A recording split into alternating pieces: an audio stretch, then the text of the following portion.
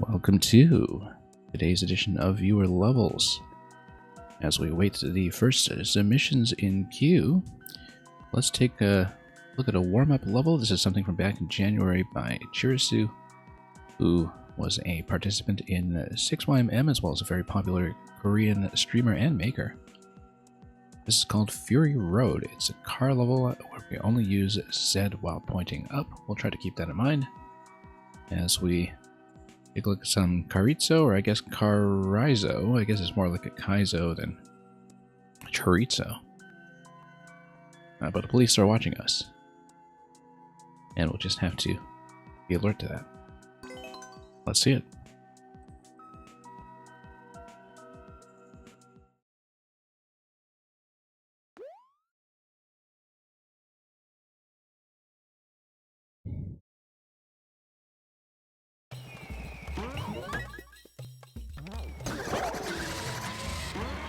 Okay, so I'm letting go of my usual habit of holding the dash button because it is telling me specifically to just go Z and up, and we totally missed the window of opportunity, but of course we could have just manually gone into the door ourselves.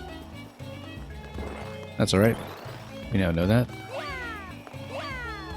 And we'll have to power our way back over to actually get in the door. Despawning the car while we're at it. James D, welcome. I'm alright, just gone on. Oh, went a little too early. We're supposed to go directly under. And if we get bumped, we wind up under that whole stack and in the door, so. And yeah, James D, we're looking at an empty queue right now. We're just doing a quick warm-up level to make sure systems are go and audio and video are working. So if you have anything to throw in, you're quite welcome to send it along.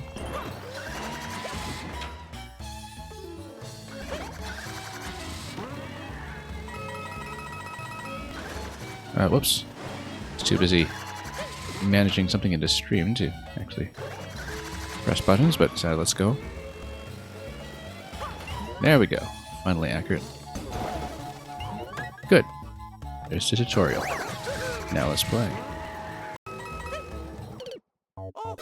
Yeah, no, I guess we're supposed to just ride it out, because if it's telling you to hold up and Z, clearly you only want to jump if you can, in fact, land back in there in a stationary position. I see. So if you hit accurately and jump straight below the target, not at a usual jumping position on the edge,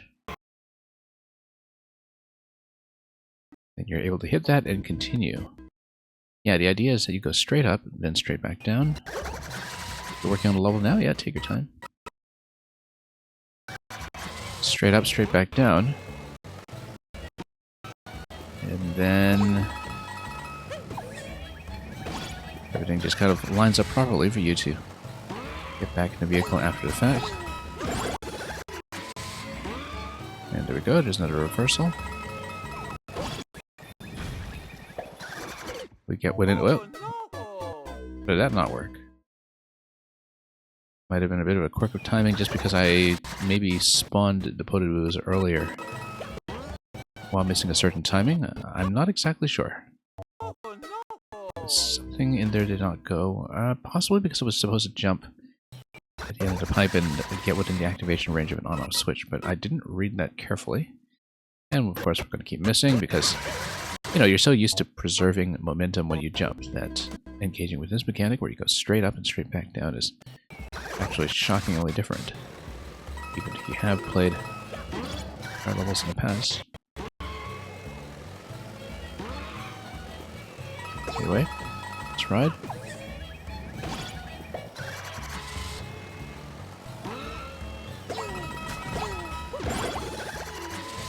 That's accurate at least.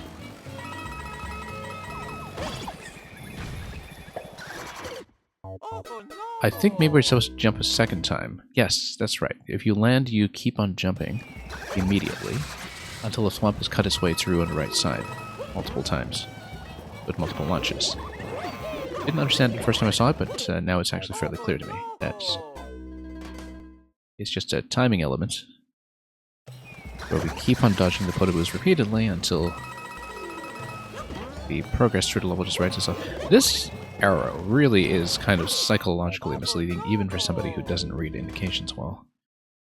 Because I totally have the instinct of jumping using the usual platformer logic of expecting that horizontal momentum will be preserved, and that's not really the case, despite the diagonal arrow telling me somewhat differently.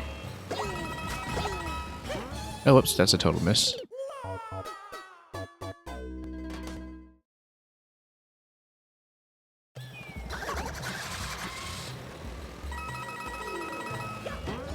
And we keep missing, even if we know what's coming. That's okay, we'll fix it up. Eventually, I'm sure.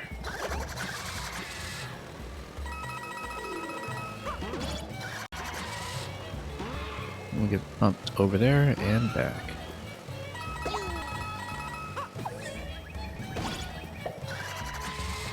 Alright, let's move on. And that's a bit late. Previously, we instinctively hit that just fine, but it's possible we're being overly cautious now in response. Nope, too early. Once again.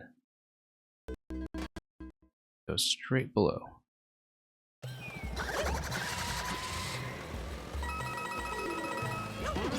Much better. Let's try it again.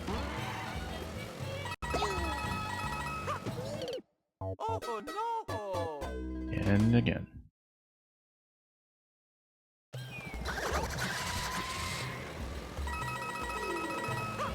Nope. It's such an old habit.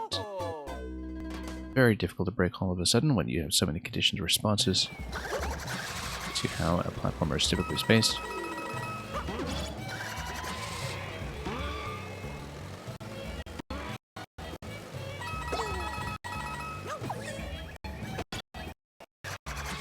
It's okay, as long as we remember the repeated jumps in the next segment where that becomes relevant.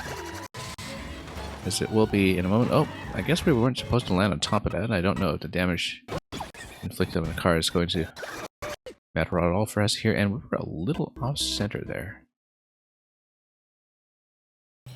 You would rage quit on your third try? No. We played enough Mario Maker at this point that, honestly, 3 tries feel like absolutely nothing.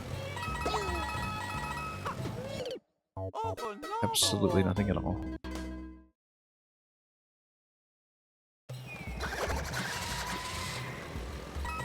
I have lost all perspective on what it's like to consider a handful of repetitions to be a lot. Yeah, thank you for the follow, incidentally.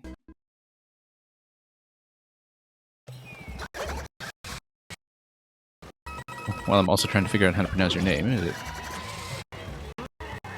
Eren Yager Mikasa Yager S2? I'm trying to figure that out while also trying to dodge the thwomp, which was maybe a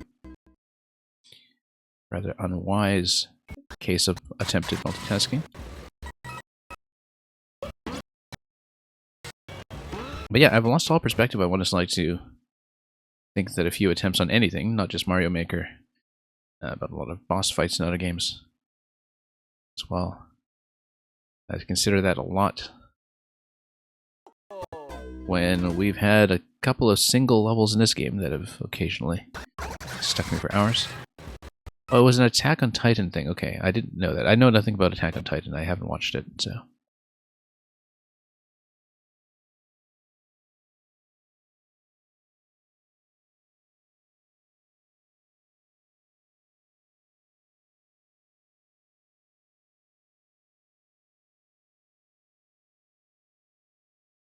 Yeah, as long as we can call you something recognizable that you'll accept.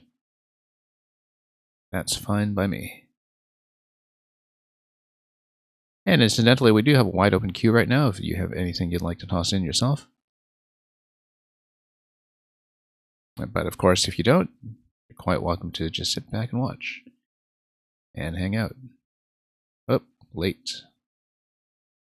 Mario doing a little wahoo as he lands on a spring, not knowing that he didn't exactly succeed.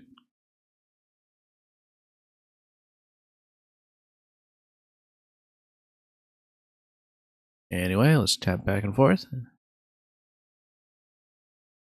And proceed.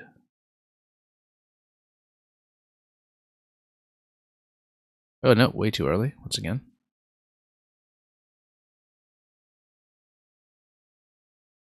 It's not even a difficult jump, it's purely a timing game, but there's a lot of spacing here that requires you to adjust to the unique rule set here with how the car momentum is going to work, which is quite unlike most other Mario one will have played in terms of predicting when the button should be pressed.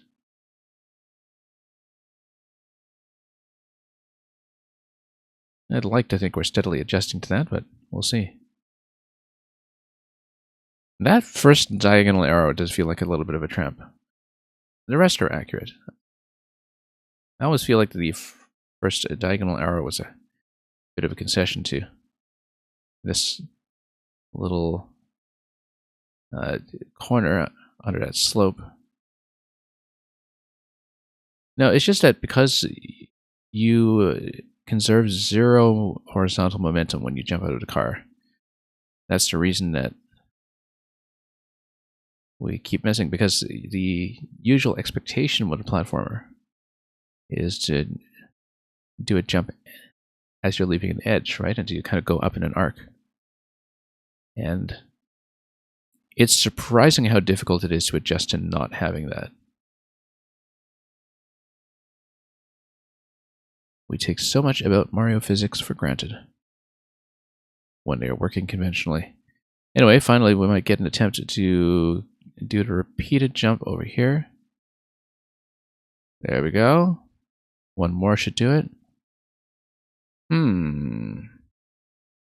I feel like that was supposed to give me a star.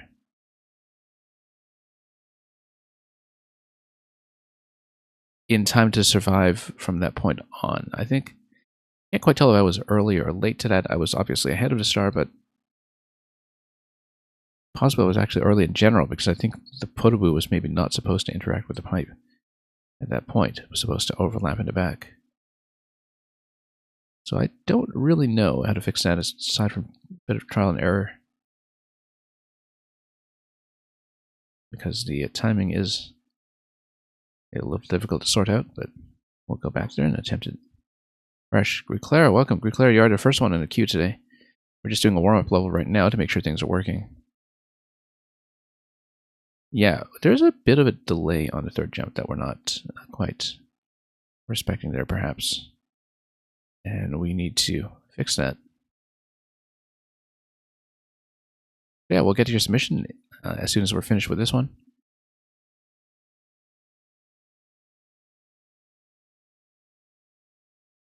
In the meantime, let's continue.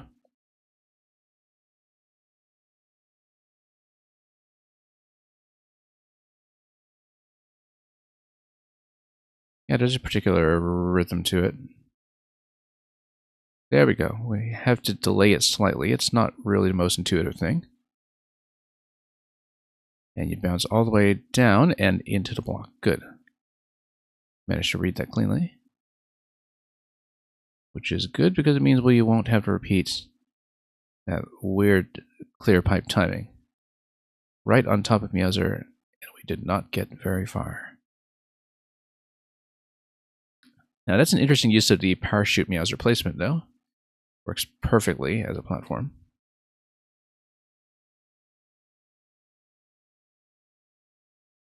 And Meowser there is completely unfazed. Jumping on top of Meowser with a car is actually a very unusual interaction. We hardly see it, probably just because, you know, when do you even see very much level design involving the car in the first place? I think I can count on one hand the number of really interesting car levels I've seen in this game.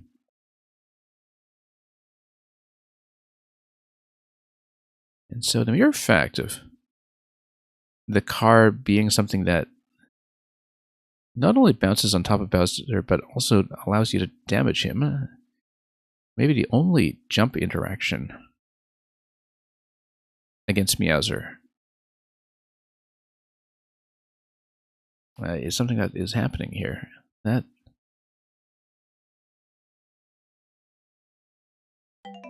even after all this time feels like something that is actually quite new to me. Thank you so much for the cheers, incidentally. Much appreciated. Hope my notifications for that are working. I just have to make sure that our stream is actually functioning this early on and we don't have sound cutting out or alerts being off or any of our usual problems. Anyway, back we go. Yeah, so this car Meowser thing, I feel like there's some potential in here that is untapped. The price of that, though, of course, is you would have to make the player drive the car, which not everybody is quite keen on doing, perhaps. But and it feels so natural for that to be the case. If you think about the car as 3D World's analog to both Yoshi and Karibo's shoe, I feel like that was not supposed to happen, that we missed a side bounce somewhere where we're supposed to preserve the car. Perhaps. Yeah, we're definitely supposed to preserve the car, so I think maybe we had an excessive crash at some point that we were not supposed to have, and the car was not supposed to be destroyed in that location. Possibly we dropped it too late at some point and it collided instead. We'll see. Even in a level where we're largely just holding up and pressing one button, there's a little bit of random variance we need to deliberately account for from time to time.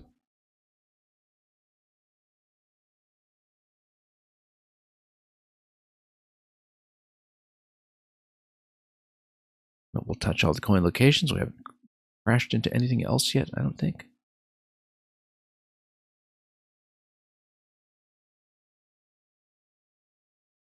Yeah, I don't know if it was supposed to bounce at that point, but it was after that segment where the timing seemed to fall apart in the mostly successful attempt we had earlier.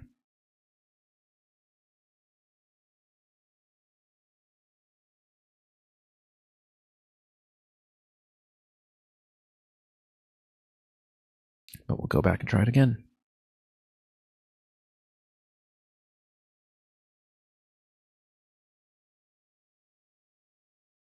Okay, that drops me in, and now what? Let's see.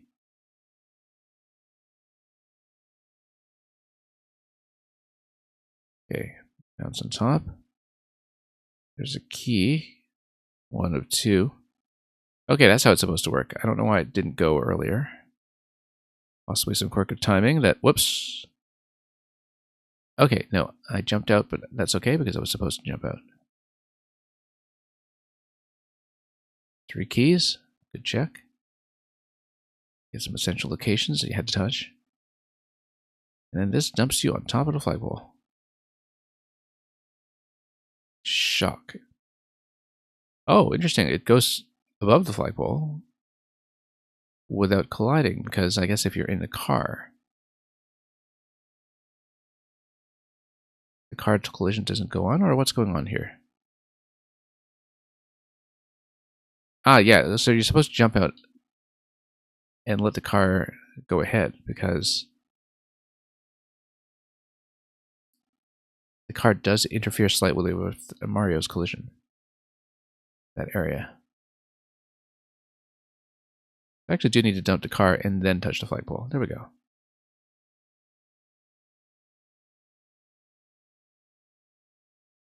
Also, the sound is dead, isn't it? Alright, we'll do a quick reset and fix that up. That's why we do a test level at the very beginning, just to make sure things are working. Do let me know if we have audio problems so we fix it up for anybody whose levels we're playing. We'll fix that up and we'll get into the first level in the queue.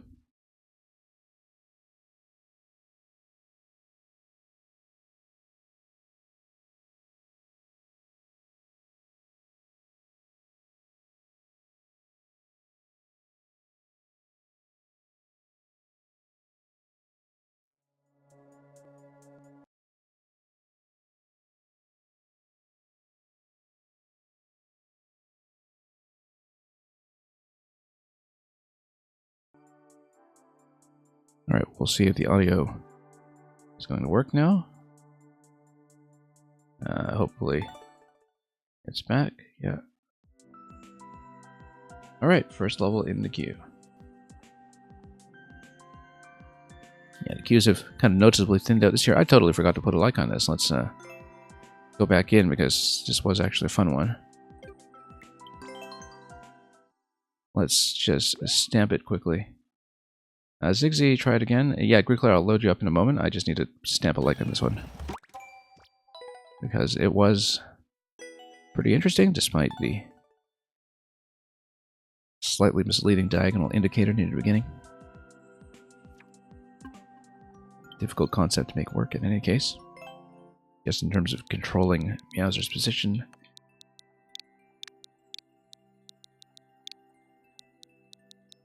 As well as having all the bounces accurately timed.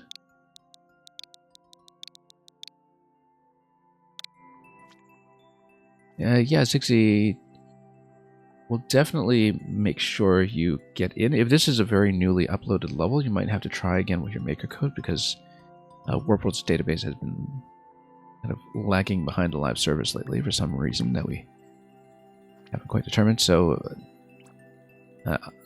yeah, I'll make sure that you are in, but you might want to enter your maker code just to be clear.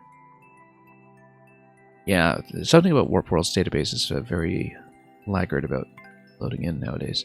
Anyway, here's a troll. The fish are coming. Version 6. Thank you for sending me to playtest. Let's see how it goes. And yeah, Zigzy, I'll look for your upload from yesterday when we get to you after this fish level here.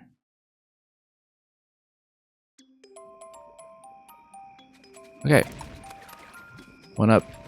Closes up, and then it squeezes you. Or not. Pass?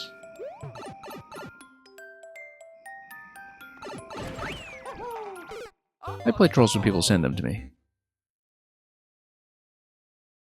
I don't really go out of my way to do all troll streams all that often, simply because I think... I mean, I don't mind them, but there are definitely a lot of people who specialize in them already. Anyway, we got dropped into the first checkpoint.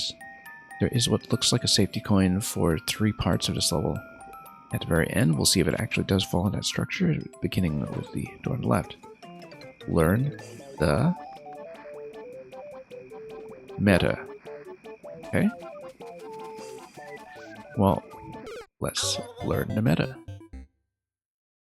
There will be a particular sequence here that will give us some knowledge checks that we be aware of, perhaps. Look at that, that's an interesting place to stand. And why don't we just keep standing here and see what happens? Look at the bricks that are on top of the green pipe as well. I don't know if it's going to be anything interesting. I mean, we can probably take damage if we jump out of here. And, oh, interesting. And this is telling you that you should have the mushroom, right? It's quite a Bowser bounce that we have here.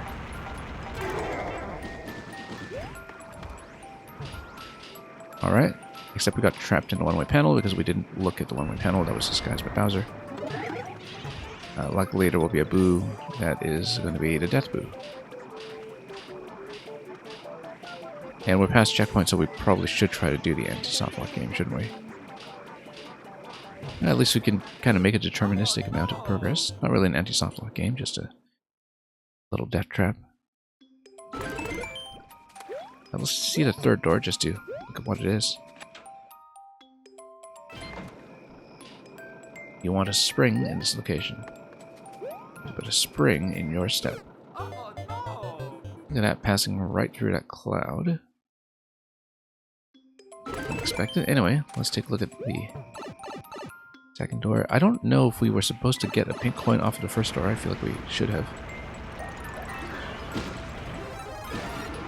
Okay, so for some reason we stall here and get mushroom.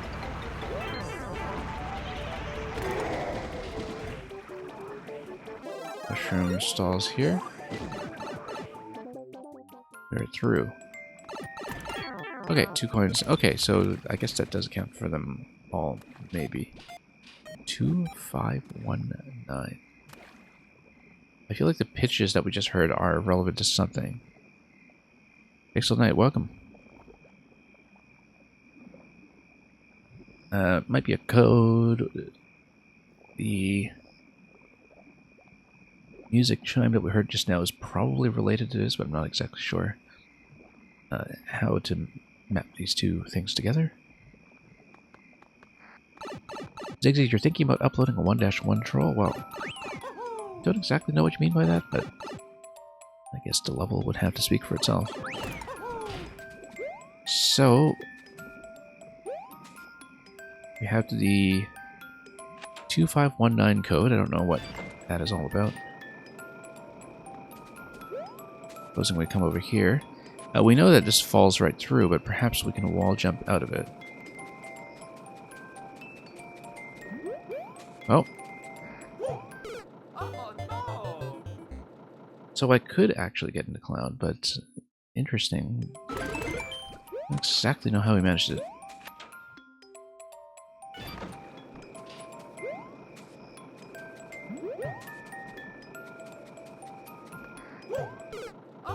So I don't know how the first entry happened. But if we do get the first entry into Cloud, we shouldn't mess with it too much. I'm just getting it by changing my facing direction a little bit. If you don't manage to obtain it, it blocks you off. But how did we obtain it then? Because I clearly could. There's a particular interaction I'm doing. What happened? Maybe it needs to bob its way down. I don't know if the animation frames matter. Probably not, but maybe the facing direction. So clearly we can enter Cloud. It's just I didn't manage to set it up at all. And we need to not fall in directly. I entered Cloud when we don't wall slide. That makes sense.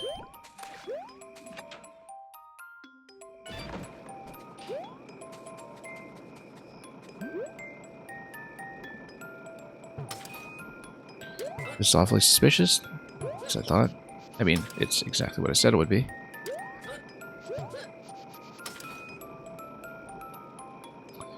And Piranha Plant over there. Yeah, I should have just climbed the vine, obviously. That would necessitate that I have something else captured in a claw or drop out of a claw instead of jumping up out of it.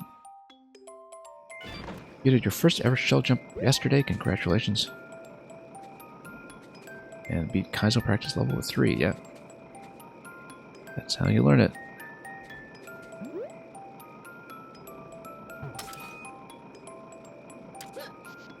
Yeah, we kind of drop down and then we go this way. Why don't we go this way and just see if we activate something? Nope. Worth a try. Now we know.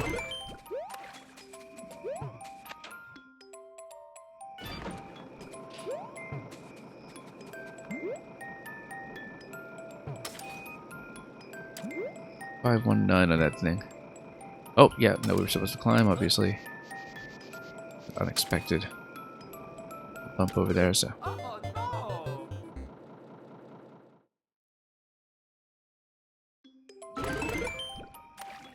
We'll try it again.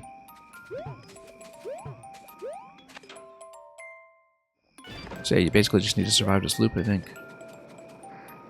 Still don't really know the first room's injunction to know the meta, but certainly the numerical and musical code that we unlocked is relevant to that somehow.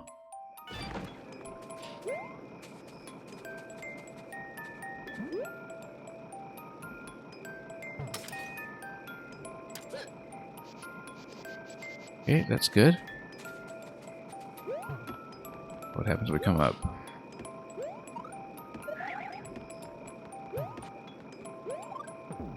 Can't really stomp it. It might be a slide interaction where we can't really set that up, but Might be something else I'm missing there.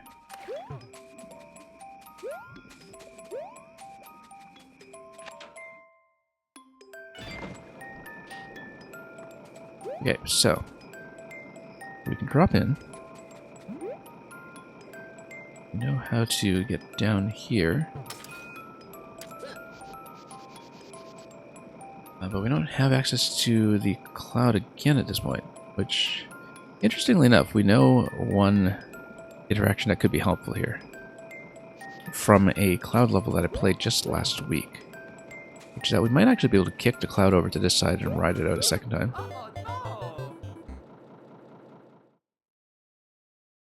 I don't know if we have enough distance to do that.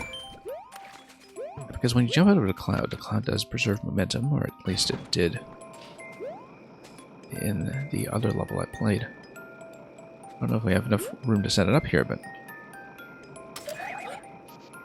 yeah, you see? Not quite far enough.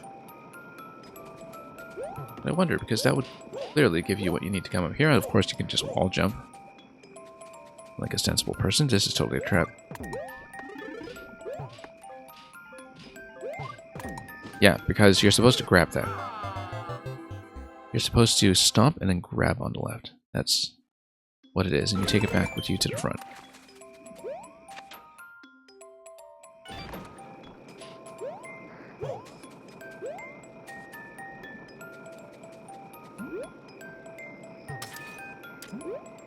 Oops. Nope, trying to jump out of that and drop out of it rather, and didn't go well at all.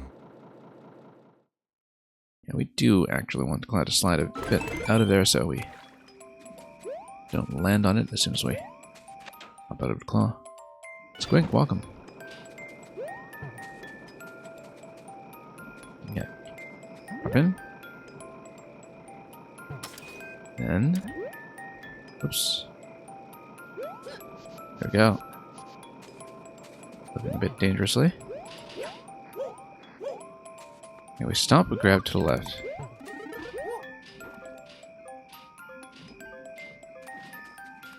And then... yeah, that was unexpected. That now the stem would be within our contact zone. I guess we would have to drop the spring first. And re-grab it. There's going to be some kind of subtle adjustment there. But the idea is that we eventually do want to take it back. This location with the switch toggle so we can go up to the other door up above. Nope, it took too long with the cloud. Shouldn't have done that.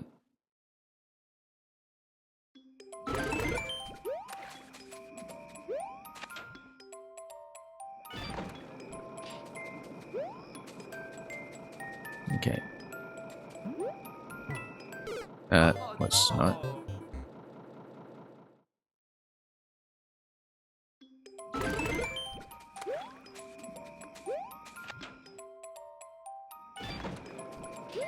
Okay.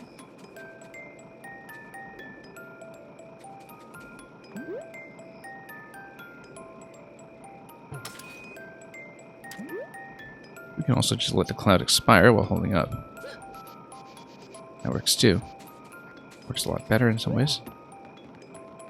Yeah, look at that. So we currently don't touch the piranha, but perhaps the surface that it's mounted on does have a subtle movement that brings it up and gets me into trouble.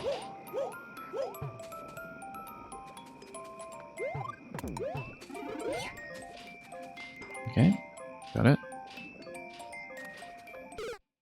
Yeah, no, we made the same mistake. I knew that, in fact. We drop it first and we bounce below, and then we pick it up again. We should know that by now.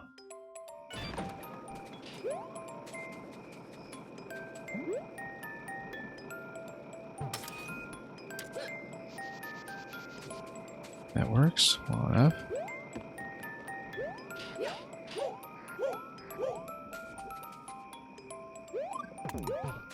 Grab this. Go. So yeah, that's definitely a wall, so... unfortunately, we run into a bit of a problem here. I think we just need to change your facing direction. Possibly the facing direction does matter, and that's why it's telling you to point left at the piranha. We'll see.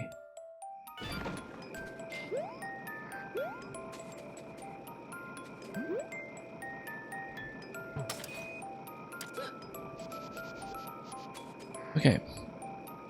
The spin jump on a plant. You know what? That would have been the obvious thing to do. We are holding an object at that point, though. But I guess it works well enough.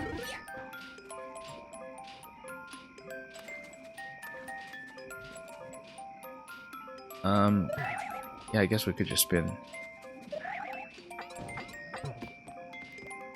Simple thing to do.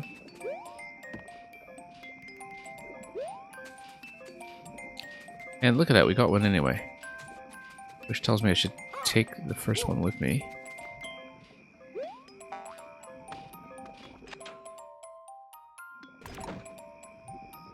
And then this encourages you to kick to the right. Interesting way of using the shell as an object check.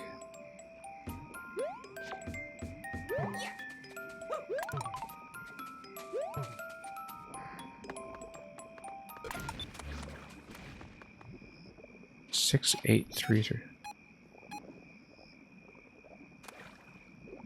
I think each of the numbers corresponds to a tone, and that there are these many-to-one relationships with it sometimes. Because if you listen to it, the second set of 2 notes was repeated just like the 3 here is repeated. Because it was like mi, re, mi, and then... So, you know, 6 would be kind of equivalent to 3, 8 would be equivalent to 2. Maybe. I would have to go back to the first audio room to see if I know for sure.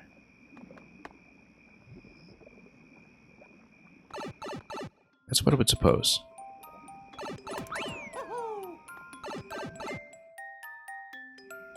Because I don't remember the melodic clue in the first room now. And I'd have to go back for it. In fact, I kind of want to go back to see it before we proceed, because we did hit checkpoint anyway. Let's just go back. Do it on this attempt. Oops, that was not the way to go. My mistake.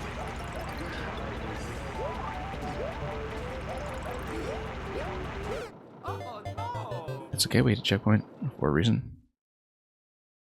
Because I think it was like 2519 or something in the first room, but I didn't remember what that mapped to in terms of audio. Because possibly there's going to be some kind of code entry, or some other kind of spatial numerical reasoning.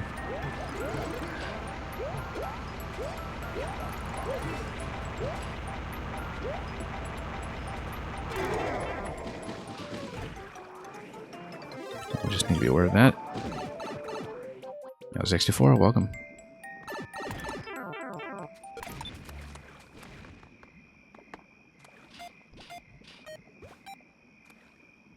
And then let's like a re do mi. So 2, 5, 8 are the same pitches. 9, 3, and 6 are the same pitches.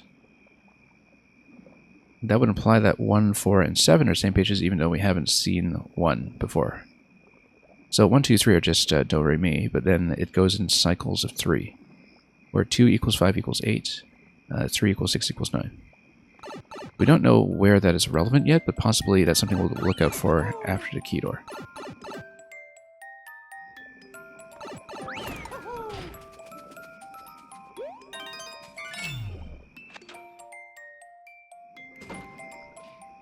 Pass? Oh, okay, so it's probably like asking you for a password.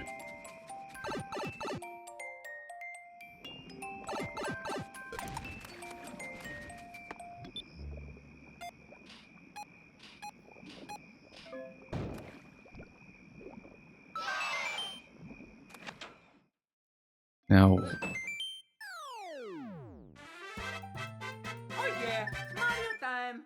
I didn't actually need to know that in order to pass the ending, though, so...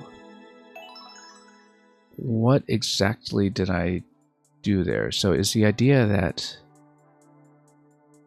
I only truly solved the level if I understood your code system, or is this something that's still incomplete in the playtest? I'm not exactly sure I understand what it was I was looking at.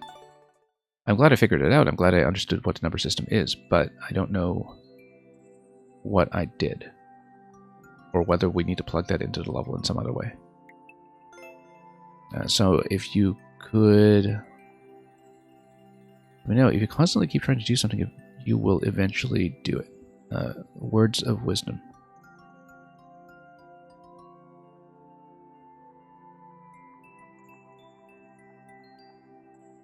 So I'm not exactly sure what it was. This is meant to be used in the context of the super world. Okay. And I did understand it correctly, though, right? Like, that is something that... I mean, I did manage to see this level more or less completely, right? And get the information that I needed. If you're testing for that, hopefully that worked. But thank you for the clear on this version anyway. Let's mark it as a win and move on.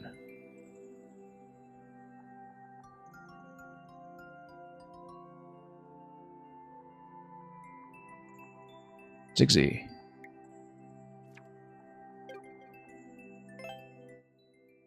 The numbers don't need to be used for anything. Okay.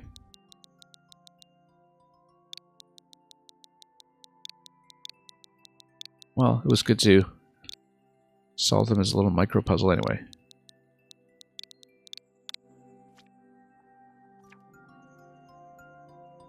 Anyway, I assume it is going to be the latest one. If it's an upload you had yesterday, it says you can do shell jumps. Now you need to do your little clear check, I suppose. Okay, we can do it.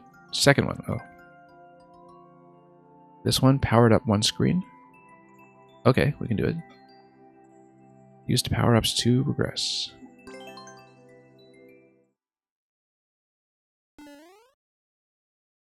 Reach the goal as Link.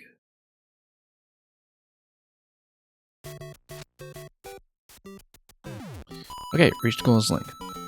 Well, we'll need to figure out where the Master Sword is located, first of all. We'll notice a couple of things. The destination appears to be the door at the end, but we never know. It could always be this one, assuming we can somehow manipulate objects to give me that.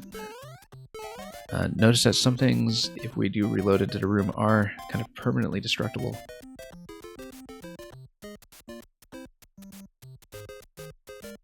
It seems like something is potentially able to walk on top of the note block and dunk on the bomb, which would then activate the on-off switch. Also seems like we should look at... This is a possibility.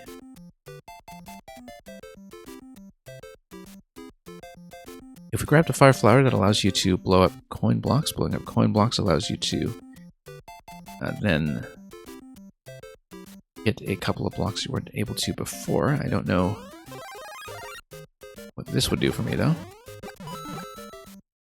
I guess it allows you to jump like this, but we'd have to figure out how to do that. Okay, good. I don't think I can quite hit that without some assistance.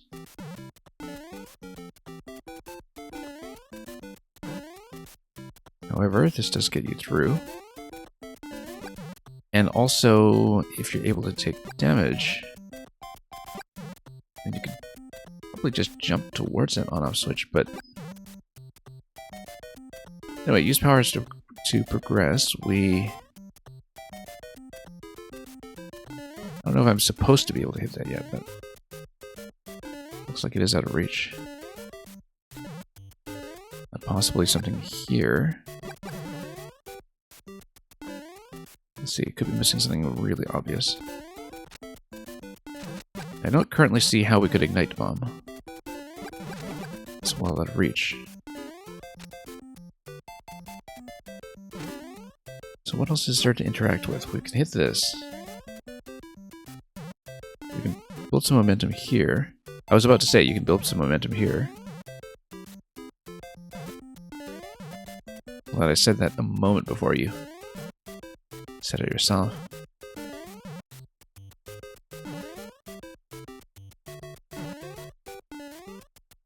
Okay. Oh, there we go.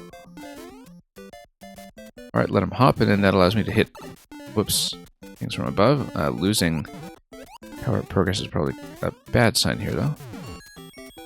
There's Link. That looked like something I was not supposed to do. But notice at this point that I'm able to lift this stuff and slide in. Not that it helps.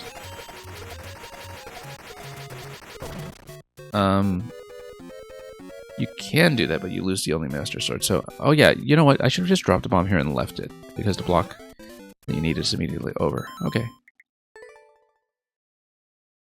You forgot about the timer? Oh, hence it's 300 seconds, yeah.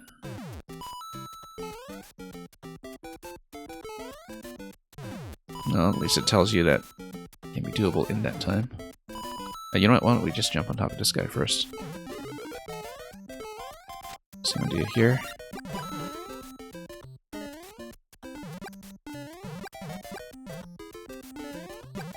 There we go.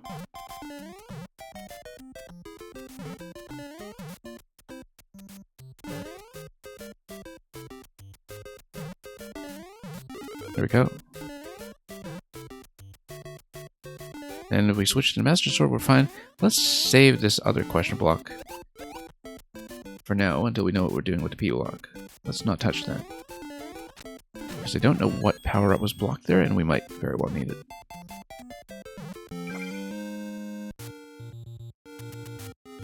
Then... oh. Let's go back to the boot if we can. So now... maybe we're able to stand on top of that and take damage and hit the on-off switch, but then the Link clear condition would have some issues. There's only one Master Sword, yeah, that would be a problem. However, we can tap the block. Ah, okay, so the order does matter, and you'll have to finish with the Master Sword. But if you finish with the Master Sword, you need some other way of hitting this block. Possibly by activating the P-switch first.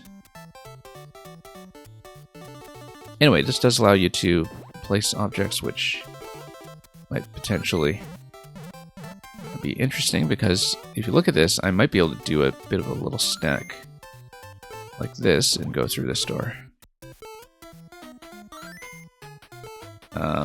With difficulty.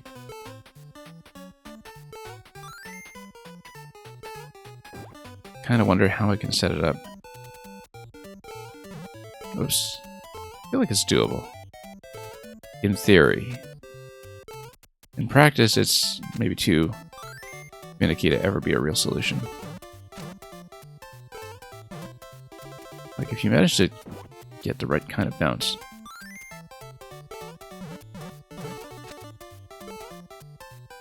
Yeah, it doesn't work because there's only one Master Sword. I understand what you mean. But we're going to try this anyway.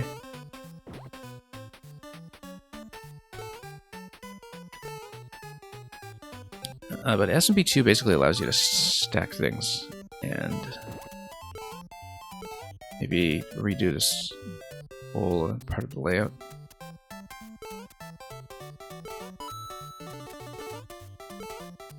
I wonder if there's a way to do it. Like, maybe you throw against this... oops.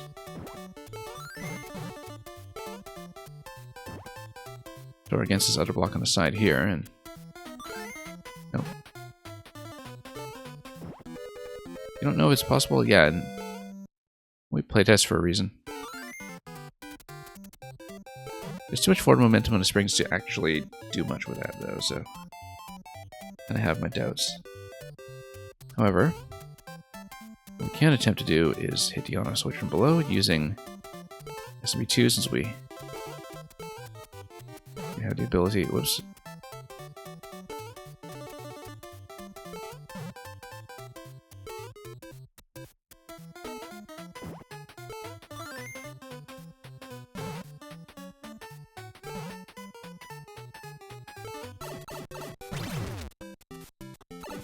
Goomba walks. You can bounce it around, but then why would you? Anyway, the Master Sword must come last. We'll figure that out. There is going to be a certain element of trial and error here, simply because when you get in here for the first time, you don't know what the power-up order is. You do pretty much have to spawn him incorrectly and die and retry.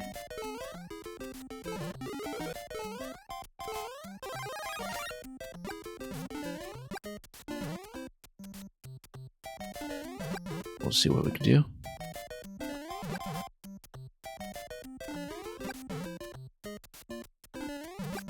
Besides, going through the door, there isn't much cheese anyway, okay.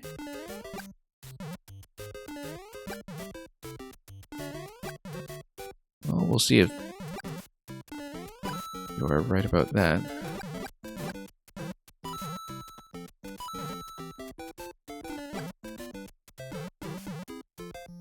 Then I should think about the P-switch activation. Because... actually, no, the boot allows me to raise this whole stack. If you stomp with the boot, you can raise the whole stack. And then that allows you to move towards the bombs. Okay, no, I know how to do it.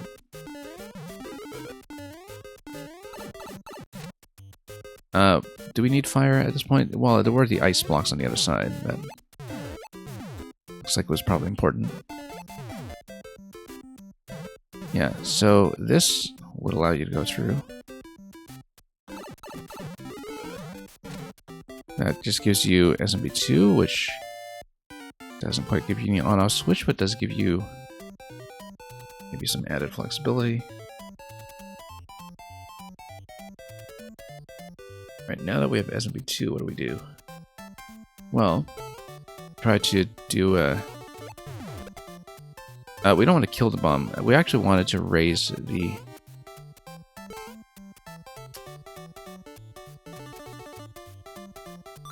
you know what? Yeah, we actually want to use the boot stomp interaction to manipulate some enemy placement.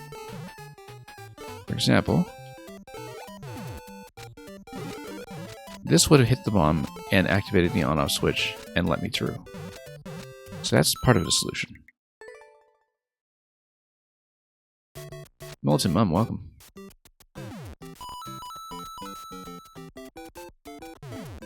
Okay.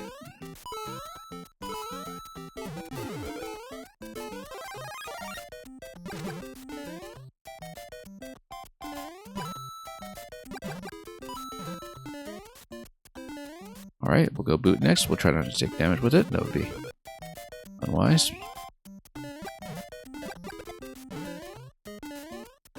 We'll raise the stack.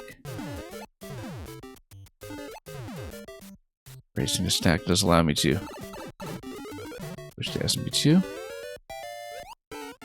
Pushing to SMB2 should allow me to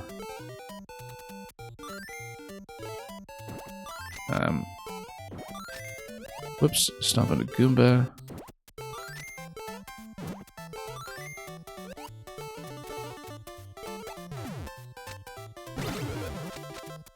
Alright, now you'll notice another question block here that we didn't deal with at any point. But in order to do that, you would need to blow up the hard block. However, we are able to get the Master Sword at this point. Whoops. Let's ride it. We'll wait for it to come back.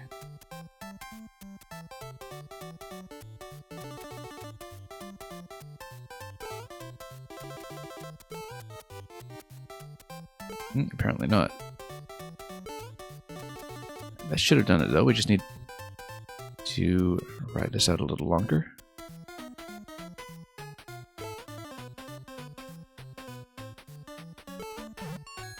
Okay, we've got a Master Sword at this point.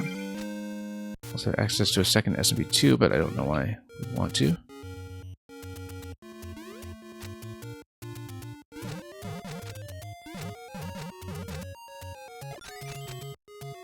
And then P-switches would drop something here, potentially.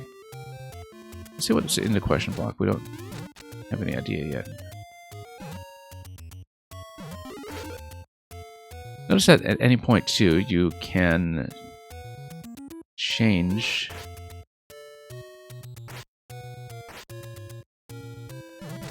Oops, no. You know what, let's just see where everything goes. Oh, I see the doors loop into each other.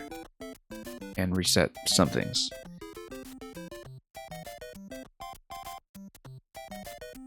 Well, that doesn't tell me much about the... Oh, I see. Hard blocks on the bottom right. So basically you need Fire Flower to get through the ice, SMB2 to get through the cloud, and then in the off state you use Link Bombs to get through the scroll break. I see. Yeah. Okay. That makes sense.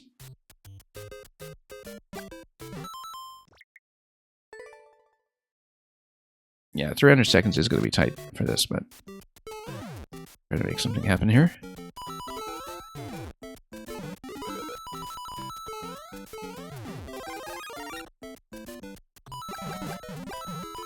Now, this is a level that does demand that you figure out for yourself when you can't progress. But at least we now know there's a second Fire Flower. Because basically we have to learn little bits of hidden information as we play. Oops. Like that first SMB2 mushroom. Not exactly where I expected its placement.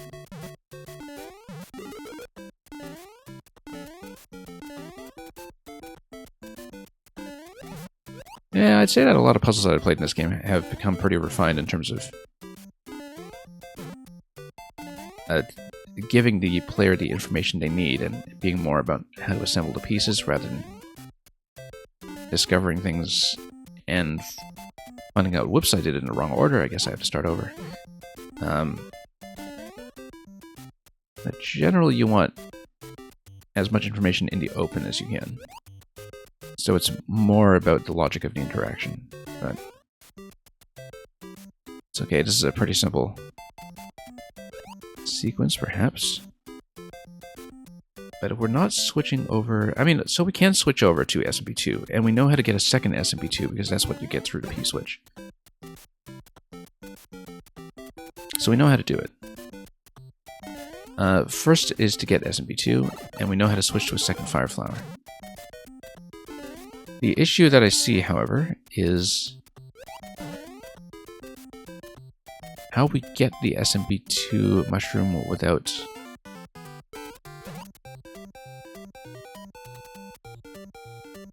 an additional bomb. However, if you do spawn here with the off position, perhaps the bomb spawns on top of that blue block, but I'm not exactly sure. We would actually have to raise the bomb, I think, by perhaps bouncing it up. So, for example, if you do it like this, just remove this guy for a moment. Then you go here. Not quite. Ah, because the second one gets killed there. Yeah, you actually should have been able to do it there, except the Muncher Crush would still happen. Okay, let's rethink that.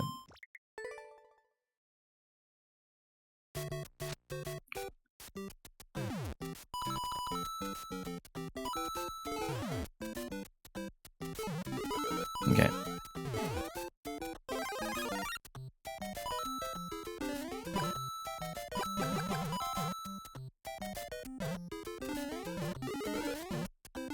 Alright, let's get this guy to walk down.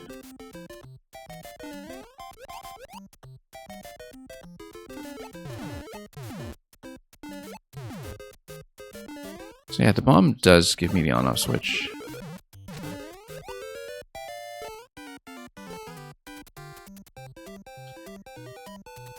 Which tells me that we should activate it using the Goomba. I don't think we can use the Goomba for anything else, but that still makes me wonder what we're going to do about the spawning of the second SMB2 mushroom, because we don't have a good way of doing that without a bomb blowing up that location as well.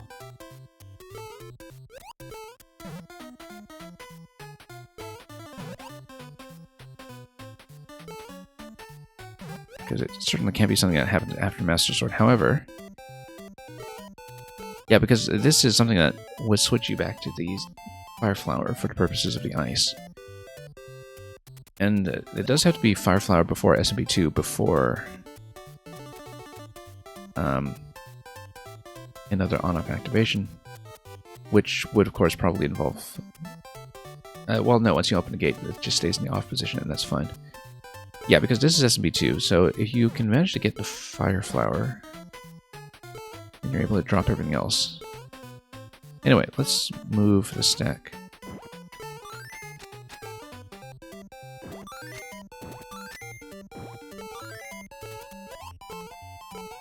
Have this guy here.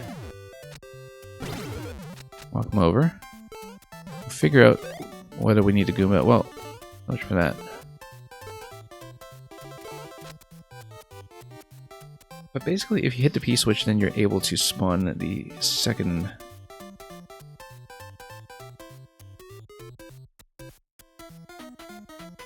SB2, but not the Fire Flower that's in this location. That's the... I think it's a bit of an obstacle right now. Let's think about that.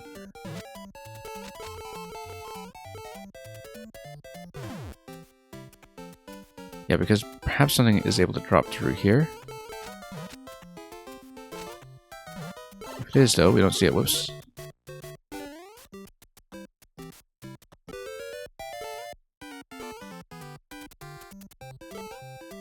Because it does look like you need a link bomb to blow this up, unless I'm missing something else with the bomb interaction. Well, let's actually respawn into the room and let's look at some positioning. Yeah, the bomb spawns on top of the blue block, which is why it's spawn blocked here.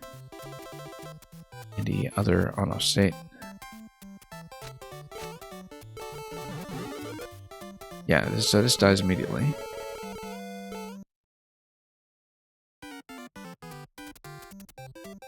So the thing is, how do we deal this hard block without having Link available?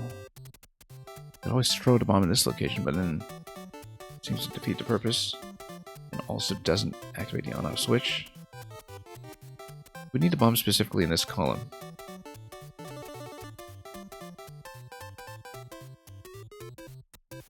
Something spawns at the P-switch blocks. I don't see it.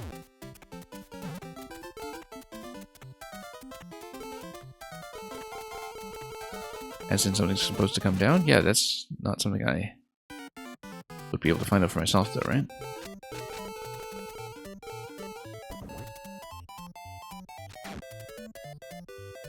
Yeah, P-switch is blocked at that location. Oh, I see. So if you have the P-switch active and then you go through the door. I see.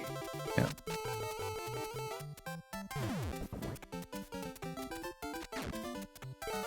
Okay.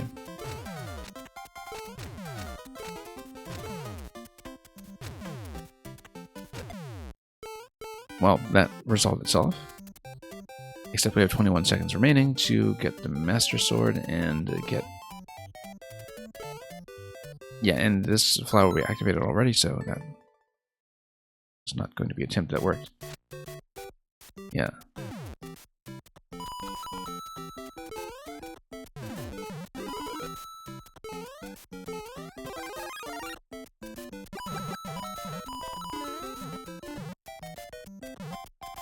Yeah, because once you see all the power-up locations, it's just a matter of finding the sequence.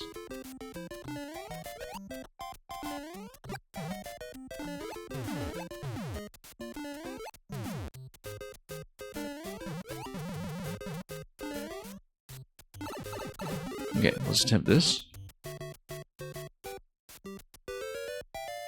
Get in the boot from time to time just to make sure it stays in place.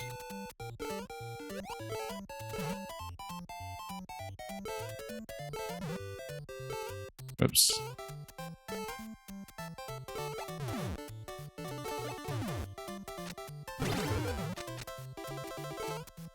try to preserve the Goomba. I don't know if we need it for anything, but it seems not.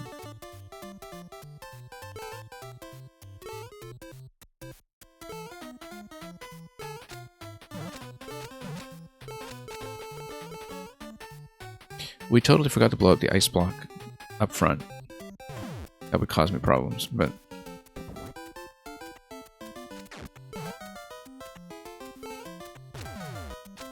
Okay. Let's wait for this to go away. Yeah, we totally forgot the ice block, but that's an adjustment we'll make on the real attempt. This is still a research attempt.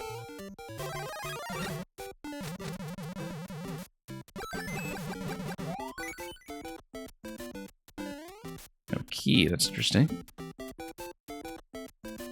You know, the P-switch activation does give you access to the SMB2 mushroom, which we can use.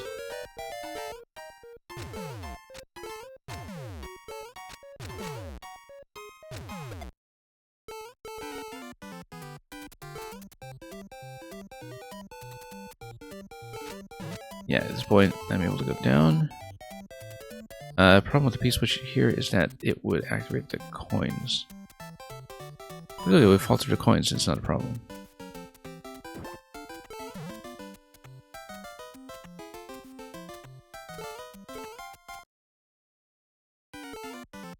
And now we run into the issue of not having blown up the ice block, which we're paying the price for all these turns later.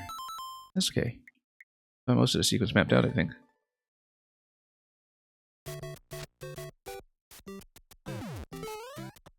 Yeah, Mel64, looking forward to the inevitable playtest.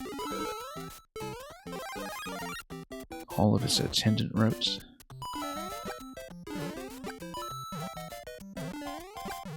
Oops, come on.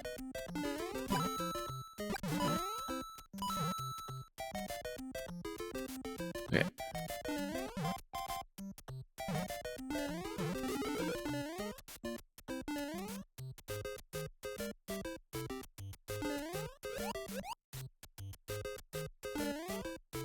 Alright, now let's go back to the SMB2 mushroom after raising this gate.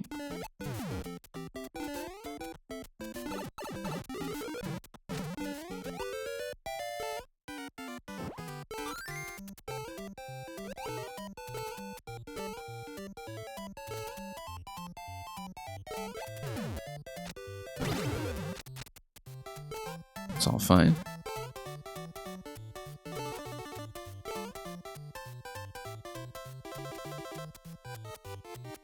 Now we would just progress as before. Yeah, Goomba contains the key. That's something that wasn't all that attentive to earlier.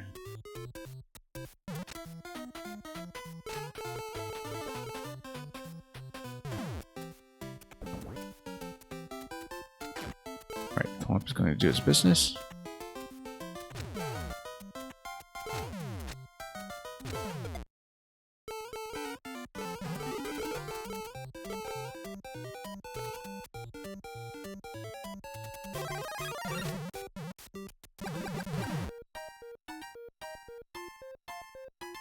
That's okay, we can just switch back to SMB2. Actually, if we go quickly... Oh, nope. Missed it. Yeah, if I had the presence of mind to go there quickly, we could have gotten the SMB2 mushroom in the same cycle.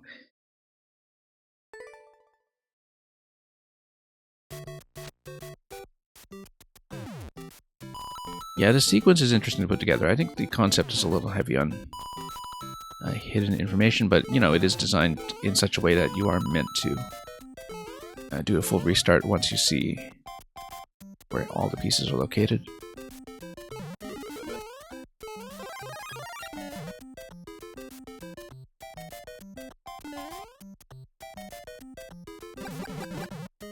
And yeah, certainly the first SMB2 mushroom that we got came as a bit of a surprise. But once we saw it, that fit a pretty big part of the sequence together.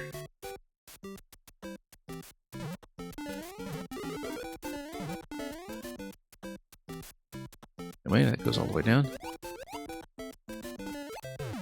Always love boot stomp solutions, of course.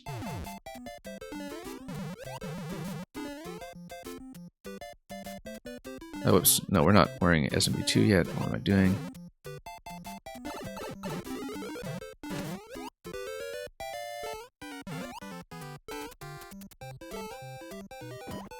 If I'm playing unusually poorly today, it is because I am somewhat sleep deprived, which might lead to some entertaining results. And we'll just have to figure out what those results will be. Okay.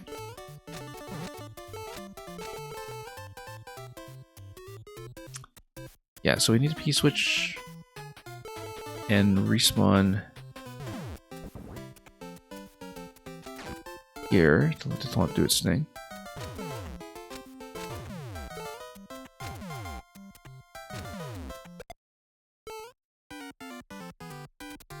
Okay.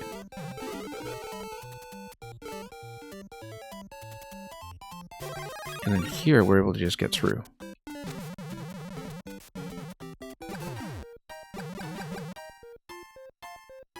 You know what? Let's just redo it. This all need it anyway. Yeah, because you can just fall through with SMB2 at this point, and then grab the Master Sword as well.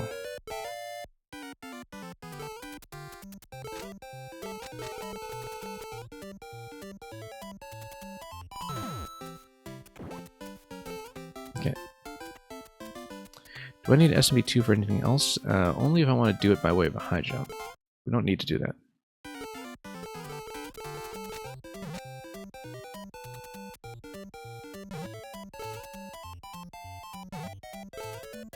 Okay. You know what? We totally should be able to do it. But we can always place the Goomba. No, Block does have a thing to say about that, though. You know what? No, we can just place these. What am I doing? Here we go. Much better.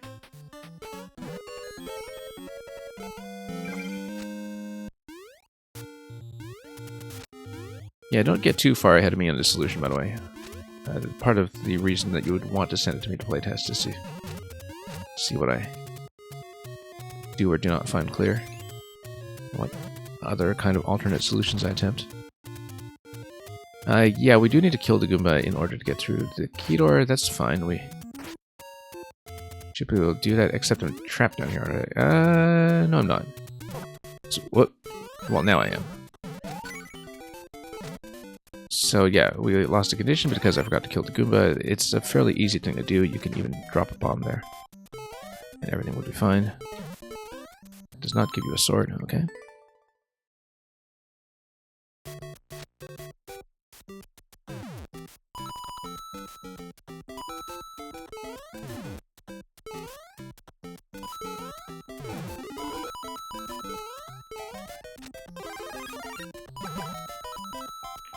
Anyway, let's just redo the whole sequence. Didn't take long.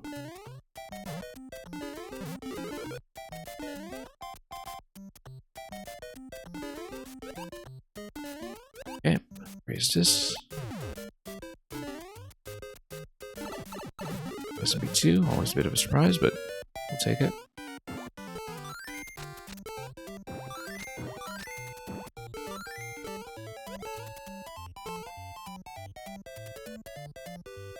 Okay, this is correct.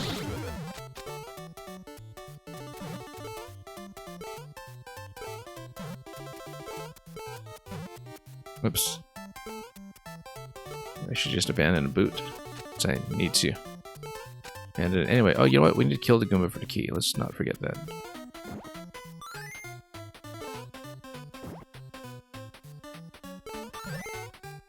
You know what? Let's just stop it.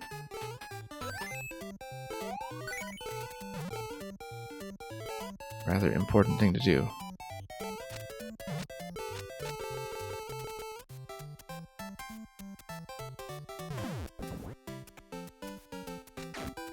Okay, so now we are here. A lot of things that needed to be destroyed did stay destroyed.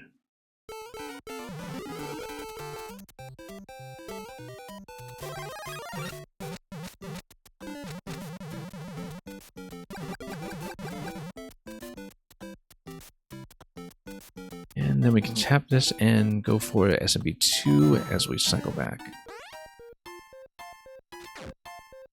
Did I forget a step? No, I didn't.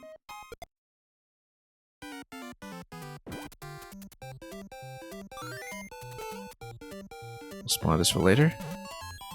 Not yet.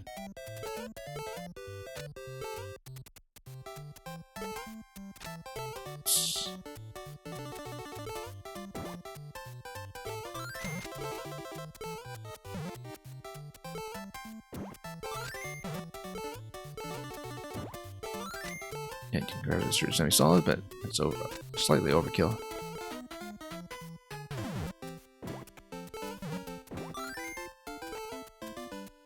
That was a bad idea. We trapped ourselves here. I really did trap myself here. No, because we grabbed the Master Sword and we proceed. You're fine.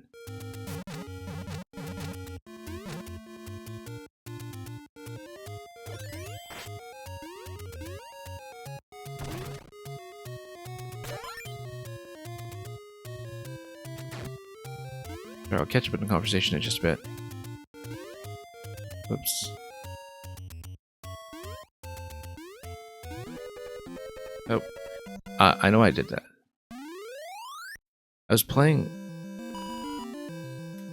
a bit of NSMB on DS earlier this month.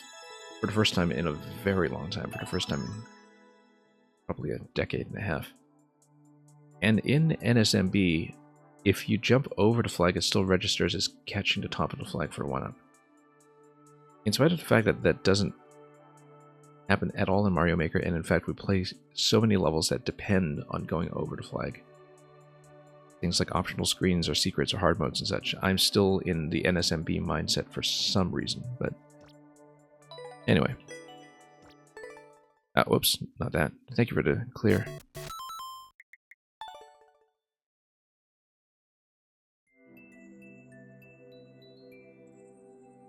And just catching up on a few messages here.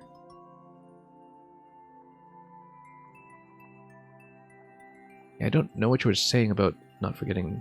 Oh, don't forget to pluck the clouds using SMB2, and that's what you mean. Okay, yeah, we got it. That was the purpose. Squink, if you're still here, please check in. And you are. Great.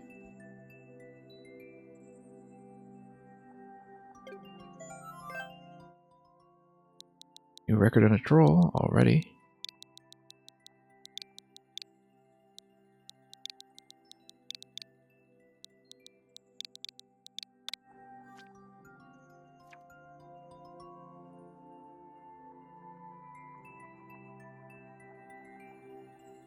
Well, here's an auto-scroll music level, and this time it's going to be Rawhide. Rollin', rollin', rollin'.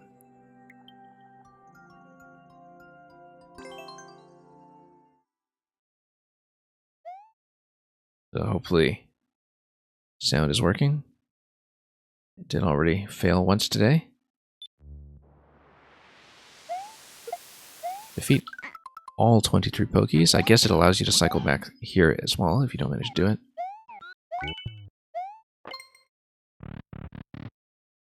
Look at the carefully placed dinosaur bones where Yoshi landed initially. Right here. Nice touch. I was so distracted by that, I forgot to jump. It's just what happens. You already see this level in your future. I guess you do.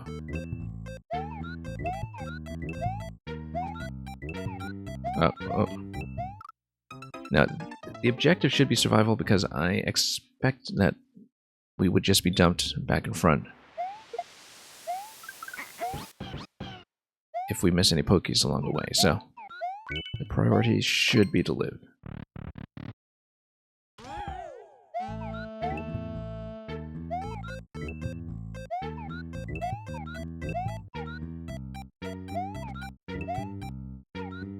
Whoops, missed one.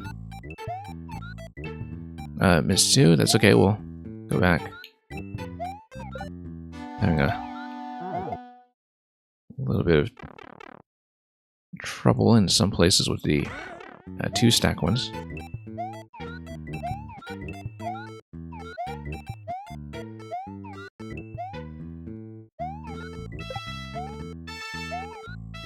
I just have to redo some of it.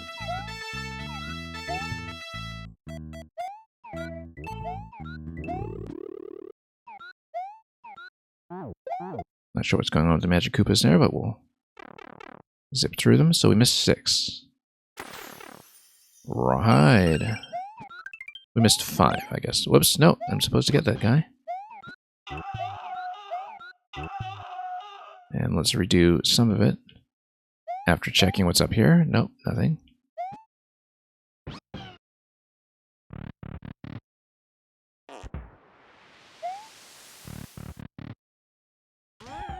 Alright, let's just get rest.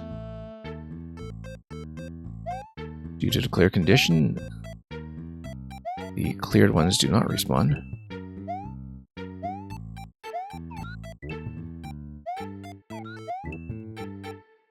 Clear condition loading logic is one of those things that probably is full of possibilities we haven't nearly exhausted yet, just because of its various little quirks and its ability to preserve information.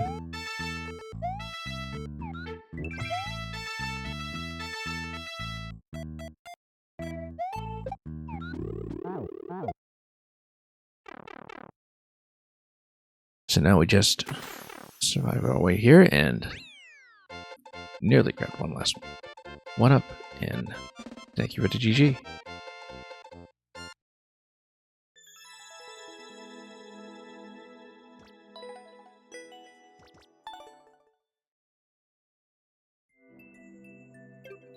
Male 64.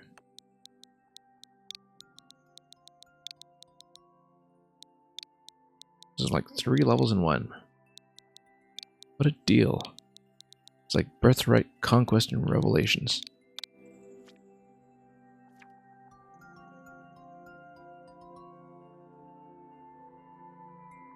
Okay, floater. Work in progress. We'll test it. And yeah, Squeak, thanks for sending that along.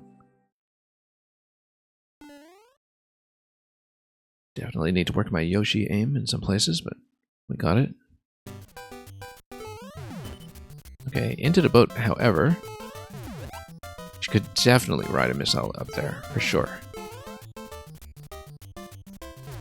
Let's try to do it, just kind of need to bend it up a little bit. We can totally do it.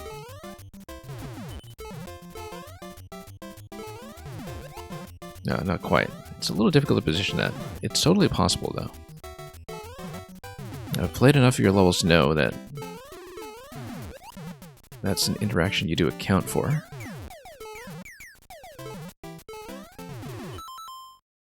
And change your characters to any... Yeah, you'll have to specify that.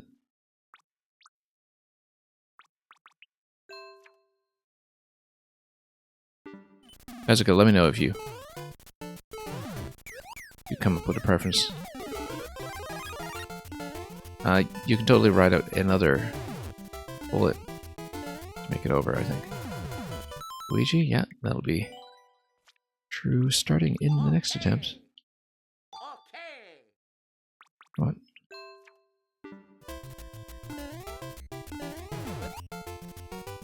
Okay. A little bit of positioning change here would do it.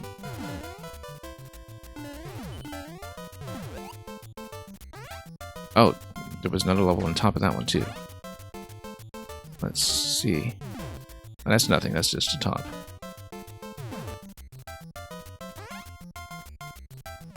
Anyway, oh, that's bonsais galore. Let's be careful with the wrenches dropping on me as well. And thank you so much for the cheers once again.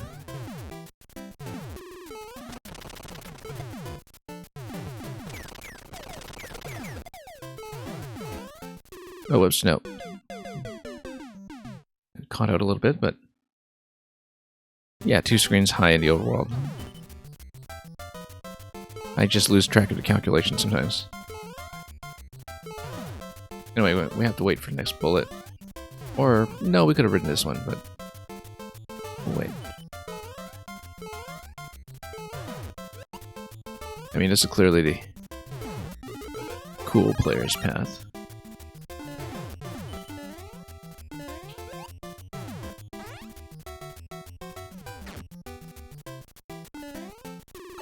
Oh, I feel like there's probably going to be some kind of reward for preserving that. And keeping the mushroom.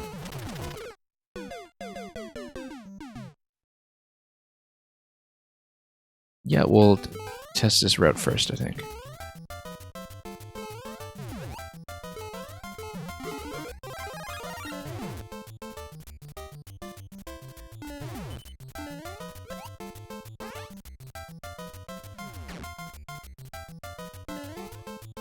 Oh, no.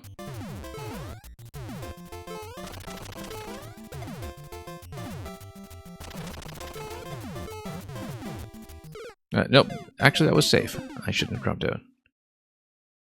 We had enough room to work with.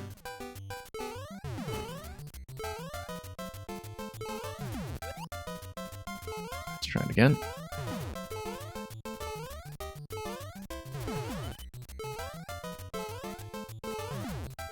Nope, came in a bit low.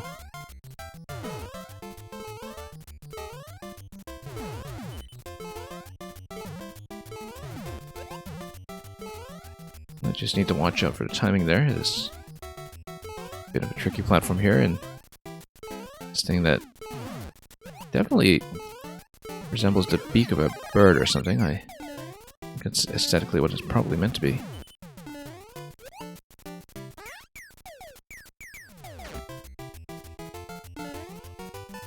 Okay, now we got it. That allowed me to punch through quickly. And almost certainly have to, in fact, just to... Should we dodge everything? Oops, no. Roll is not in the best shape right now, but...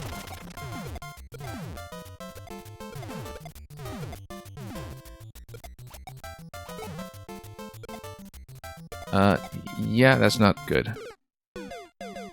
I knew we were going to get trapped, but...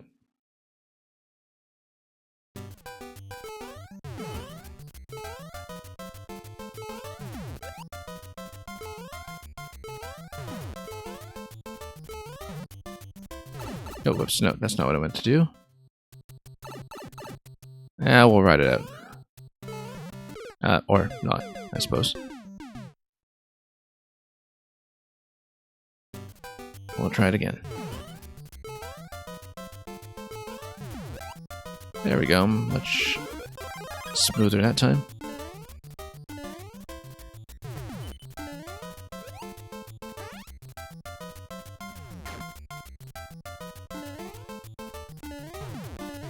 Mushroom does make the climbing segment here quite different.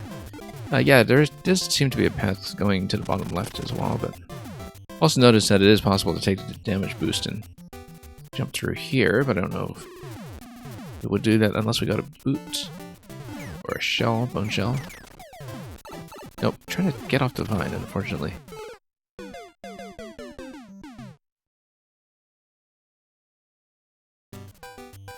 Sometimes it doesn't go quite the way I'd like. Especially with all the vine clamps everywhere and my tendency to do tons of accidental up inputs.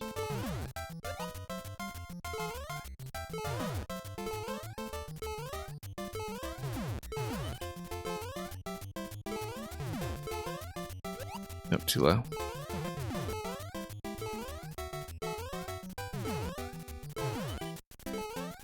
I'm totally interpreting this as a bird.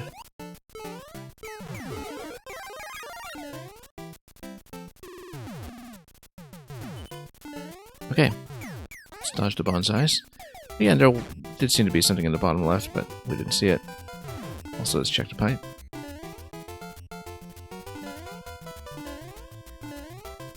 Nope, just a little high note down here.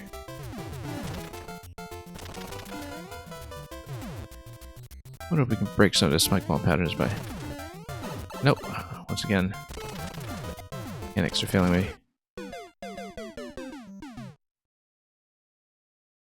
I guess that's what happens when you're this out of practice with the actual bread and butter mechanics of running and jumping.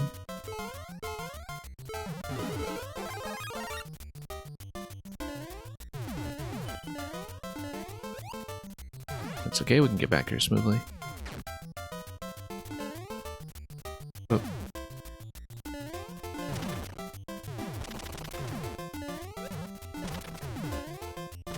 Bad idea, but we made it. So we'll take it. Alright, let's get up. We have to be quick here, I think.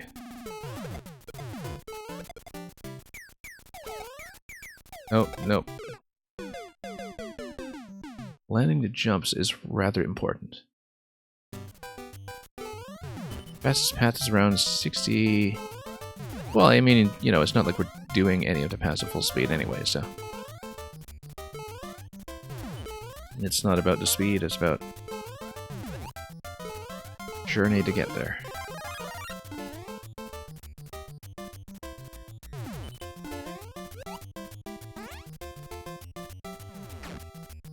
I think that's my attitude to platformers generally. I just want to see more stuff the designers have put in.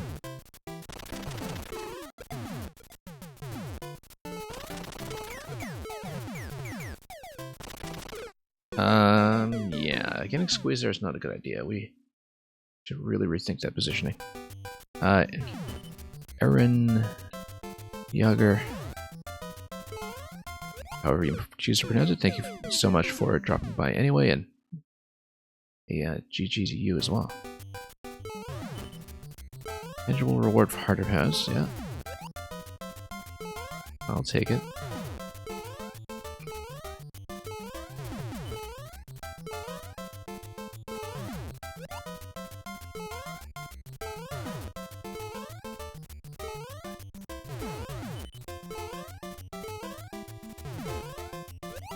Jump around until we get it, I guess.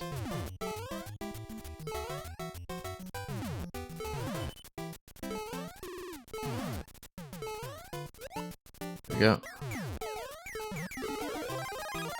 I'd like to do that a little more reliably, but you know, red bullets, they are what they are.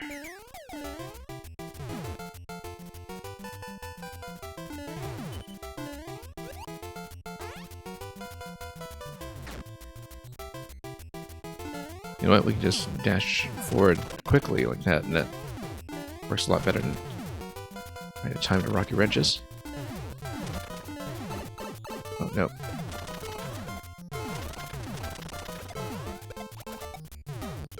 Whoa, got dunked.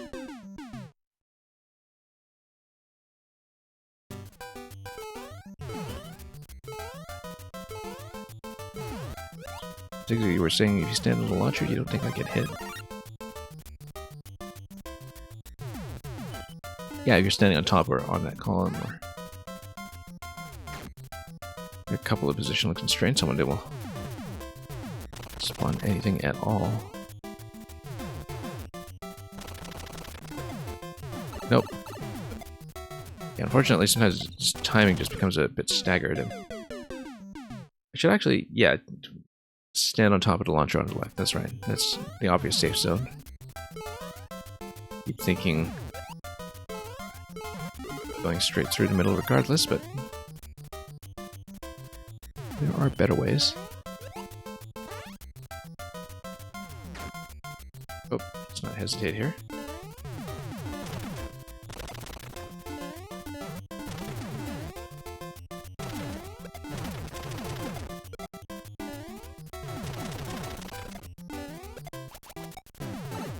Nope. Nope.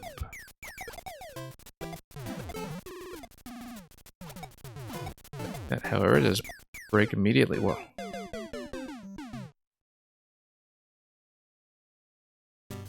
Tricky.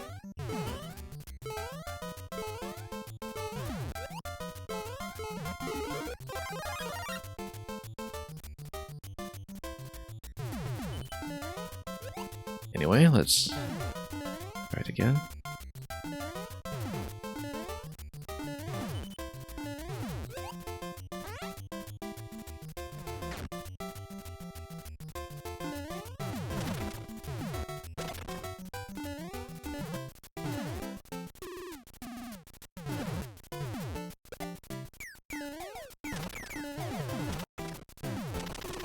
Who would have thought that the actual running and jumping is just the hardest part of this? Well, and also some of the timing. You have to read along the way.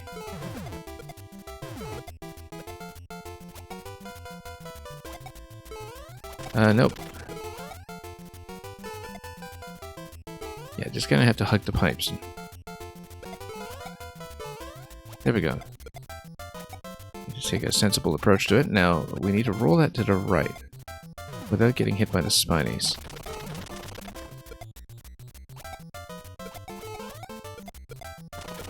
Okay, we'll follow it.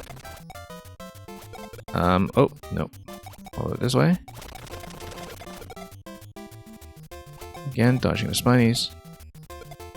Yeah, there totally is a damage boost path here. Like, if you just take damage, you just jump across the bottom, and I think you can totally do it. Oh, potentially a blind spot up ahead, up above. Oh, whoops. Let's not miss the jumps. Yeah, Mil64 is kind of an enthusiast of these multi-path designs, which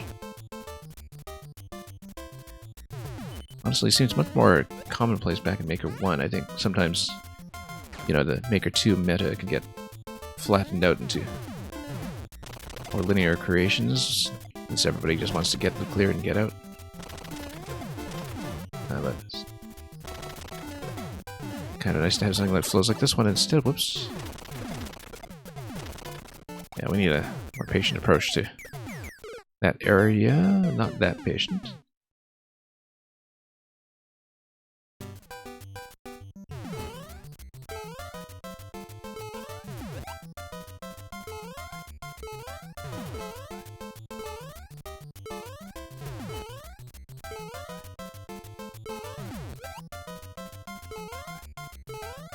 Okay, let's try it again.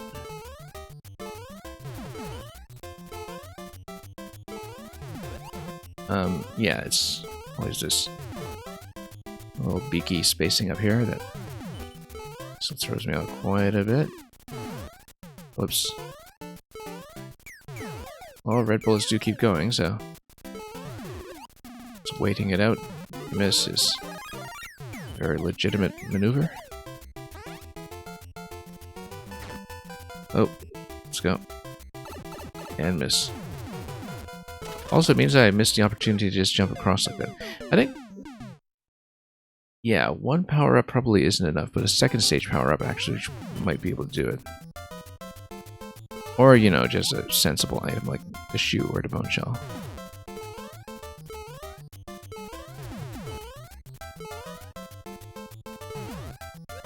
I feel like one item won't give me enough of a damage boost, though. Because you have to jump over about 5 columns.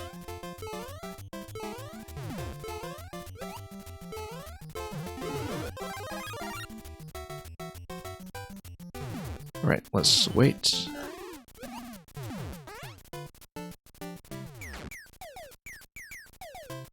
When I clearly... Sorry, you said when I try the other path, it's clearly inspired by the Maker 1 way of making levels. Okay.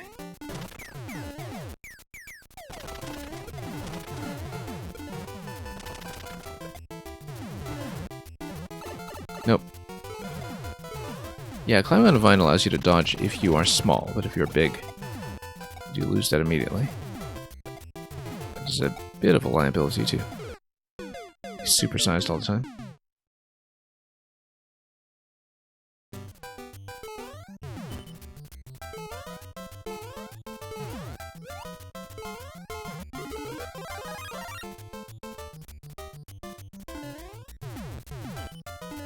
Okay, let's jump up.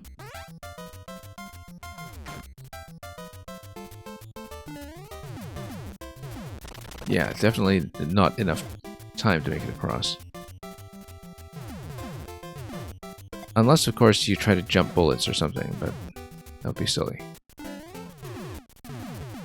think you basically need to ride bullets across with SMP2 or something to make it work.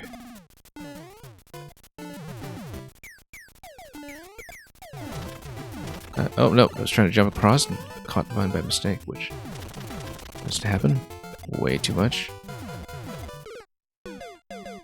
Not stand there.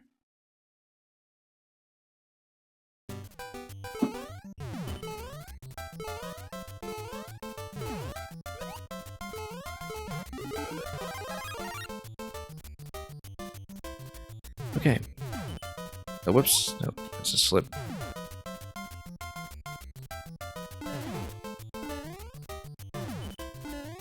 Platforming acumen might be a bit sluggish today.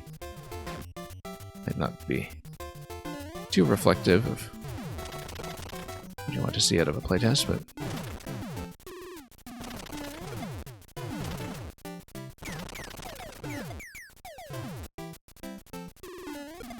okay. Nope. Yeah, that's the thing. You don't really have too much of an opportunity to get through there. Even if I am jumping slowly.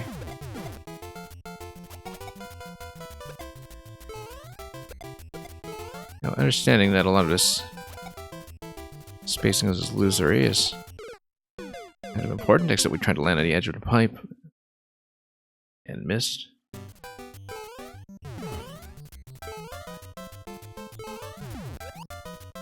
Oh.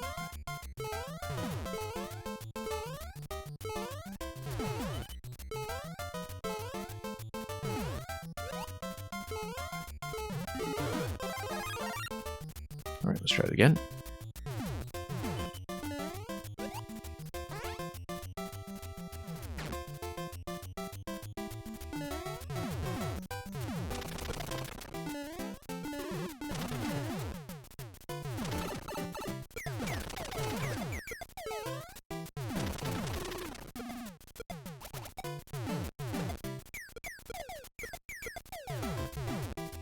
That's not good news. Nope.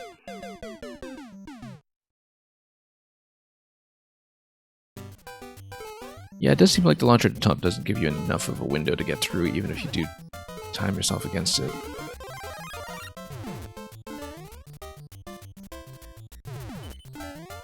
We'll see. And also that the vine climb doesn't get you to safety if you are tall. It's a fairly notable difference, in fact. Oh, no. Once again, accidental vine climbs.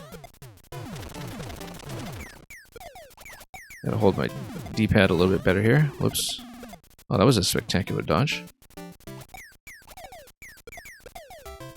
Kind of proud of that dodge. That doesn't happen every day.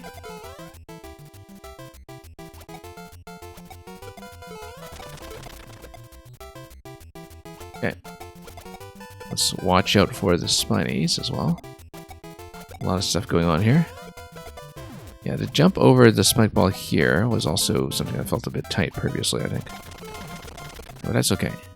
You just needed to roll in the right direction to begin with. Yeah, unfortunately, the parachute drops that really close. I guess we didn't need to stand there. We could have just stood on the left again.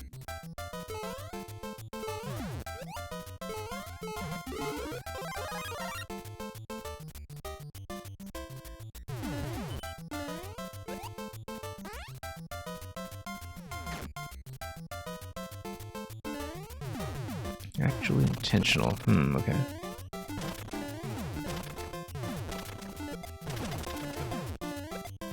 Nope. Not gonna get through there. Just gonna whack it every time. Yeah, I do like the subtleties too. Having the spike balls break instantly, even though they look very threatening.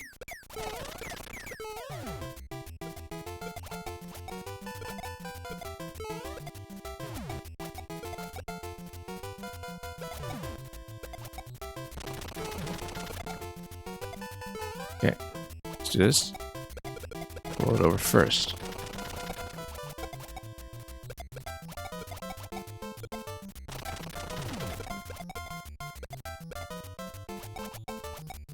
That looks more or less correct. Couldn't quite see where I was landing here, but we did have plenty of reason to take it on faith.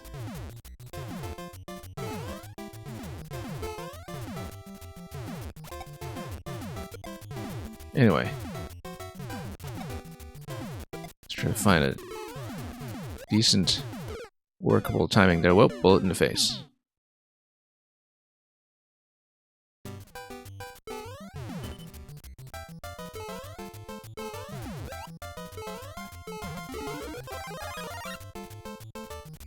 Yeah, we'll keep on trying to focus on the same path in this attempt, and hopefully see the other path soon enough.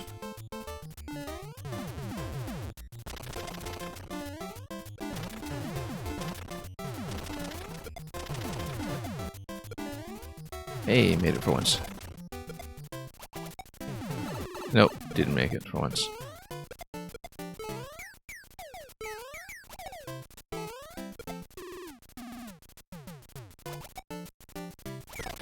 Okay. This timing works out at least, once we see what's going on.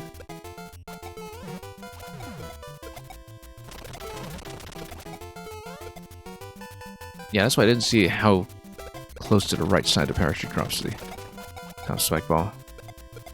I guess it wasn't quite going by. The vessel did. Whoa. Alright.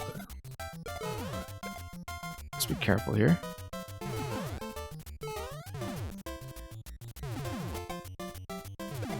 Anyway, synchronization this time is going to work a little bit different.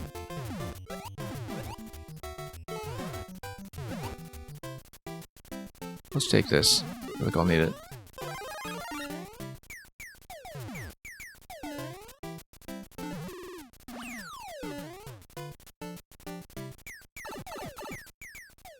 I think this is probably the reverse path, but... Or is it? Key door, though. Let's keep going. It just looked like the end, so...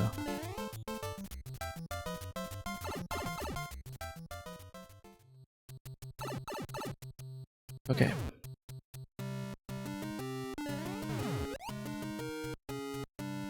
Yeah. There we go.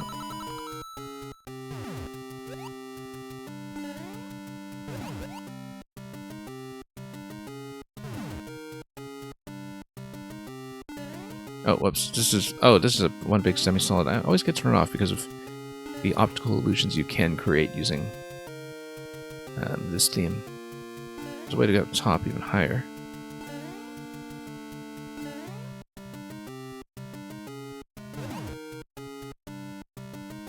Happy Suzuki, welcome.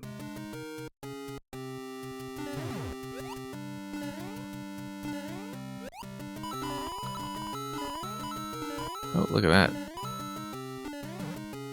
Looks like that is bombable up top.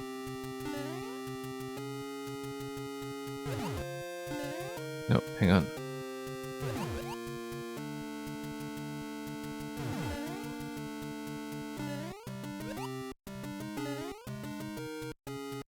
Oh, that's a missed opportunity right there. Could have made it too. Oh, whoops. Wasn't even watching where I was going there. Let's not slip off quite so far. Other part of the overworld is not done, I see.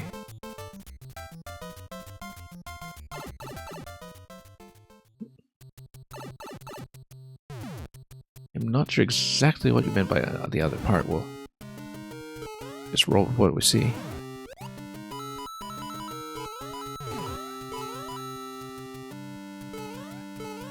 Yeah, I missed a boat in that one. But well, I don't know why I keep thinking I could make that. That is unfortunate.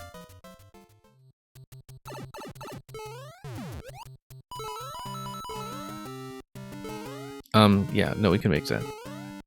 Okay, in this way. I see, it's because you don't see the floor from the camera view at that point. I just keep missing.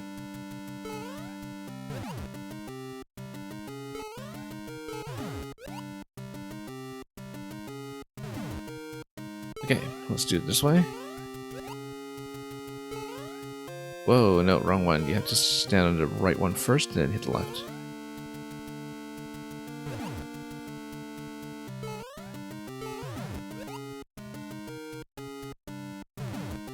And yeah, Yu Suzuki, recent codes have been kind of failing a lot on Warp World. Send me a maker code and we'll punch you in manually. You can just tell me which level you want to play. It's been acting like this for the past 2 or 3 weeks, I think.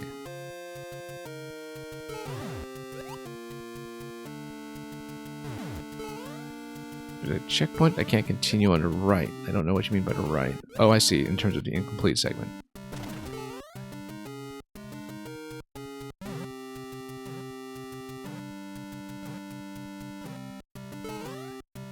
Okay, Fireflower would allow you to us through the ice. Now, the thing is, would we want to do that? We probably don't. If we want to get the Fireflower, but we don't want to hit anything just yet. So we fall down. There's this little bit with a thwomp here, though. Oh, Shaman, interesting.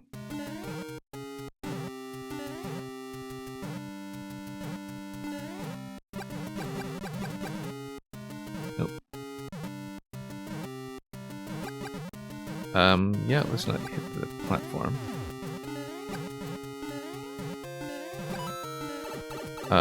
Bad idea. Really bad idea.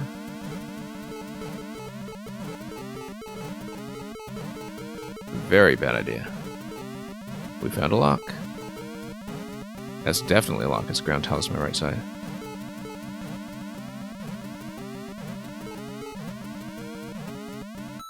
Well, so much for that.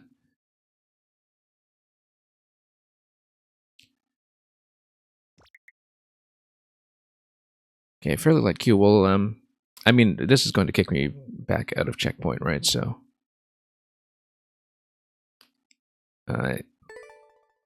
let's just go back into it. And you know what? We might as well take the long path if it's going to merge into the main checkpoint anyway, since we've seen how things go. You didn't think that was possible? Well, you have to account for it. How much damage you can take leading up to that location, then. Coins galore. Oh, I see. That you kind of have to survive this. Right. This is a separate checkpoint entirely. And I see. It's pointing to 5 pink coins that you need to get to progress. Super Ball. Now, that's not something you see every day. Okay. Oh, it's just a Super Ball maze then, I guess. Except you can only get 1 Super Ball, and if you lose it, then too bad for you.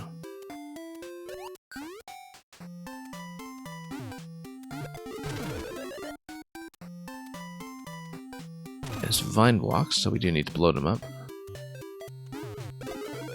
Oops. I think we're stuck until we respawn some bombs.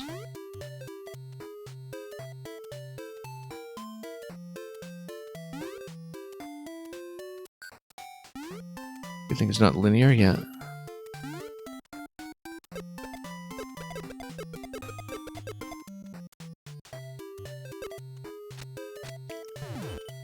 Is there a particular reason we're sneaking here? Not really. However,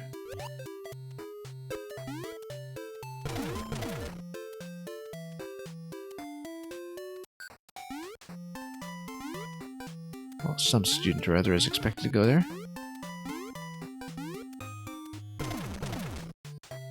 I don't know if we're supposed to hit all of them or if there's a particular key combination here, but it looks like all of them.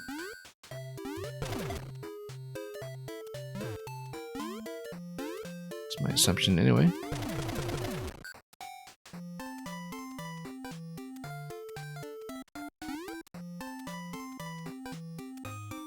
Oh, why am I behaving like it's SMB2? That's very silly of me.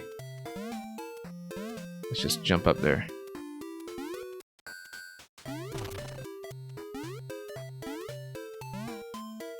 The short answer to everything is that I actually am.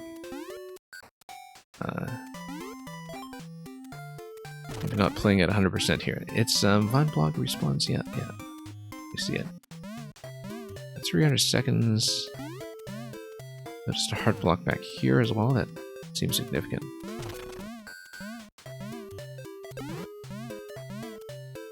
Can I get out with difficulty?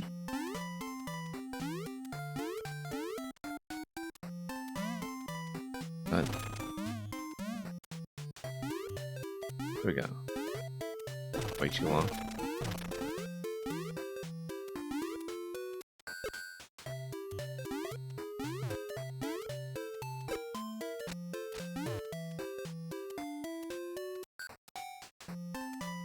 Now there's this claw segment here that we know does lead to a coin.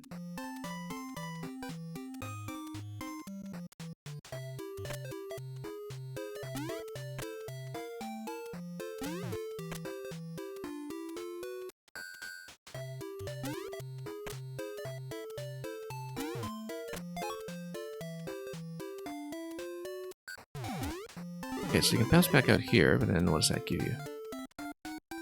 Lines to go up.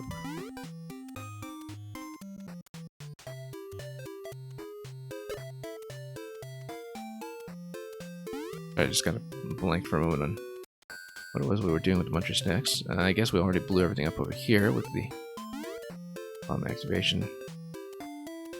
We got 240 seconds. Yeah, we need to take the top segment up here. Oh, that's bad. More Super Ball for us.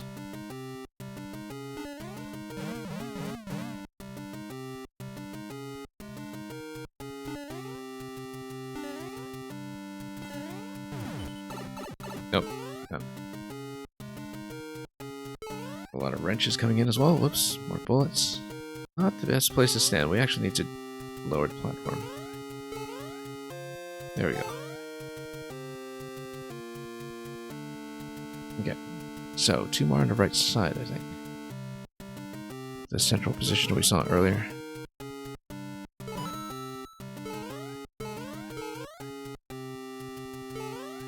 Oh, right, okay, this segment here. I don't know if it's still doable with what I have, but...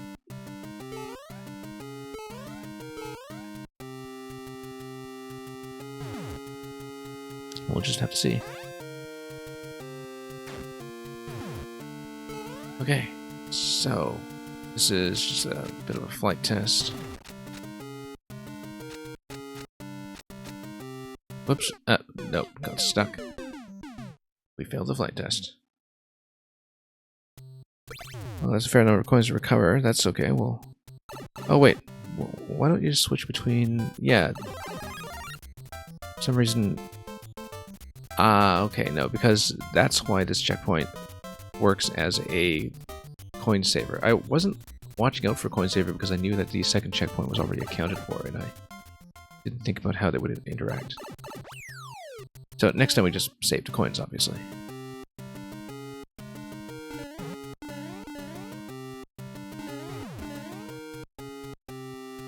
We'll take the Super Ball there last until we need it.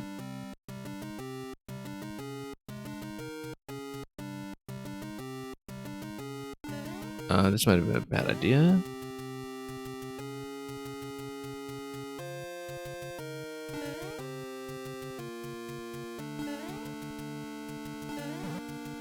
Go for this area first then.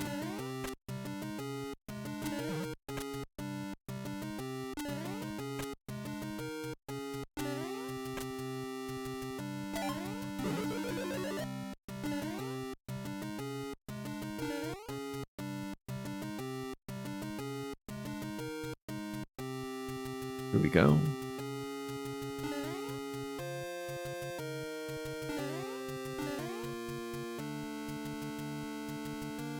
Super Ball area and Vine area. Well, we're only sitting on 1 coin so far, though. Let's actually save it.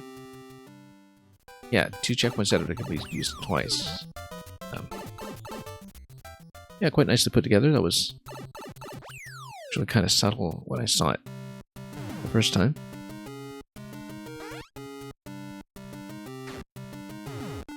Okay, let's not ram into things.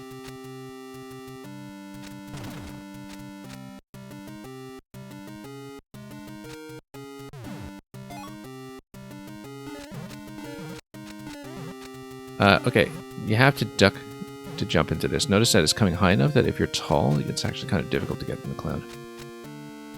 That might be something you want to look at, especially because stuff like this can happen.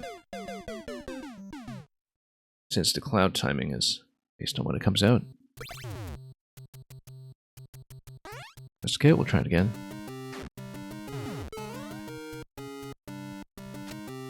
It'll be easier while small anyway.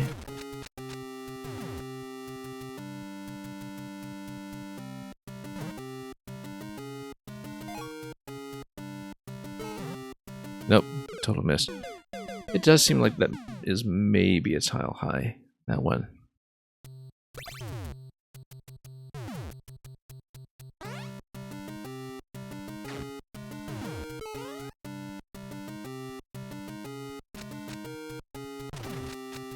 Okay, that's fine, we'll figure it out.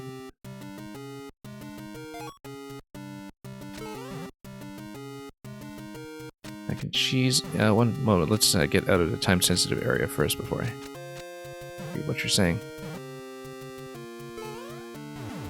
Cheese was waiting for timeout on checkpoint, but that adds 10 minutes, yeah. It's like about as long as Guybrush Threepwood used to hold his breath.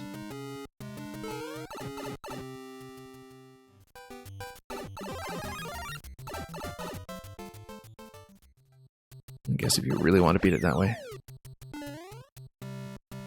Anyway, Super Ball to the right, we can do that. We're missing a whole bunch on this side, though. Oh, right, because of the Pokey. Yeah, we might want Super Ball with that, too.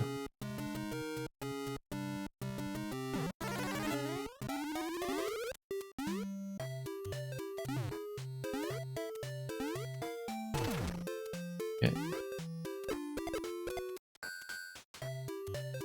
We'll just take it a cell at a time. Or not. It's okay, we can still salvage it.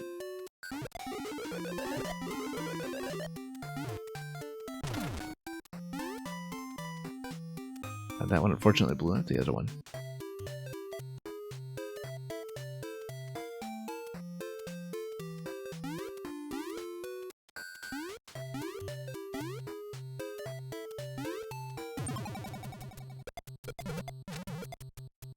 And history was born.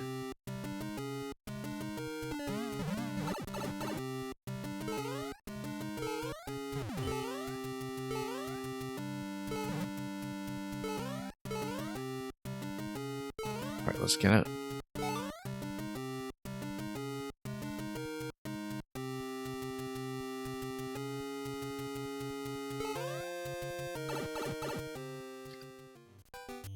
This is Super World 5-4, I see, okay.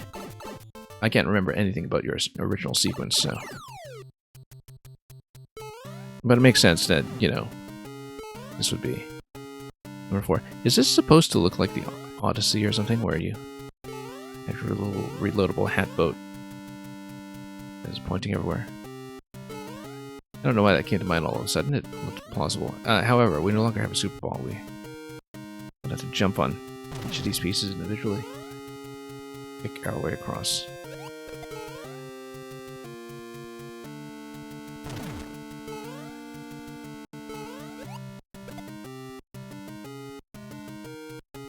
Alright, let's try to do this cautiously for change. That's not it. But you can salvage it from below. That's why it's a pretty good idea to stay low in this one.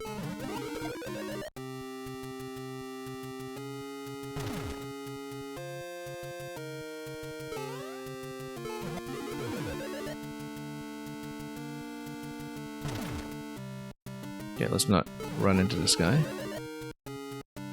However, we might have some issues here, unless, of course, we just continue to bust it down the right side. Which we can do.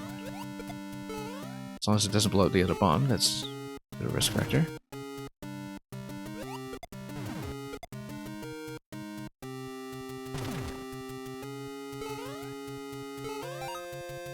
Okay, that's 4. Now everything is here in one segment, so it's not guarded by a safety coin. You do need 5 segments, don't you? Or, well, I see 4 and...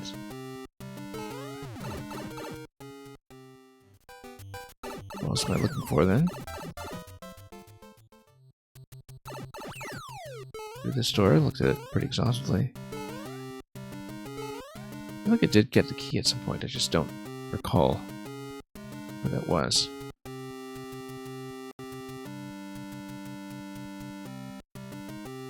Okay. Yeah, because didn't I do the claw swing already, or didn't I on this attempt?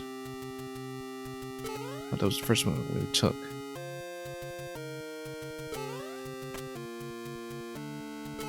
Yeah, because we've been here.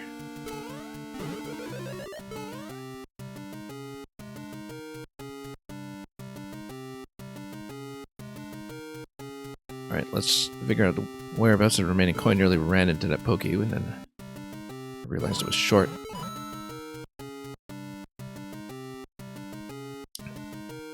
No, I mean, it's all within one checkpoint segment, right? So technically, safety coin shouldn't be an issue. On the other hand, you are switching between checkpoints constantly, so maybe not. Maybe that is a logical risk of some sort. Maybe you need to go through the on-off switch and do it from the other side. Check that.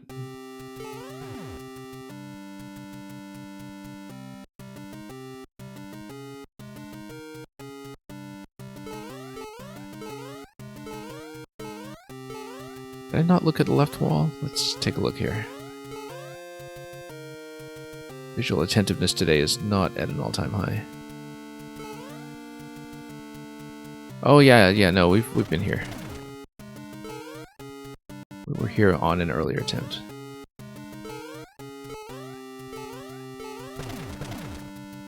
We've done all this before.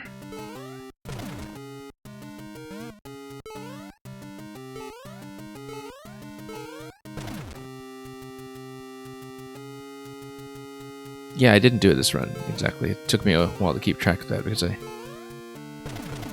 do remember that was fairly early on.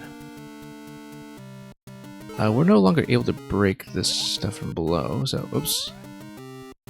Don't know that. Whoops. Nearly killed me. Oh, I see. You just need to land dead center if you are able to. There we go.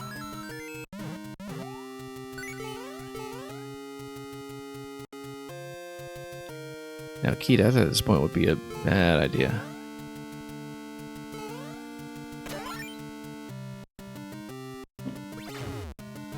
Okay, so, oh yes, this segment here, except we're on the left pipe this time, not on the right side. And then we have to spawn there anyway. I kind of like how this matches up, geographically.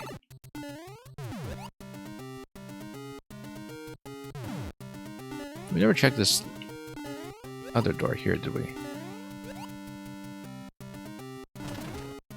It's okay.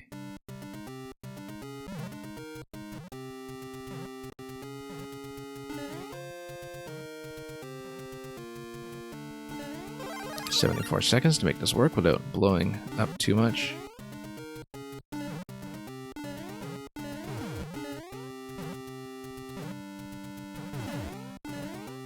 Oh, I see. Okay, so if we jump up here,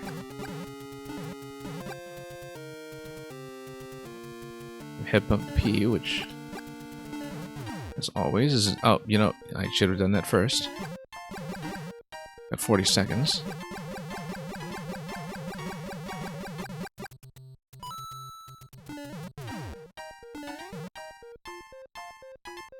Cursed key, interesting.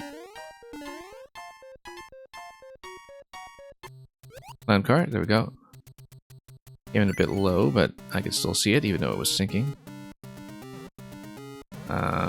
Red pipe down there, that's interesting too.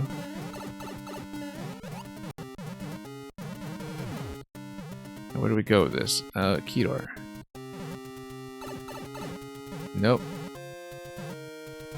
Right, I needed to zap all of this. Interesting use of Phanto there with the clown car in terms of giving you plenty of movement to go around it, but at the same time also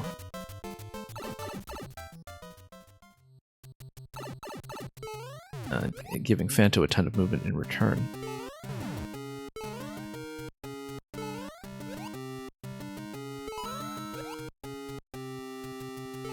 It did give you enough information to work with for the drop, but seeing the clown car sink off screen so rapidly was definitely a sign of something as well. That's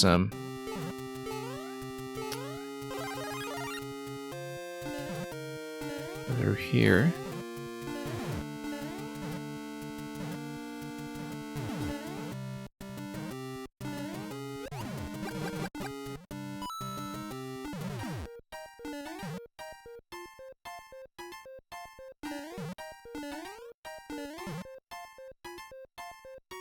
Car over here. There we go.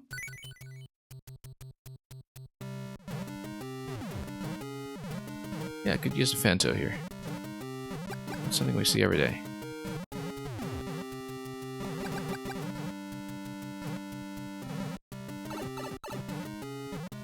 Whoop. Stand up here. Oh, I was hoping to get through. Then we need to jump in without running into the usual issue of falling down below. Come on.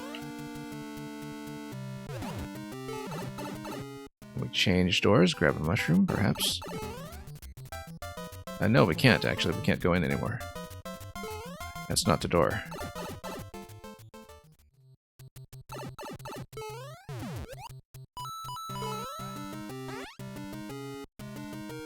And what's this?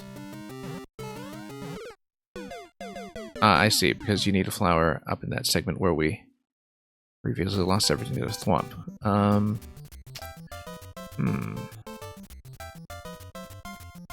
Okay.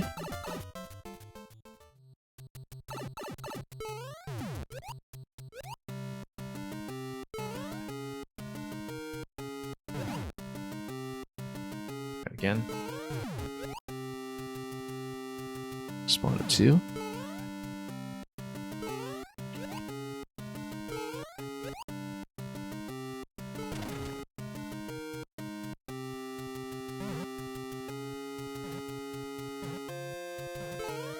Okay, we'll be a little better about keeping power-ups this time, I hope.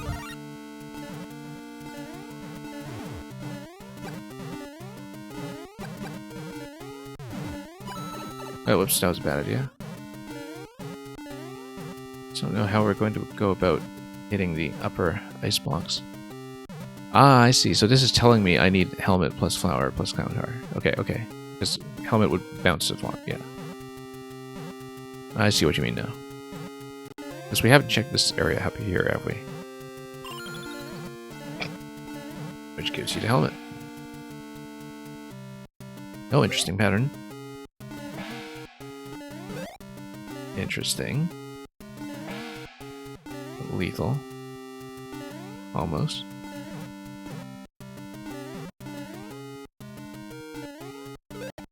Nope. Go back and get it. The whole purpose is to do this, right? Except now you can go back to the helmet easily. Okay.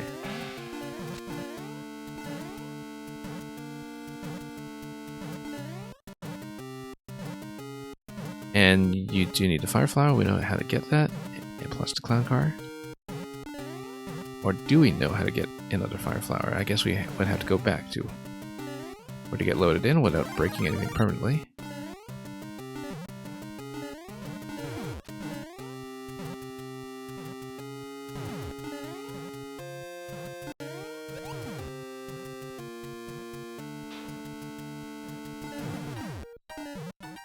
Whoops. Oh, okay, so there actually is an infinite P switch. Whoops. Totally flubbed that jump when I was talking. Yeah, we're maybe being uncharacteristically sloppy with this, but let's make it happen. No, but I see it now. It's helmet plus flower plus car, and the missing piece was just a helmet, and we know how to get that now, so.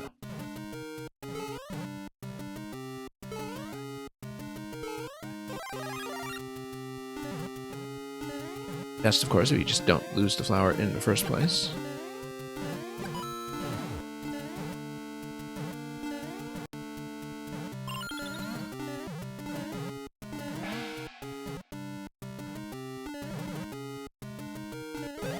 Nope. But that's okay, we just need to make it through. But the fire flower is best, of course. But... yeah, interesting T-shape. Whoa, didn't look at that at all. I mean, I couldn't see that. The bullet happened right as I approached, and I think, you know, at least partly the airship camera Bob is to blame for that. That fell off screen. And yeah, that's what playtesting is for. Let's go back over here.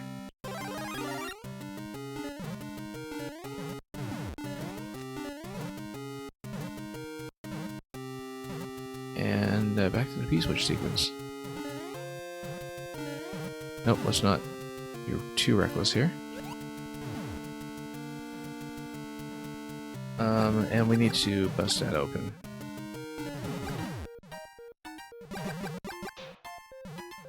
Let's try it again. This time we'll get the coins out of here first.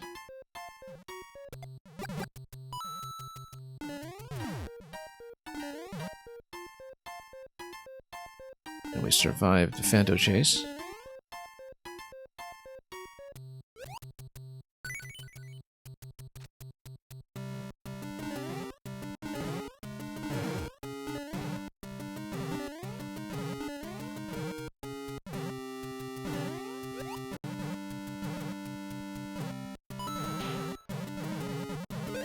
Nope.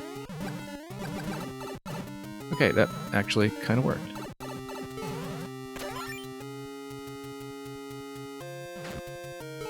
Not the cleanest, but it did work. And a little bit of unfinished ending segment here, but yeah, we managed to kind of fumble our way through that gate, piece by piece.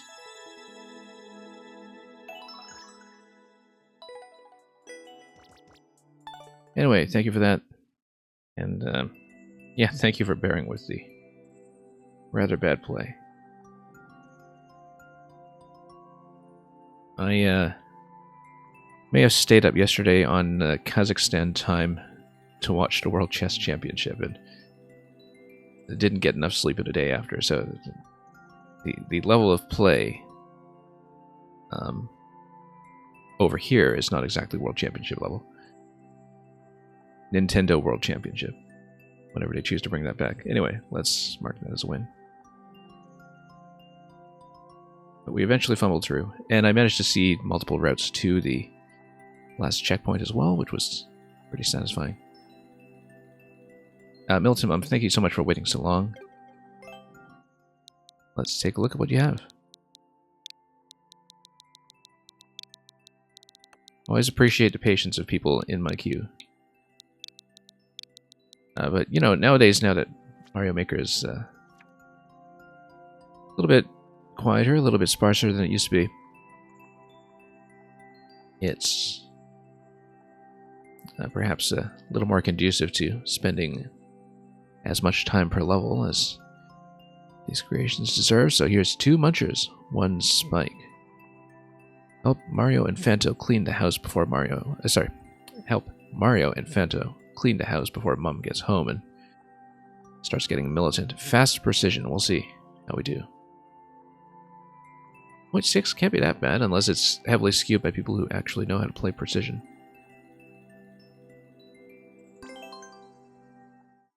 And yeah, Mil64, looking forward to seeing whatever you manage to include from there. 38 seconds. Yeah, so you have to be quick going to the key, and then you hit the on-off switch after that. Okay, so we'll just find a good, reliable place to jump.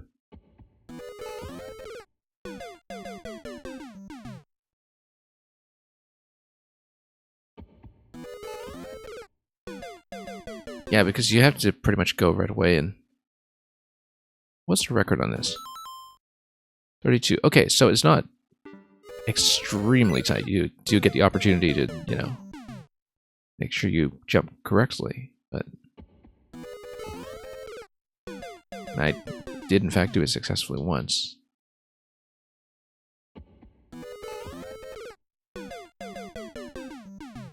I don't know how reliable I can make it, but... Okay. Then, Fanto's going to mess around over here. You get the P-switch. Whoops. We burnt a lot of time already, but...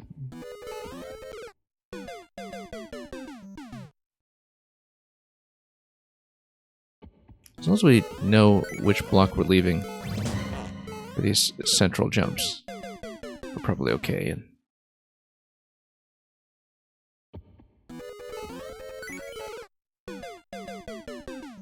kind of feel like the background doodads and the ground tiles are meant to help slightly. And they do help, in fact, as visual references that at least allow me to do things the same way twice. Doing things right to left as usual is not just equivalently easy when it comes to anything Mario or Luigi. Now, Luigi relevant here, of course, because back in the NES remix games there was, in fact, an entirely backwards Luigi edition of SMB1. Fire Flower, okay.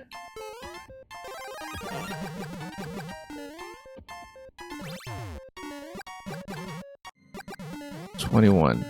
Okay, we got that pipe open.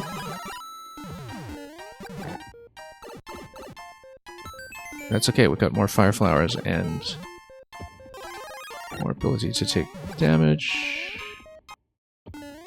What is this? 1 up. Master Sword. Okay, we're a little bit slow because we did the extra loop in the middle, but this actually looks doable.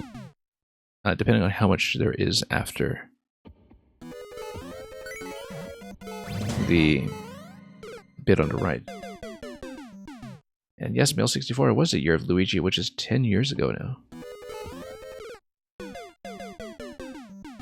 James D, you forget the name of the level, but it starts out jumping on Mole, then grab a Fanto key and says hello repeatedly. I think I know which one you're talking about.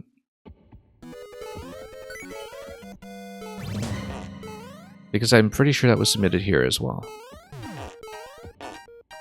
Unless I'm just thinking of a completely different level that says hello to you repeatedly. Yeah, that one. Yeah.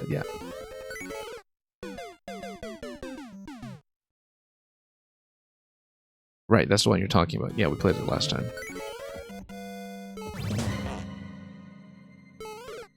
Oops. The villain arc. Right, because that was the one we actually managed to get through a surprising amount of, wasn't it?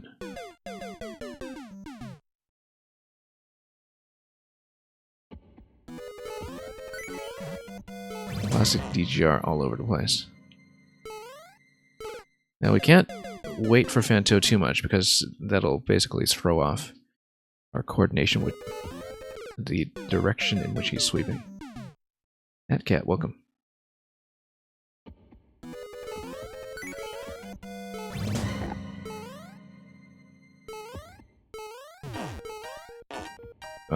Okay. Oh, trying to be fancy here with a P jump did not work out. I was trying to get extra height off of that. Now, also, once you do get power-ups onto the field, like the Fire Flower, it is possible to take some damage here and there, which does make things a little more forgiving, but we do need to get the first few central jumps down. Yeah, it's a very elegant layout for sure. Notice too that because of the scroll break on the right side, that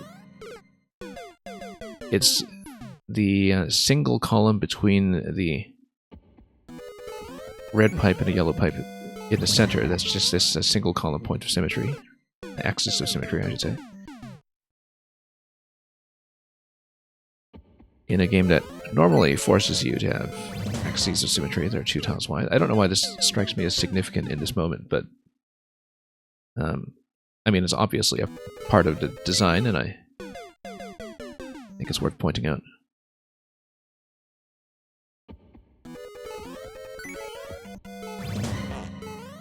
Yeah, it's just... I mean, for something described as fast precision, it's a lot more approachable than I would have expected. And of course, you do need to let the P-switch expire in order to cut through, which is a very important subtlety.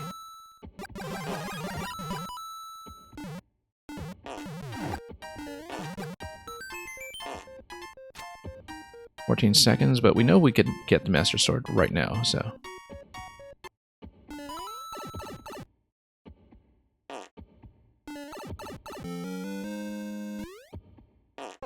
Nope. Oh, that's bad. And we lost too much time at that point anyway. We already had 2 seconds coming here, so... A couple of things to clean up here, but... It looks doable depending on how long a run it is to the flag afterwards.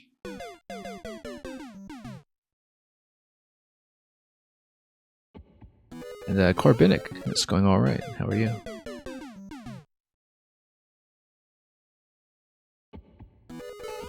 Yeah, you try to make precision as accessible as possible. That's a much friendlier mindset than I see from a lot of precision enthusiasts who... Well, I mean, you know, if you're... Oh, we forgot to hit the switch. What did I do? Really, if you're really deep into a particular genre of level, I can see why. You know, you just want... first and foremost, content that kind of pushes your buttons as the core audience. I'm certainly like that with things like puzzles.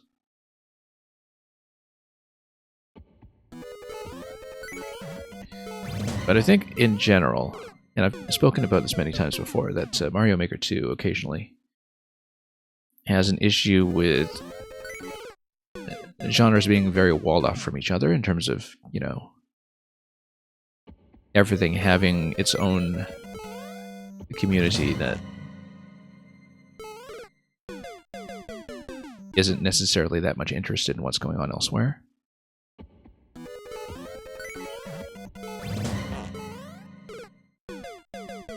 And it was something I noticed very early in Maker 2 as well that I think has led it to have a very different feel from Maker 1 in terms of the community, because of course with Maker 1, like, genres were not well defined yet, and people were kind of still figuring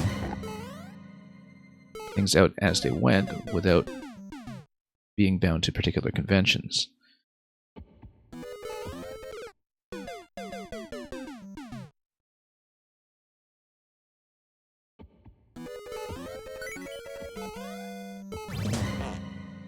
Whereas it seems like with Maker 2, a lot of makers just kind of clustered up very early. Break the ice blocks with your head after melting them. Yeah. I should have thought about that. Just to save a bit of time. It was staring me in the face. And, Corbinic, thanks for adding to the queue. I hope the bot took that successfully. Yeah, it did. I probably won't be taking too many more submissions beyond the ones already in queue after this one, but we'll see. We'll keep it pretty relaxed. I closed queue much later than I used to because, again, submissions don't come in quite as heavily as they did last year, but I think a lot of makers have been slowing down, playing other things, working on Super Worlds, etc. So... makes things a little more relaxed over here. Nope. 30 seconds at that point as you're heading towards the flower. I'm just kind of mentally tracking some benchmarks for what my time is like at certain segments.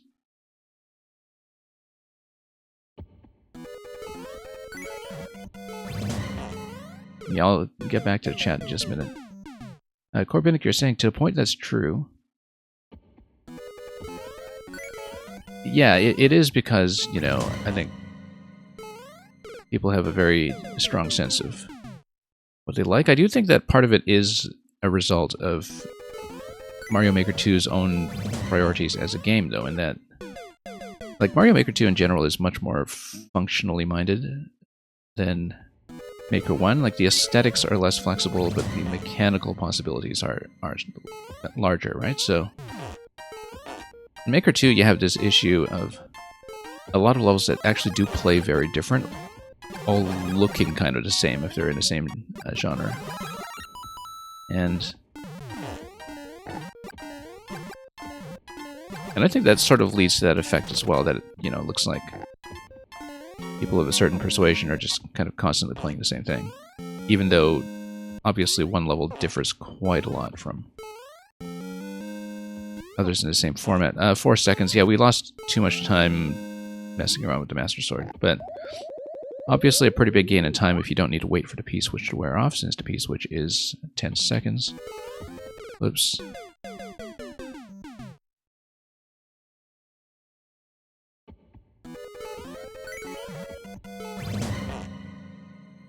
And the streamer told you that it's artificial difficulty because it uses precision jumps. No.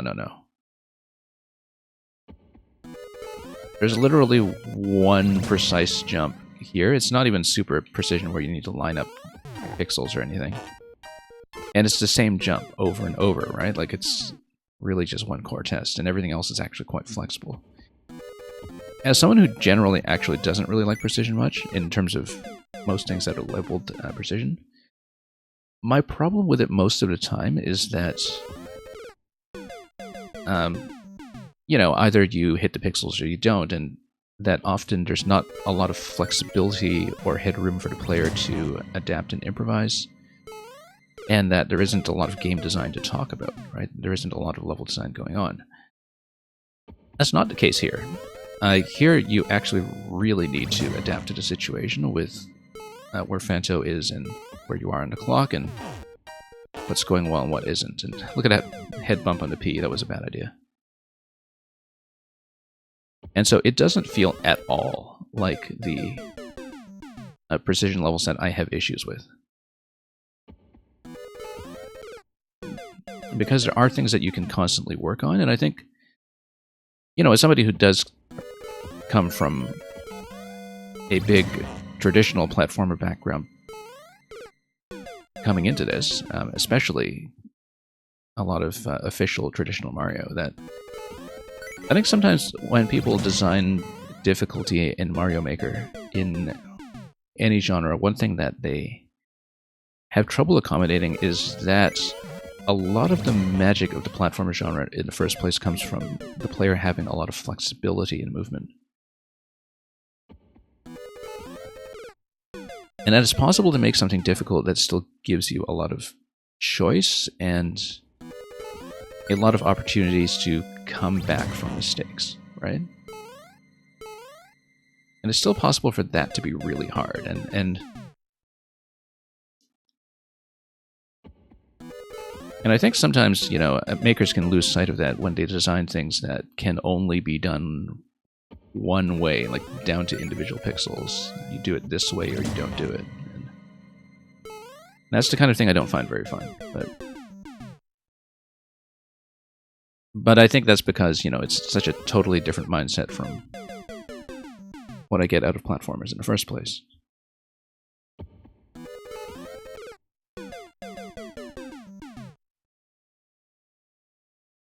And yeah, James D, exactly. Like, you know,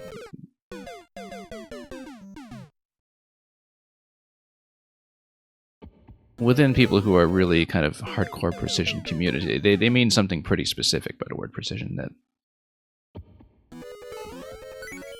people outside of that community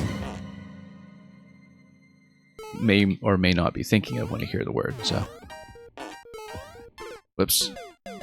Trying to avoid the head bump that time, that didn't go.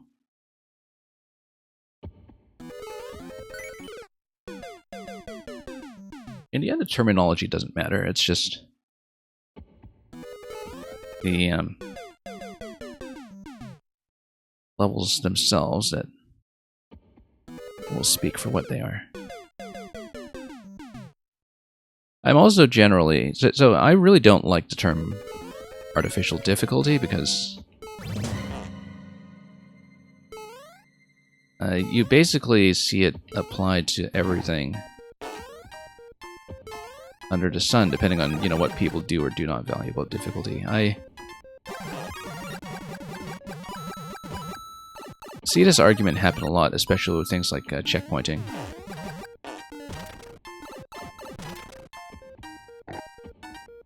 Or you have tons of people who think that, you know, having... Whoops, that kills the timer. You know, we were at 9 seconds on that pass, coming with Master Sword. If I had survived the Master Sword, that actually would have made it perfectly fine. We had lots of time.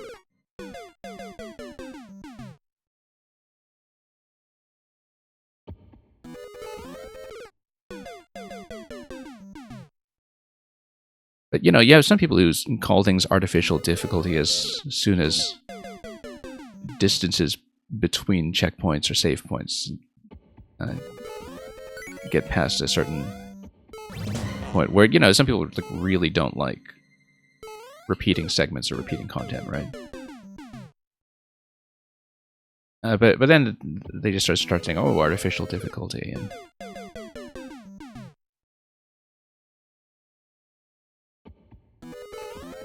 and usually it just translates to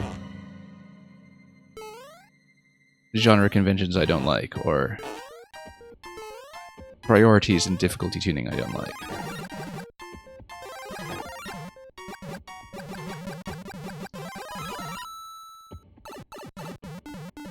I don't find that particularly illuminating. We lost a flower. We really do need to keep the flower going into this side because we can't afford an extra pass in either direction. Yeah, generally if we kind of keep the power-ups and use them before we lose them, so we don't need to loop around an extra time. That gives me plenty of time on the clock remaining, I think. As soon as we need to repeat a full loop, then we get into trouble with actually finishing the level.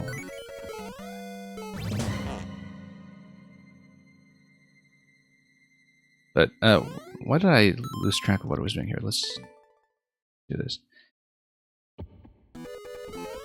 Yeah, Corbinic, sorry, I'm a little behind on the messages here. They might not be precise if your metric for measuring them is based off pixels or hyper efficiency.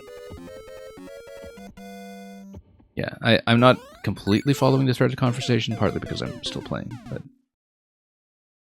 Oh, you're talking about rock precision. Yeah, no, I know what you mean. That it's the same with, like, when I get E-balloon levels, for instance, where they are about the mastery of some specific control scheme. You know, understanding how to turn corners, how to maximize your speed, how to maintain momentum, etc. That there's certainly a level of expertise with each of those power-ups that obviously people do find satisfying if they've pushed themselves to great levels that are all about mastering them.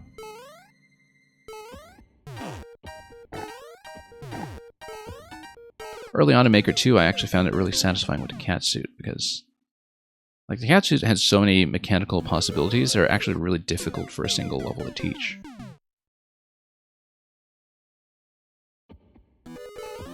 And, you know, we've definitely gotten our share of P-balloon levels submitted here that I'm still not good at, but they have taught me a thing or two about how to fly.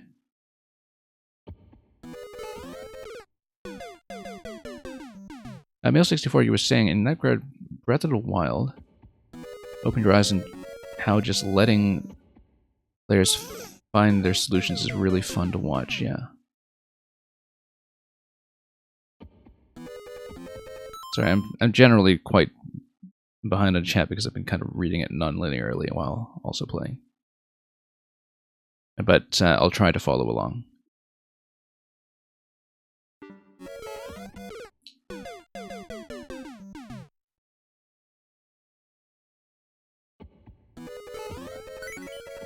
Okay. While also trying to play this. Okay. P-switch? No. Once again...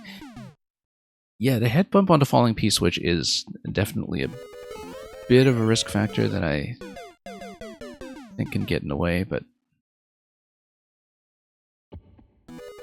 Because if you bump the P-switch into that location, you are actually kind of in big trouble.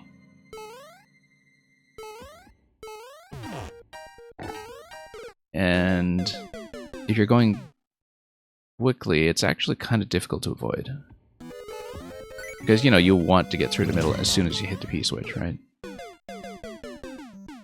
But it kind of feels like I need to wait for the second one to fall to avoid issues. Maybe. I might also be going too slowly. Oops.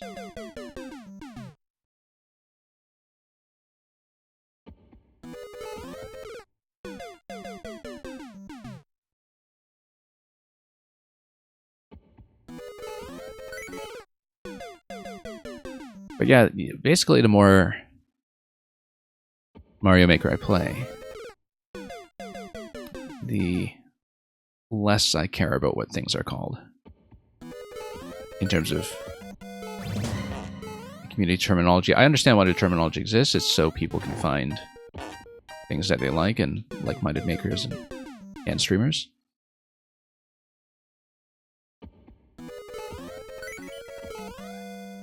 But here we see a little bit of everything. We don't beat a bit of everything, but we do see it. And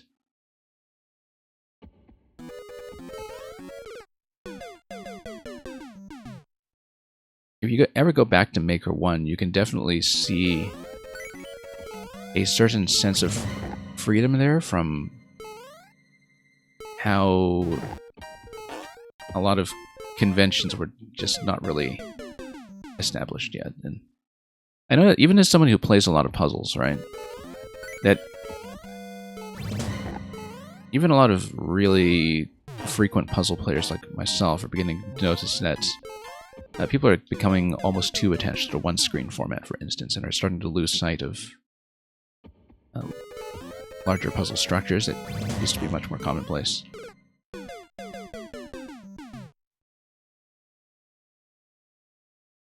And that's not to say they shouldn't make one-screen puzzles, it's just that, which, you know, sometimes remain really, really interesting and have tons of mechanics to show off, but that you don't want a situation where people have forgotten to make any other kind of puzzle.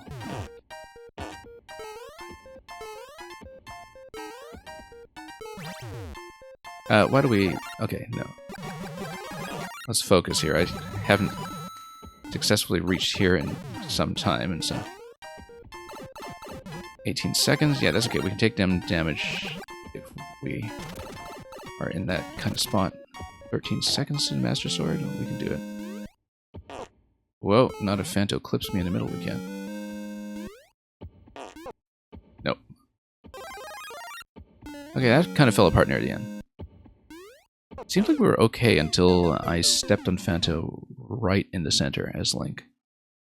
We did an extra loop that time, where we took damage around the P-switch because I got stuck there when Phanto came and whipped me, but the nice thing about being knocked down to Super Mario is that you can immediately go back for the Fire Flower without worrying about precision at all, and it seems like one mistake like that is probably still survivable. But again, I don't know how much time we have after busting open the bottom right.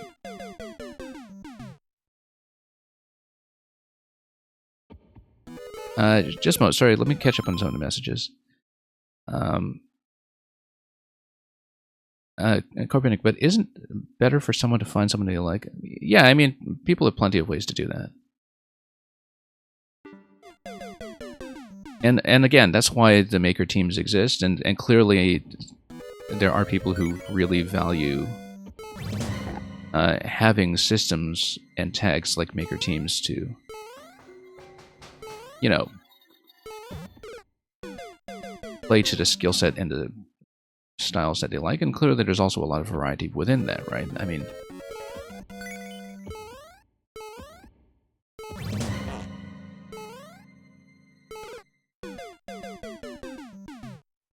I'm not saying that's a bad thing. I'm saying that it can often feel like Maker 2's identity at the community level is almost too entirely about that, if you know what I mean.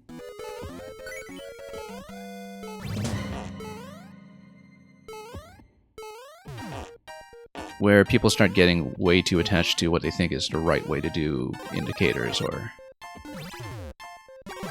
things like that.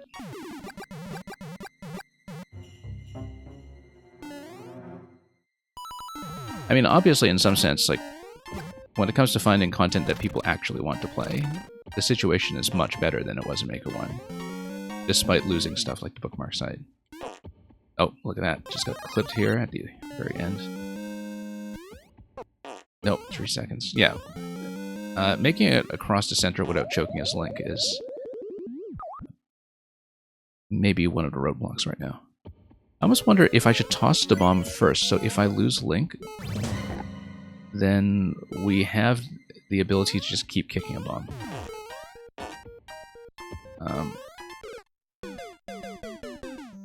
You're burning a lot of time after hitting a P-switch as well.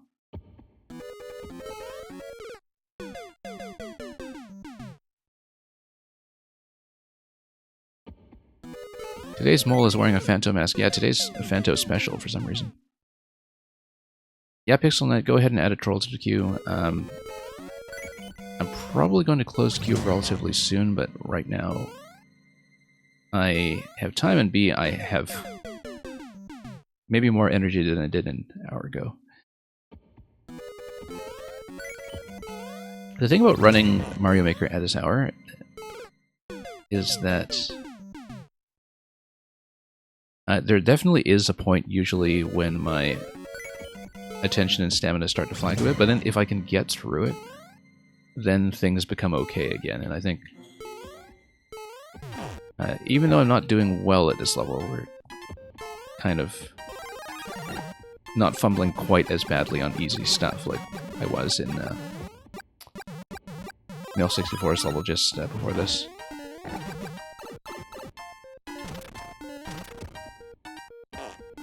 "11 seconds again. We kind of have to be accurate here.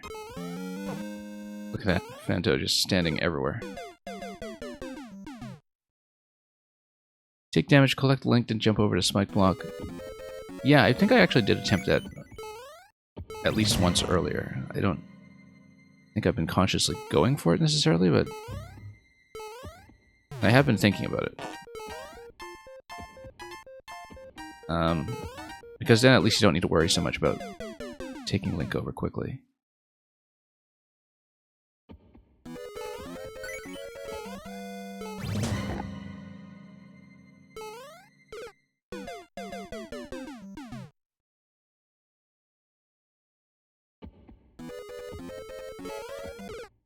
Oops.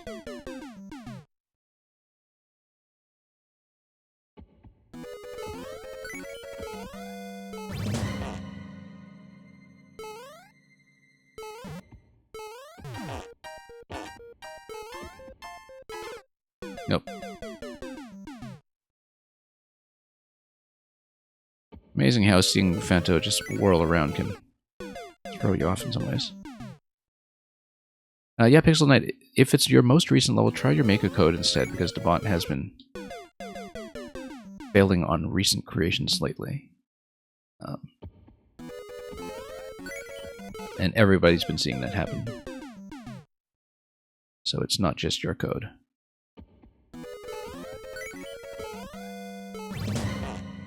Okay, let's...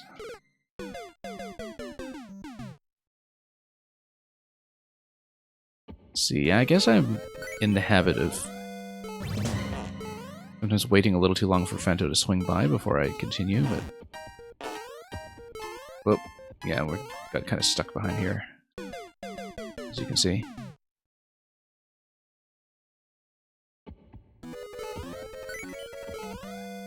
So yeah, PixelNet, whether the bot cooperates or not, we'll try to accommodate you and make sure you get played.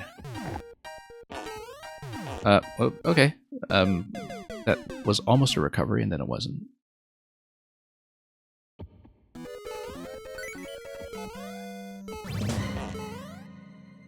Okay, whoops. Saved a bit of time there that time, but we do still need to jump.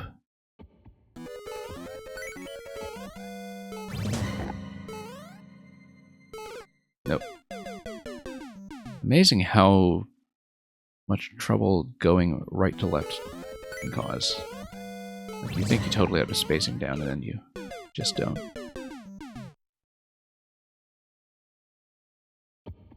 Yeah, Pixel Knight, if you manage to get something working with your code, have you tried your maker code, or is that your maker code? And at Terminator, welcome as well.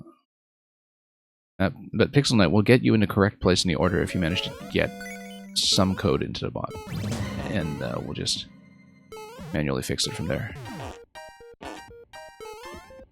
And I'll probably have to close up after that to make sure we get through everyone. And welcome back, Terminator.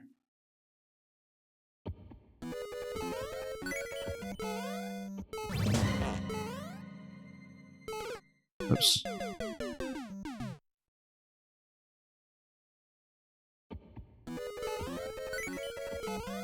And yeah, the timer makes a big difference. There's no question about that.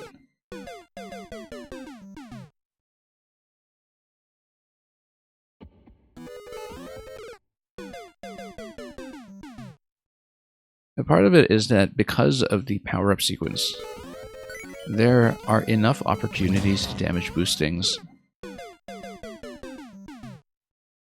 in this level, and just kind of go around a loop again and again to, you know, pick up the right power-up or get the right state, that you do kind of need something like the timer to make this concept work. Simply because it's actually the power-ups that tend to give you a lot of flexibility in terms of taking damage, mostly costing you time rather than costing you the whole attempt straight up.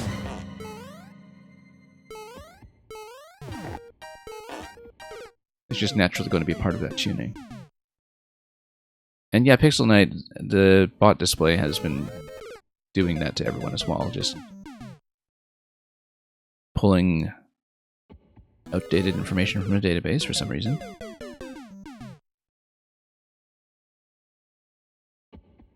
But yeah, Pixel Knight, I'm going to put you in the right order. And then I'm probably going to close the queue from here because I think it'll already be a bit challenging to get through everybody. But, you know, sometimes when we get through things quickly, we'll reopen for newcomers near the end. But here is the current state of the list. I'll close up. I'll mark the queue as closed. And we'll see how we do. I do always try to get through everybody who submits at the point of closing. And we'll see if we can maintain that today.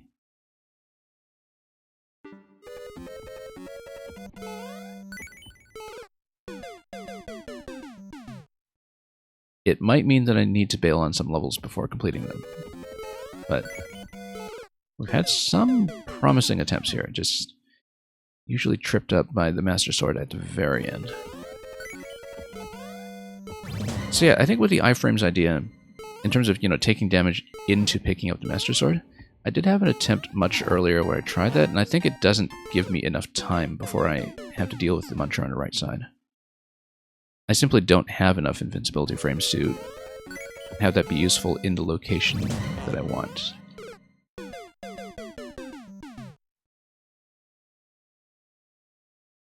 So I don't know that setting that up will actually be that valuable, but we'll see. Maybe it will turn out to be a clever optimization, but yeah, the second falling P-switch is something I really need to deal with. I can head bump it out of the way at risk of causing more trouble. But if I wait for it to fall all the way, it actually does kind of get in the way of the next jump. And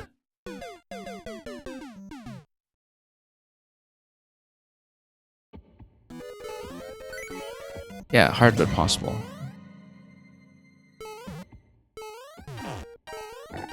No. get a little bit more momentum going into that. And the issue is that, you know, it seems like the best pocket of timing, where you hit the P-switch and then get a bit of a run and jump back in, is also the exact timing that bumps into the next P-switch as it falls. But I guess that's what happens when you have the pipe color-coded red, which I'm sure was only done here to match the on-off state, and not because you wanted a fast pipe necessarily.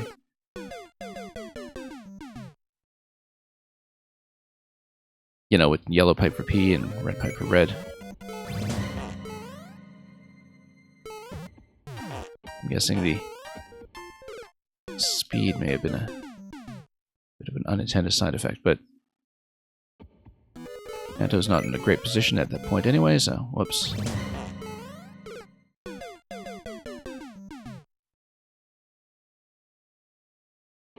Yeah, that's the thing, is that you could get over to First Muncher. I did have an attempt where I got over to First Muncher with 5 frames, I think, but the second one is the one that's actually giving me trouble. But the thing I'm thinking is, do a bomb toss and then jump over to second Muncher. Because then, even if I take damage, I can still kick the bomb. Assuming there's no link check beyond that. And that's the thing I've wanted to do for a while, but I haven't been able to get back there with Link ever since I thought of this, so...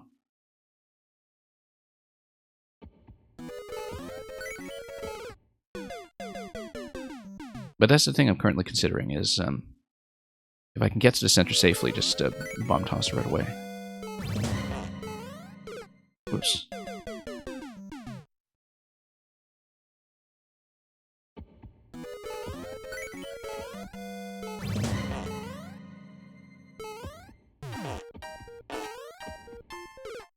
No.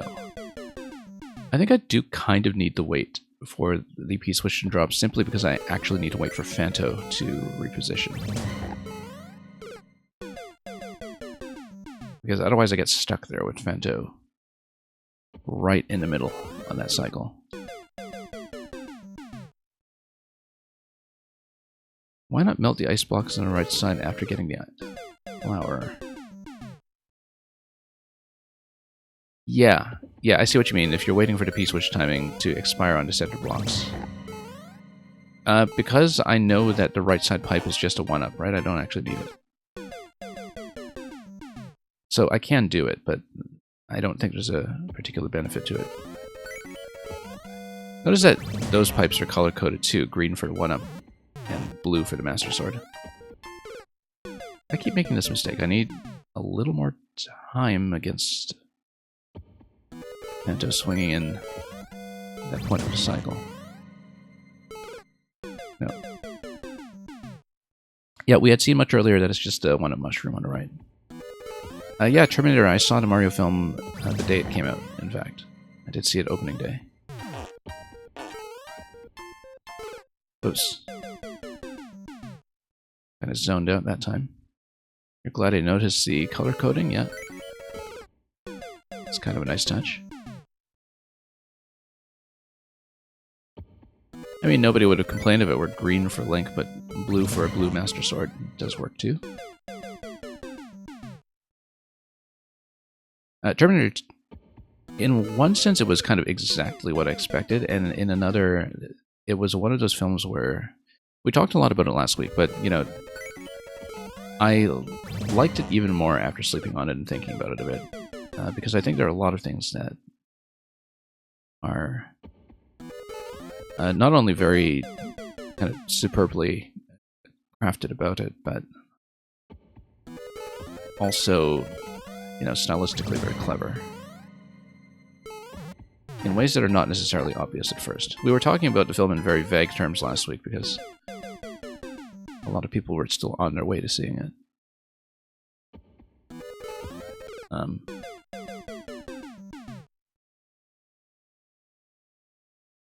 But it's one of those things where, like, you know, if you don't know Mario very well, I can see it coming off as a film that is, in some ways, a very conventional kid-friendly Hollywood animated comedy. But it's one of those things where the more you know Mario, the more you realize that the things they did to adapt the sheer breadth of content that they brought in was actually very, very clever in some ways. That it's not just a matter of making references to a lot of Mario's stuff, it's that the way things were adapted and incorporated, you know, were clearly the product of some very thoughtful decisions artistically, and also just as an action film, it's very coherent, and with the cinematography and the storyboarding being very clear, and also making full use of 3 dimensions in a way that's actually surprisingly not that common with a lot of 3D animation.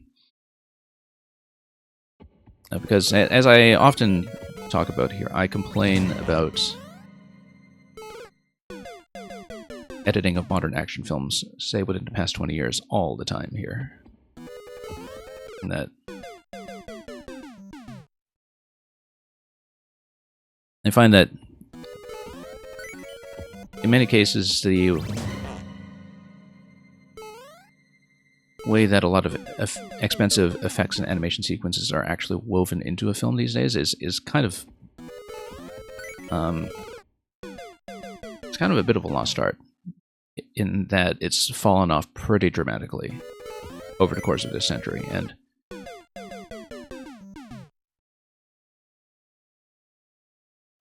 And so even just on a very surface level, I found the production design and the shot design of the Mario film to be significantly more watchable than most of the blockbuster films I've seen in the past decade.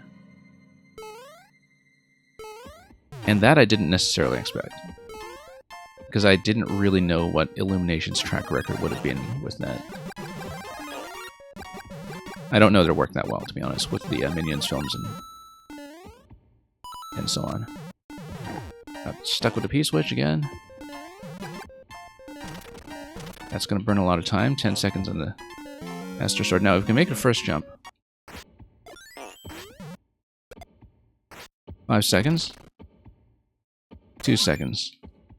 First time at the key door. What do we have? There we go. In spite of the fact that we didn't take damage on the second muncher, doing the bomb toss first, I think, felt a lot more secure. That I felt a lot more comfortable about my ability to actually get through, and that actually helped me do the jump as well, because I didn't have my eye on, you know, the time remaining to blow up the door. So, and actually it saves a bit of time too, doesn't it, to get the bomb out right away. So you're not making it over to second muncher and then waiting, right? So basically, you know, the past many attempts was trying to set up like that particular adjustment, and I enjoyed it very much. So thank you very much for the submission, Mills Bump. I thought that went actually quite well. So I can shield bump the munchers. I didn't even think about that. You see, ordinarily, if I were not on a 40-second clock, or with the Master Sword, a 10-second clock, that's the first thing I'd try. Because, you know, I'm playing Link Dungeons all the time, and usually the first thing I see when I see a muncher is, oh, time to do a muncher bump. And then here, I think, you know, it's so easy to get fixated on the layout as being exactly the thing that it is, that you just get a little bit of tunnel vision, I think, for the central jump, and don't consider alternatives under time pressure. But anyway, I thought that worked really well. But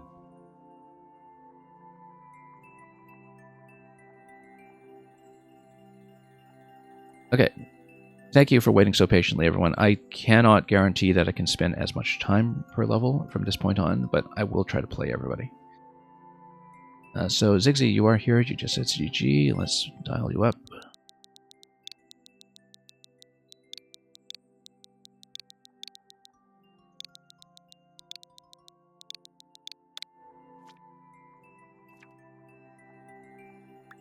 And Ziggsy, let me know which one you'd like me to play.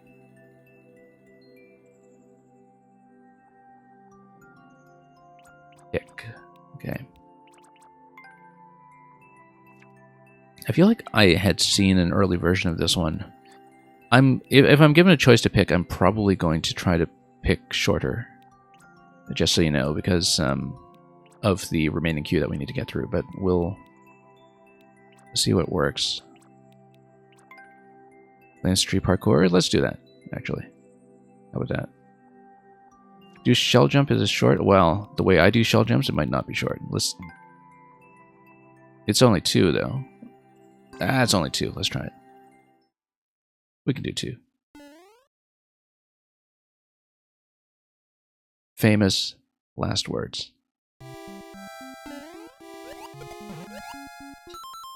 Oh yeah, it's only 2. We can do it.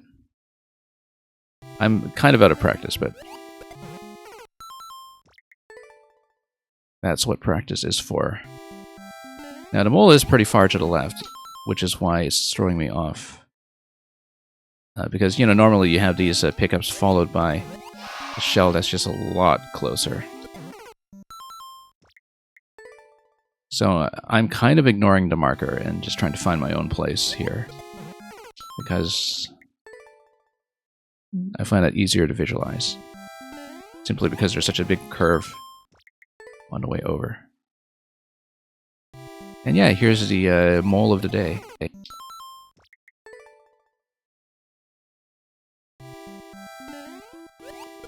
Oops. Yeah, the spacing on the first one feels very kind of long and short in a way, if you know what I mean. Where, like, yeah, it's probably tuned around a marker, but the marker also feels like it's so low to the ground that it's easier if I don't pay attention to it. Whoops, no. Yay. No, that's not a yay.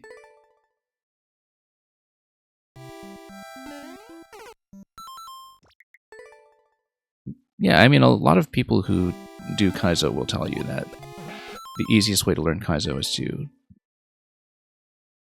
make a level that has some Kaizo techniques and learn the spacing and learn the clear checks and all that. Because you get so much practice just in the process of playing your own thing, right? Oh, that's not it. Hang on. On the other hand, no, that's not going to work.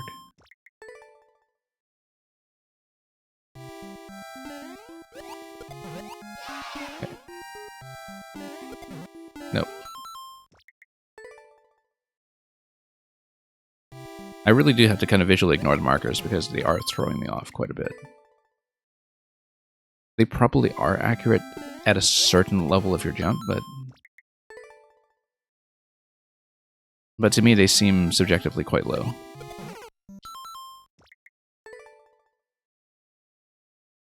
Male64, you're saying you absolutely can't do shell jumps. Yeah, that was me when I started streaming.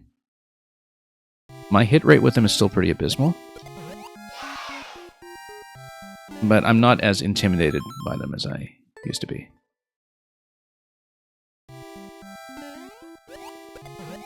I found the hardest thing with learning shell jumps is learning to recognize when you are going too high or too low, or too close and too far, and knowing which direction to adjust. Because that's something that's not clear until you've really kind of felt them in your hands for a while and done them successfully.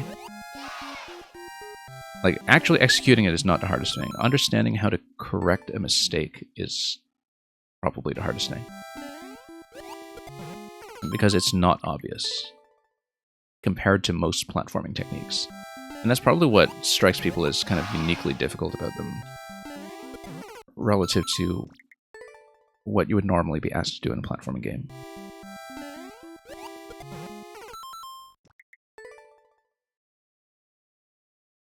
Also because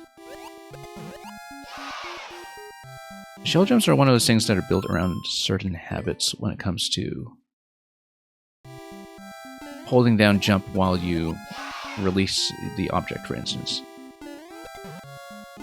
And a lot of those assumptions aren't actually true of how people might have been trained to play platformers broadly, where, you know, if you're playing standard Mario, there's almost never any circumstance where the game is very strict about how long you are holding jump through an object throw, for instance, right? Like, Classic Mario is never strict about this. And so you can have all kinds of habits for how you let go of buttons and how you repress buttons when you are throwing objects that suddenly completely fall apart when you play Kaizo.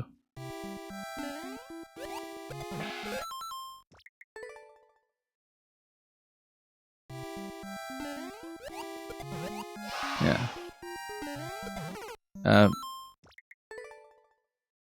don't know why the second one... The second one is actually, in some ways, a simpler jump. I don't know why it's... having a bit of a problem here. No. Again, probably because the wall seems so low. Where it's kind of just barely out of reach for a standard jump. Barely out of reach, you see? And so you are kind of hitting the shell probably tip-top there. And yeah, I think it's because, like, typically for columns that require shell jumps, you'll have maybe 1 or 2 additional tiles above that, so you have kind of a wider target to hit, right? But here it's kind of like 1 tile out of reach of a standard jump, and so it's actually kind of difficult to visualize.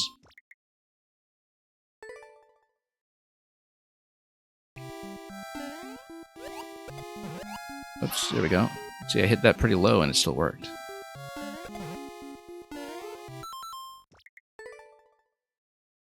Yeah, exactly. You were on your 2 vertical screens of real estate already. I totally understand that.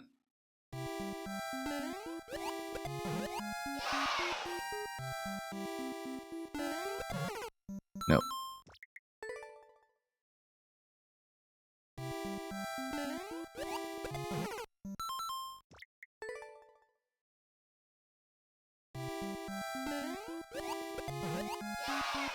Okay, we can do the first one most of the time. The second one, I still don't have quite the right height and distance on it.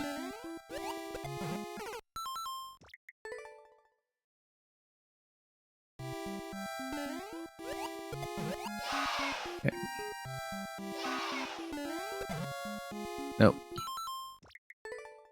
It feels quite different, doesn't it, going from a stationary position on the ground versus going from a bounce. There we go. Right into the goal, too. There we go.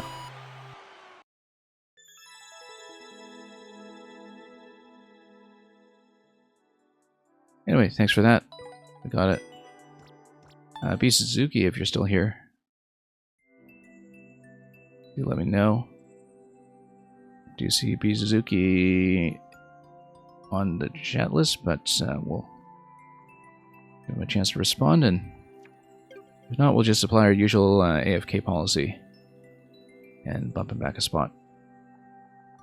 I've been looking forward to playing more from B. Suzuki, but we'll prioritize the people who are actually able to speak. And so, Corbinic, you would be next if we are bumping him back.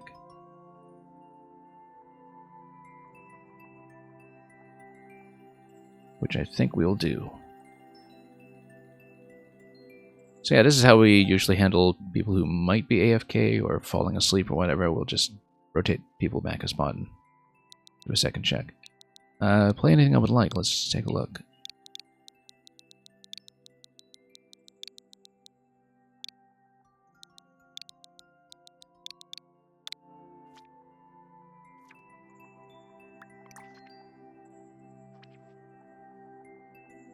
Okay.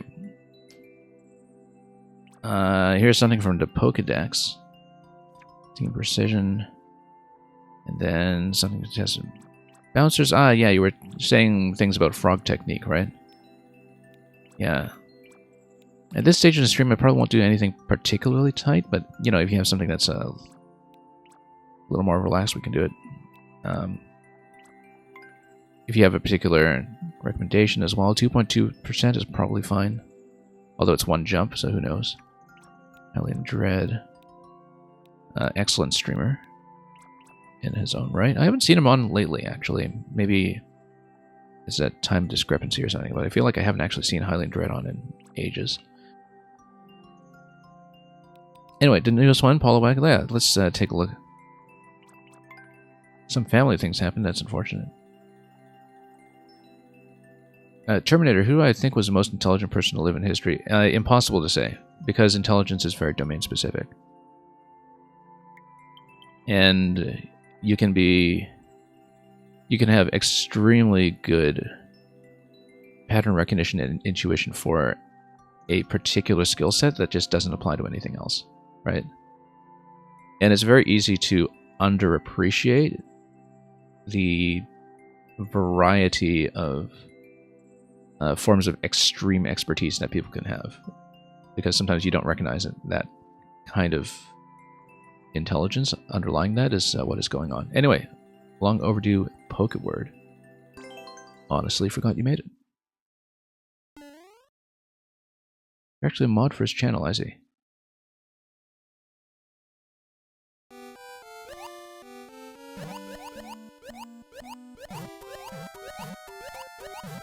And okay, oh yes, 60 coin clear condition. No wonder I'm just scrolling through this wondering, oh, what's so precise about this? We need to actually grab stuff, but let's see what the door is. I think the door probably just wraps you back around from the end if you miss anything, right? Ah, okay, so we get a choice of 10. Because we do have more than 10 to work with, or 1, 2, 3, 4, 5. Oh, maybe not. All 60. No, all 60.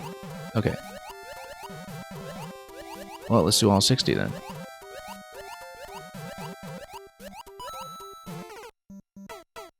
We just need to fall out of certain locations very well. I can see with the Muncher segment in the second letter already that we also just need to reverse using the trampolines as well. That also, here's the thing. Right now the Munchers are all bumping at once because we respawned from the door at the beginning. But obviously if you scroll into this segment from the right, for instance, the Munchers actually have a different timing. I don't know if that would affect the difficulty in a way that would make it easier or harder. But it seems like having them synchronized is actually worse. Like, maybe I want to scroll them in slowly and see what happens. Polywag is dex number 60. Yeah. I understood that's what you were going for, yeah.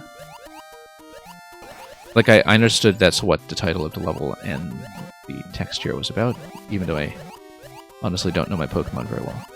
So if you scroll like this, the problem is that after you grab the last coin, I guess you can't really get out very easily. Yeah, that doesn't work. So maybe you do need them together. Okay, let's practice the segments individually before we wrap them together into one attempt.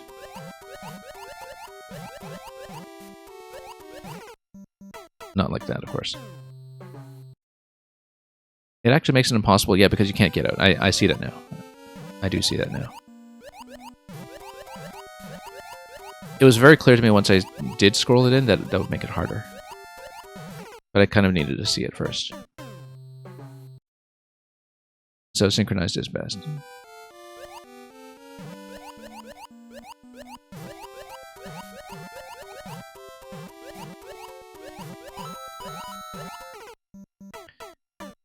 Yeah, if I reverse there quickly without getting bounced below, it seems like I might be able to do it. But we need to kind of learn this technique first. Maybe start with a ceiling and just kind of fall in. Maybe not a lot of time to do that, but we'll try it. Is there any stream audio delay, or is it just me? If you hear audio problems, it's probably me, and I will do a quick reset to try to fix that up. We tend to have audio issues here just from, mostly from my streaming off a freaky old computer that has some performance throttling issues past a certain point, and which tends to hit the audio particularly hard. I've mitigated the problem, but there isn't really a complete fix other than just buying new hardware, which I keep putting off. So give me one moment, we'll fix it up and we'll get back into the level.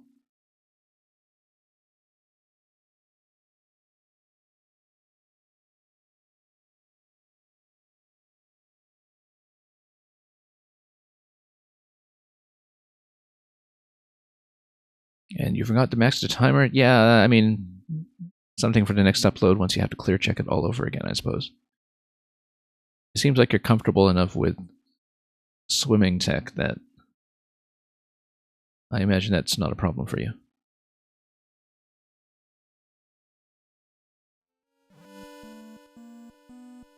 Okay, audio should be back.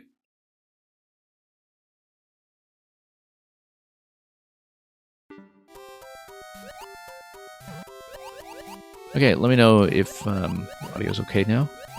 It should be, judging by what I'm seeing on my end. So yeah. Yeah, do let me know when that happens. It is supremely annoying, but at least I've developed a relatively quick way to deal with it. Okay, we've got that. We know it can be done. We've done the P before, so let's do the other ones first, just to make sure we know what's going on.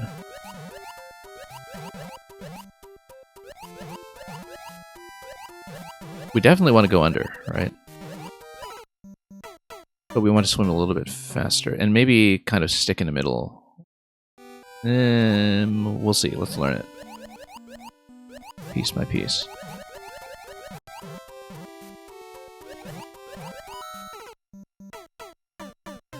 Yeah, you kind of need some momentum going into that. That's the thing. Like, sort of need to pick up some speed going into it instead of starting from scratch. Perhaps. I won't claim to know underwater momentum very well in this game, so... But yeah, basically get a bit of distance to start, and seems to resolve things slightly. Now, this one can't possibly be that bad.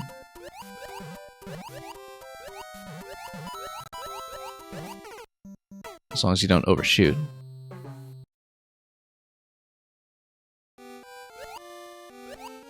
Okay, well, yeah, like I said, we'll learn in one piece at a time and see what I can do. This one really does not look that bad, though. We can approach from this side, so we die there instead. We'll see.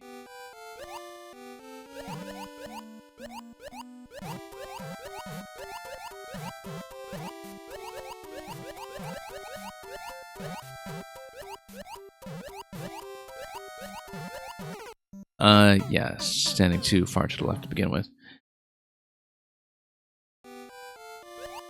There is going to be a bit of a one-tile fit there regardless, so let's see if we can make it work.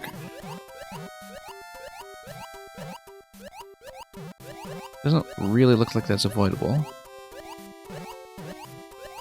Just kind of have to bear with it. Like, get down into a low position and just go immediately after.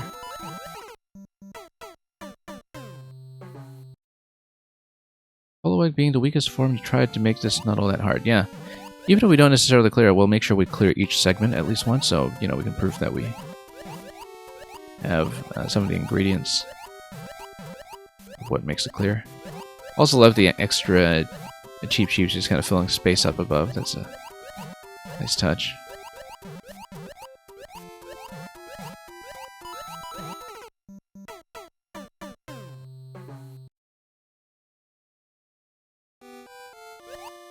And the segments, of course, are all very mechanically and aesthetically distinct, which would be nice to see. So, okay.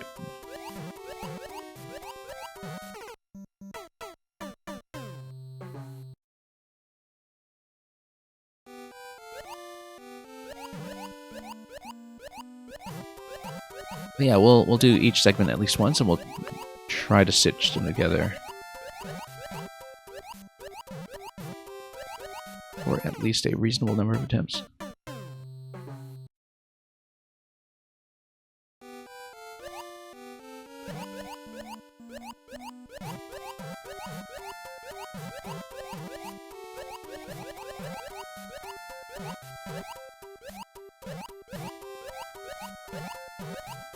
Yeah, the spacing is more generous, sort of closer to the blade. Like, the blade has a more generous hitbox than the jellyfish. So we should keep that in mind as we completely missed our first coin. O and W are the hardest letters. Yeah, I can kind of see that.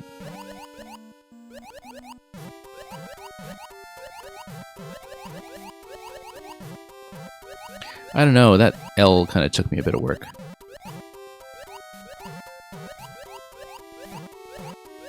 In fact, I still haven't picked up any coins from the L at all.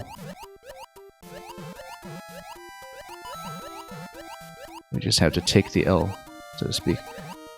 Okay, now we can probably descend from the left side and just pick it up and nudge our way back at the same side. Should we consider doing that in the first place? Like, just dip into one side and go all the way around and do the other side. Right? If we can actually do it that way. I just can't dip low enough. We should actually just go left and then swim up and then go right instead of trying to go under. I feel like that's a lot better. Also, this one, I think we actually want to get on top of the icicle and wait for it to respawn. Like, we actually want to get on top of it and let it drop a second time. Yeah, you just said you can take the easier way with W and get the coins separately. I like that idea. And it still takes some work to do, right? It's not trivial by any means. Okay, we sit on top of that. There's the A. Let's see about this G. Gotta mind our height here, and might need to bob up and down the right side a little bit once we actually get there. Okay, so you kind of need to fall in. Yeah, you kind of need to fall accurately on the ground tile, I think, and then bob back up from there. Let's try the G. Because then at that point we will have seen everything. Then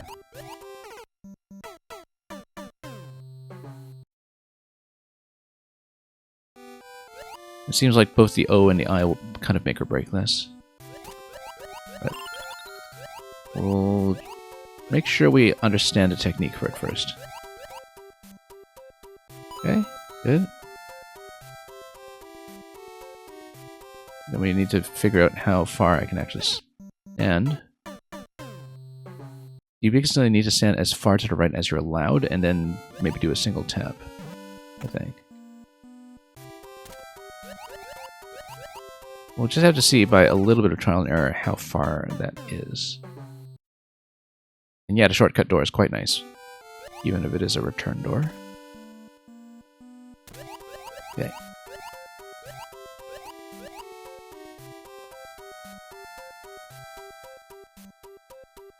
Okay. Yeah, falling in directly from the top of the icicle actually works out really well. Okay. We stand all the way to the edge. And duck and jump like that. And now we do something similar over here, very carefully. There we go. Just gotta tease that out. Okay, let's do the hard ones. And then choke on something easy.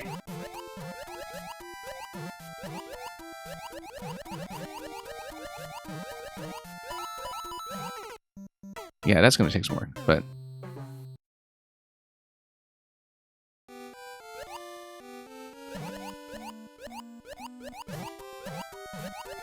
yeah, now that we've seen everything, we'll definitely make some real attempts. That, if I hadn't got caught on the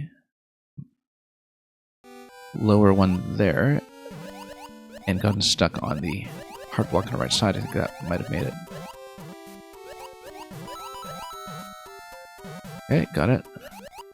Let's go over the L so we don't need to deal with that one tile gap. This one worries me a little bit simply because I don't think my method is very reliable, but...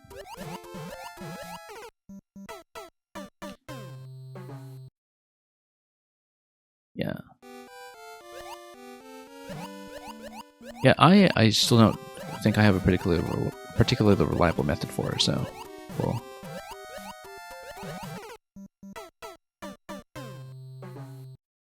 Also, it seems like the speed at which you scroll in is going to affect the arrangement here for I, in terms of what your timing window is going to be. That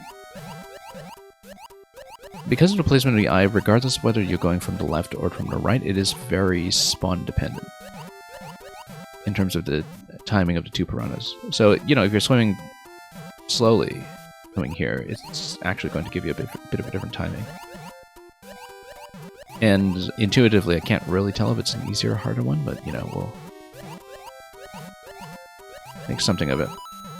Whoops. Too far down. No 64, you have to go, yeah. Looking forward to the next playtest.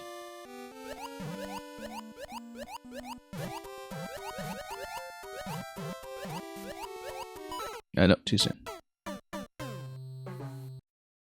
I isn't hard, but it is inconsistent with the strat I'm using. Yeah, I feel like I need to develop a better method for it, for sure.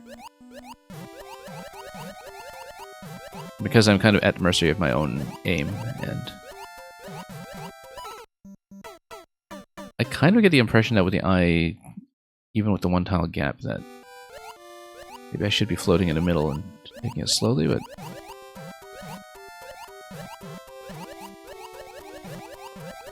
but that may be quite wrong as well.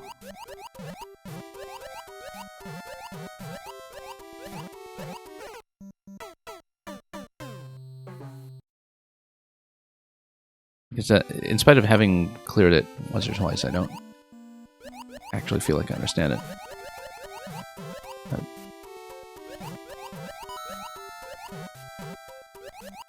But who cares about understanding it? We got it. Now let's try the O. Let's do the P while we're still here so we don't just put it off.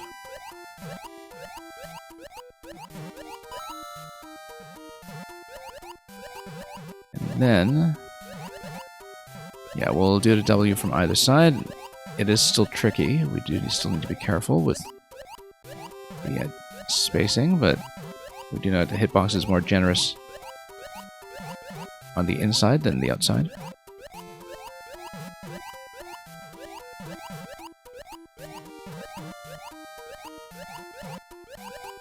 Whoa, very generous, in fact. Whoa. Nope. We were doing so well.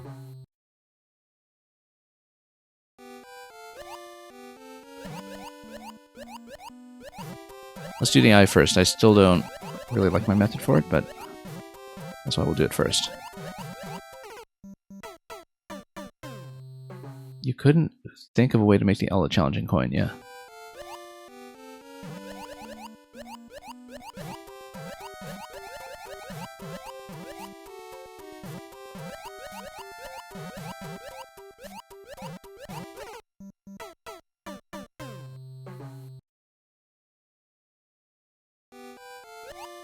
I am at the same time thinking about how we can improve the L method, but the I method rather, but we'll get to it.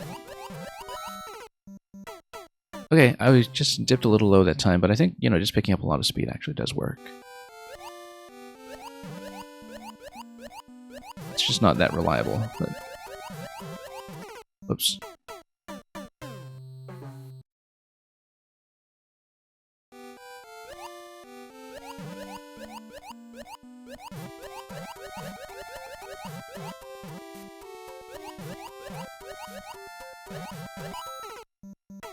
Okay, dipped a little low. I mean, we just need to make sure we kind of tap aggressively into the hard block when we're swinging underneath.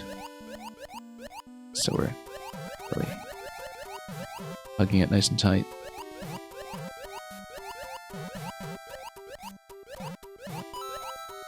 Okay, let's do the W right now while we can.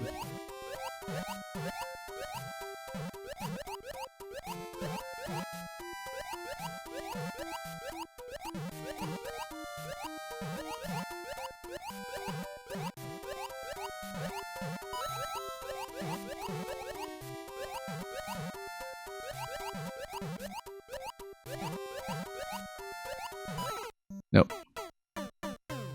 Dipped a little close.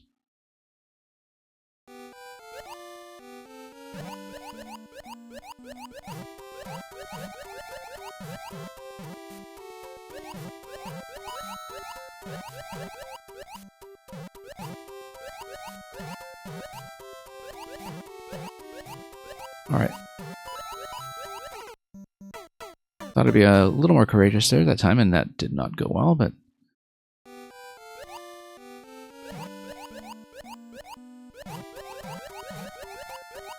we're not against trying it that way.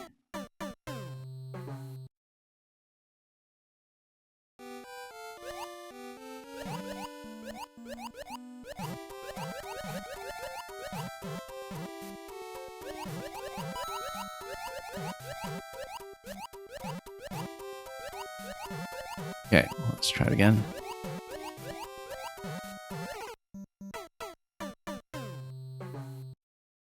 You kind of want to show off your singular most impressive letter.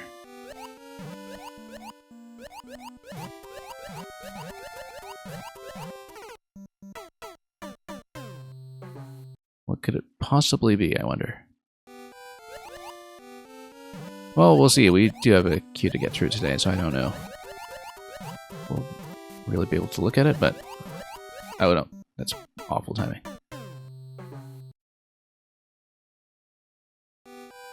Let me remind myself of how much is also waiting. Okay.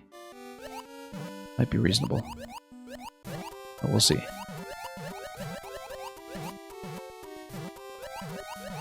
Not like that, it isn't. Okay, we're kind of rushing it a little bit, but... trying to make it work. There we go.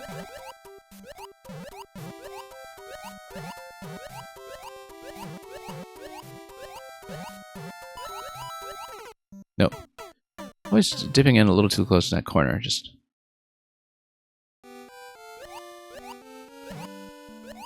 which Mario series am I the least interested in? That's a good question. I mean, there are a bunch of the Mario sports that I don't follow. I actually never played Mario Party until this year, surprisingly. So it was one of those things that, you know, it's not that I wasn't interested, it was more that I just never had a reason to pay attention to it. I played Mario Party Superstars this year, and it was actually my first introduction to the series, which, considering how much other Mario I've played, might surprise people who grew up with it.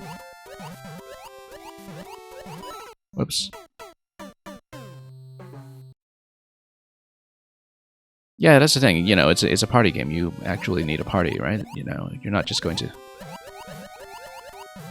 sit around doing the minigame solo against the CPU all day. Well, I mean, maybe you would, but...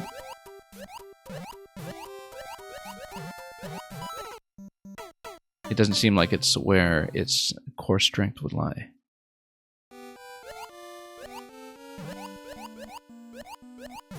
You have to head to bed after this? Yeah. Sleep is not a bad idea. I am, of course, not one to talk.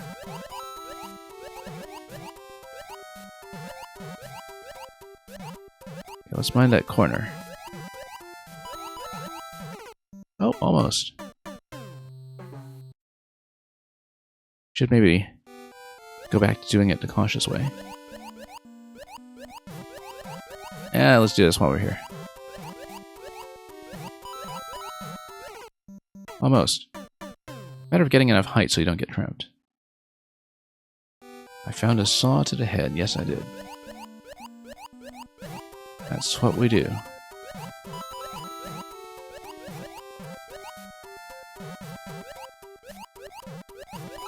Nope, got stuck.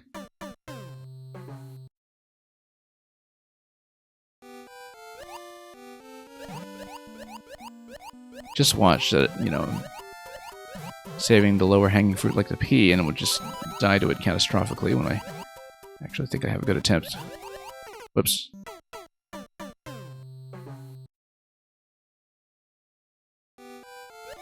Yeah, reversing from horizontal trampolines is actually one of those very consistently satisfying things in this game, I found. Whoops.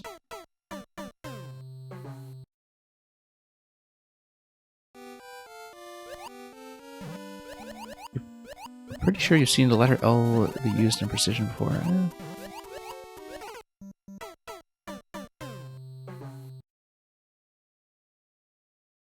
Maybe in conjunction with other letters in terms of, you know, enforcing a tight spacing next to something else. I don't know. I don't really know my alphabetical precision all that much. And there is usually error. Yes, that's right. It's quite different if it is something you need to jump over rather than swim around.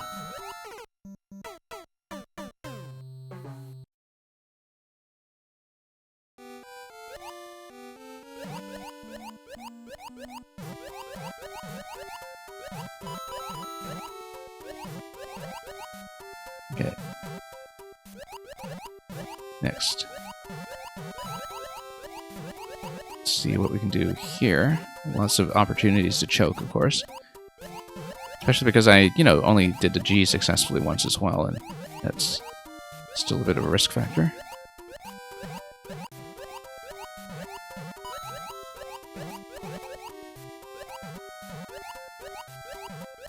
Totally looks like my feet are getting sawn off here. Oops. You got a Mario joke for me. What does Mario like to wear? I haven't the foggiest idea. He likes to wear hats.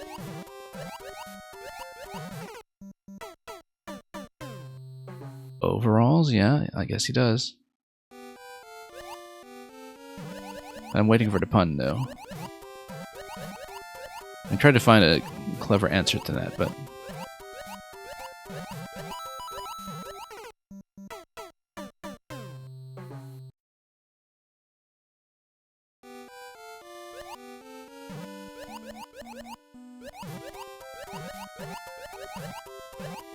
Okay.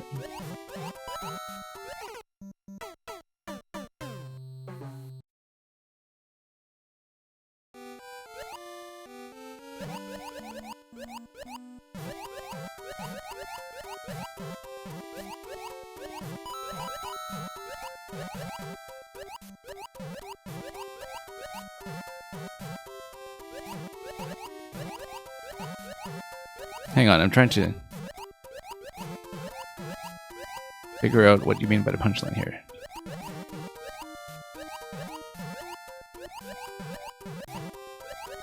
It may just be much too cooked here to actually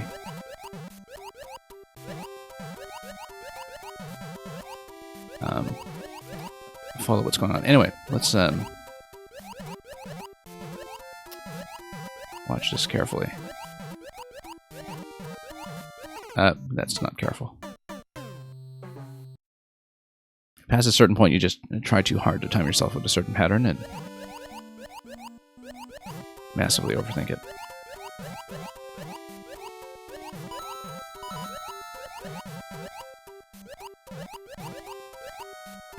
Oh, yeah. Okay, I had to kind of hear it in my head.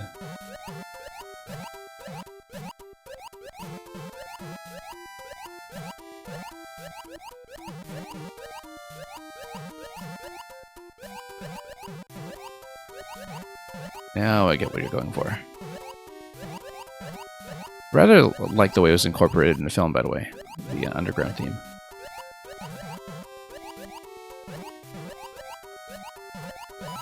Oh, whoops. Got stuck.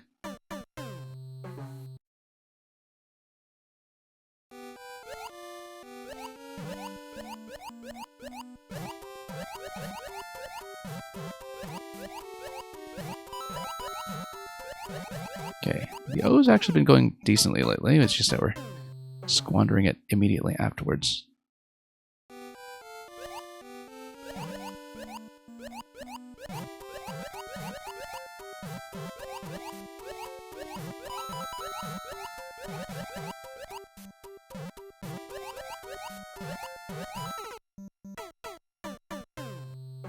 getting good with it? Well, it's getting a little more reliable. That's assuming that I don't choke on a P either.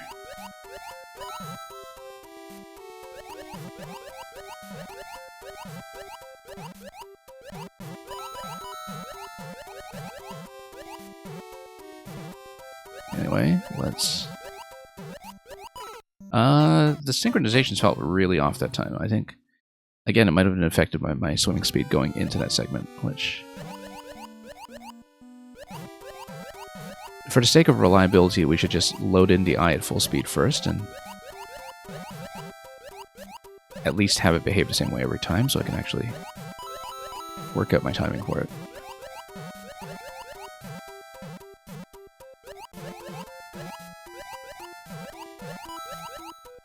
Yeah, okay, let's go for the P now, just to put in an extra vote of confidence.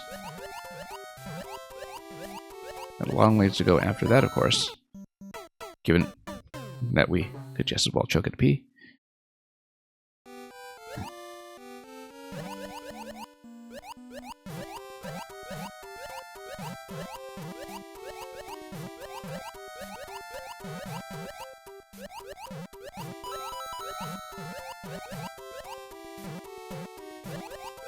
Yeah, I think with the O is that I'm using the Muncher bounce as my cue to go. And I found the right spacing to do that. Whoops. Wow, swam so low that time.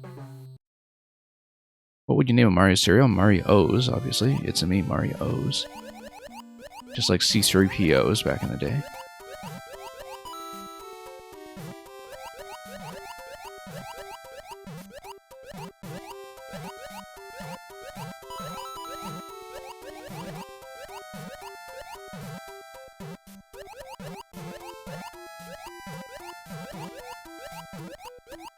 Yeah, I don't like the timing on the eye this time. I'm going to reload through the door.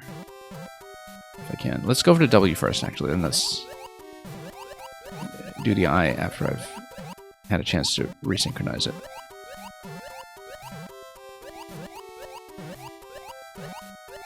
Probably going to die to one of these, but... Oops. Once again, a little too risky.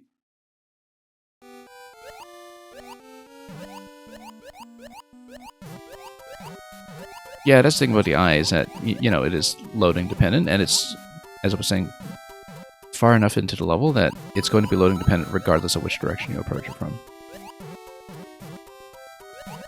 So you just kind of need to consistently swim into it with a reliable, constant speed. Nope.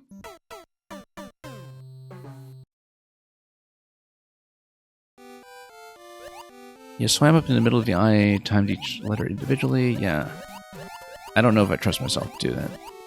I don't think it actually feels easier for me to slip into one tile and attach myself to the ceiling, but we'll see. Oops.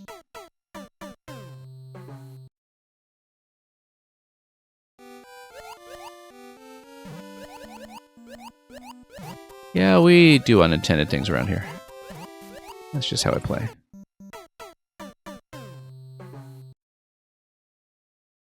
I recently judged a puzzle contest where I think fully half of the solutions I found were unintended.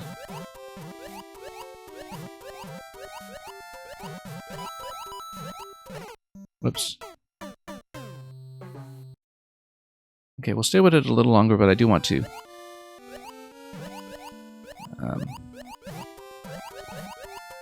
make sure I get through the rest of the queue as well, so... I'm glad we did learn each letter at least once, though. And this totally does feel doable for me, I just need to kind of put in the time.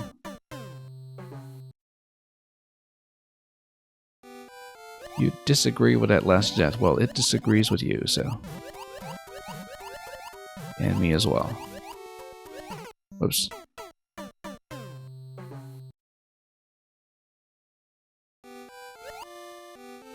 But yeah, if you need to go to bed or something, we'll postpone it for now. It clearly is doable for me. That's the thing. Which is why I'm sticking with it. But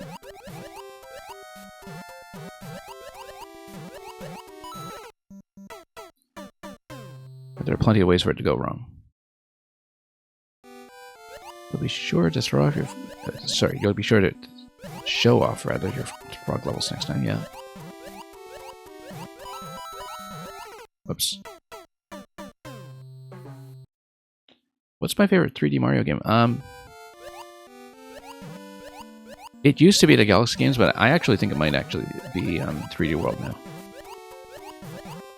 After many years of going back and playing 3D World many times, it's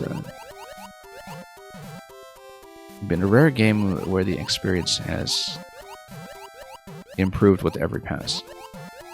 I mean, nothing will quite match up to the shock of seeing Galaxy 1 for the first time, because it was one of those very uniquely revolutionary experiences. But in terms of games that I would actually kind of go back to and play again and again, the one I find most satisfying is 3D World. So. Definitely some of the design ideas in the Galaxy games are more audacious, there's no question about that. There's a lot of stuff Galaxy 1 and 2 do, that no other video game has matched.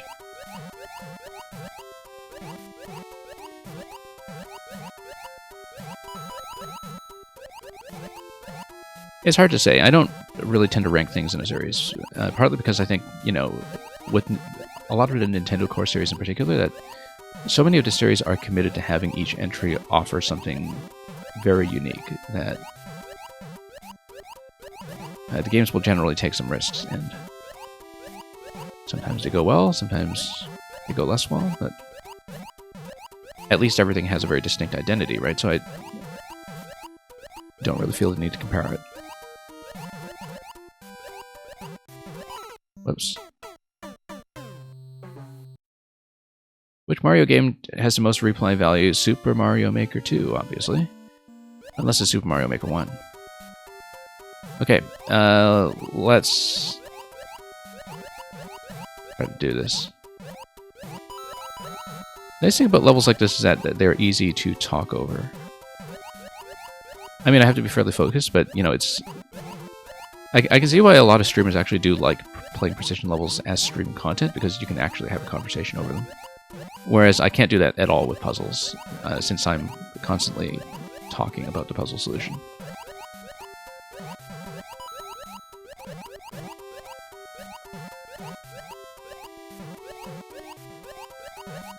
Oh, hey, Suzuki. Yeah, I actually bumped you back a spot because I thought you went AFK, so that's okay. You can catch me next time. And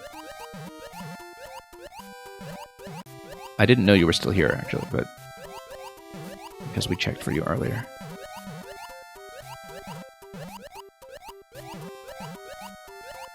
That's okay, we'll catch you again for sure.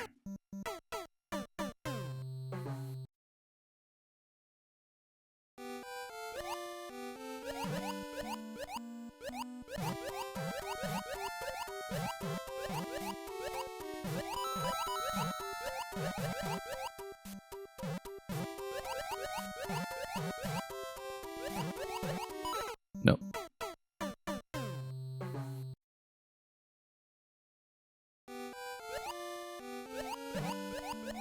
It feels like we've been on this for some time, but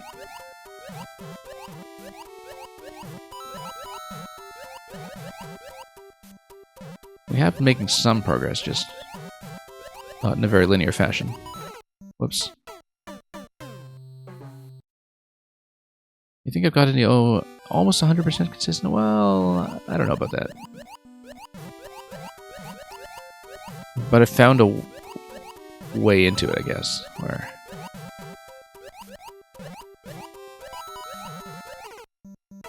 As you can see, not quite consistent, but, you know, I know what the adjustment should be coming from. It's addictive if you think you are making progress. With a lot of precision levels, that's not the case for me. Which is why I don't play it very often.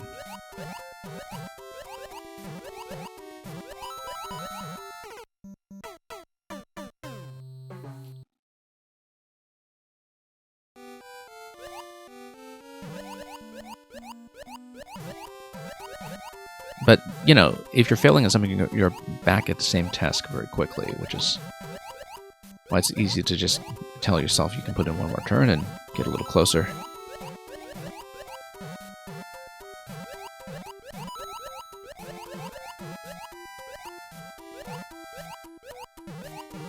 Okay.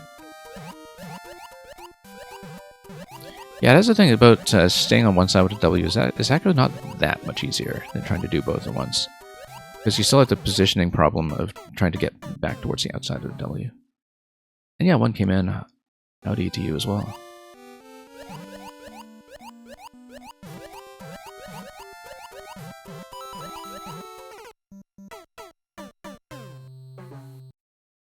Anyway, I think we'll put in one more serious attempt. I'll actually start with the W this time. And we may have to call it for now, simply because I want to make sure I have enough time for the remaining levels. So,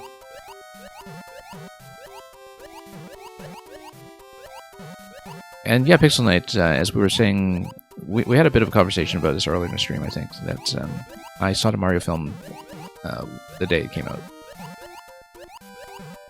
I braved horrendous weather to do this. And it was well worth it. Whoops. Okay. We'll give it a go at some other time. I mean, you know, we learned every letter individually. There are clearly a lot of other points of failure that could get in the way, ways to choke on the supposedly easier ones. I can do it. It just takes time. So, thank you for Corbinix's submission, and I'm glad you enjoyed watching the attempts. Yeah, I was saying I normally don't enjoy precision. I think this is the cut above simply because there is a bit of flexibility to learn and develop unique techniques for segments that feel quite different, which is maybe why the alphabetic format tends to work decently for precision levels, is that there's a very kind of clear structure to it that still gives you a lot of mechanical variety. So let's mark that as a loss. And yeah, Hypercat, we are closed for now, but we'll see how long we take with the remaining ones. If we're through very quickly, then we'll see if we can deal you in. But I'm not necessarily counting on it today. I usually like to end around a 4-hour mark, but, you know, 2 levels remaining, we can do it. I hope.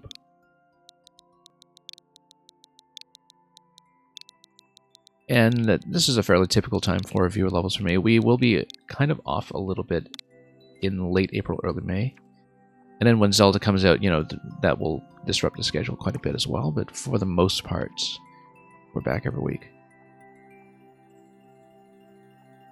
It's not entirely complete yet, but you want some opinions. Well, we'll see. IDK, it's a troll level. Maybe it is.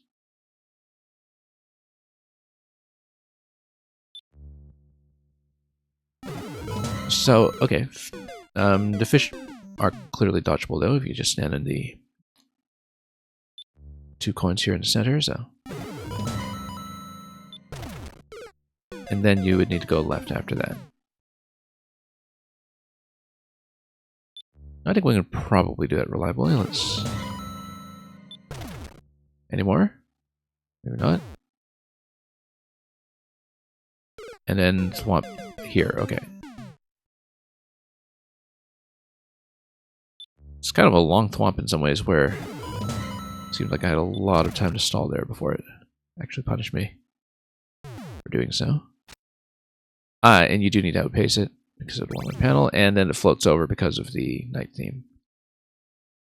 Unless, of course, there's some kind of hidden interaction from floating it over to the left, which is also possible. And here, this is telling you that you need the red state, not the blue state. Okay.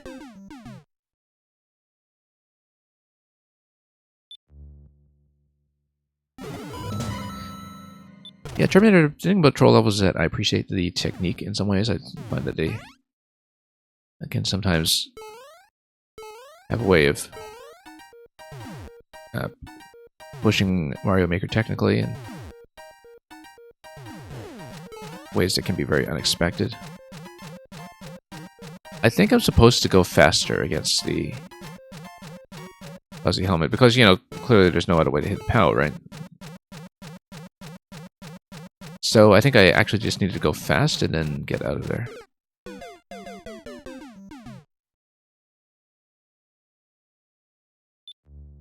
Yeah, in general, we'll stand this way and that. Seems like the solution to a lot of things here is just to... Whoops, no, that's bad. Right, infinite P-switch as well, so we can't just... Can we kind of do a half crush? I don't think I just die. No, I just died because it's horizontal. Okay.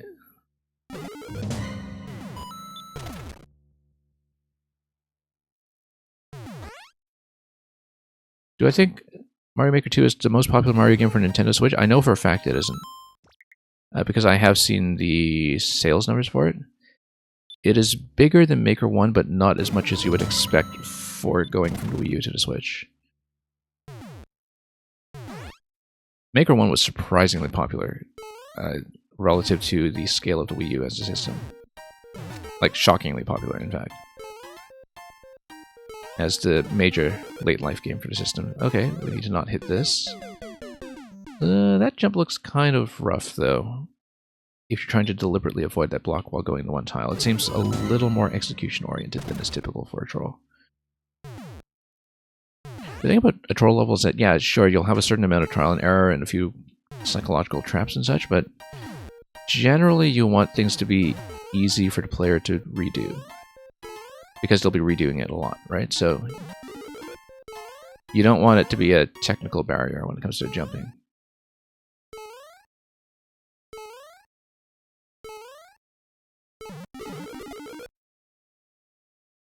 Now, the mantra only matters if you hit that block first. And then there's nothing inside the pipe, okay. Now we know.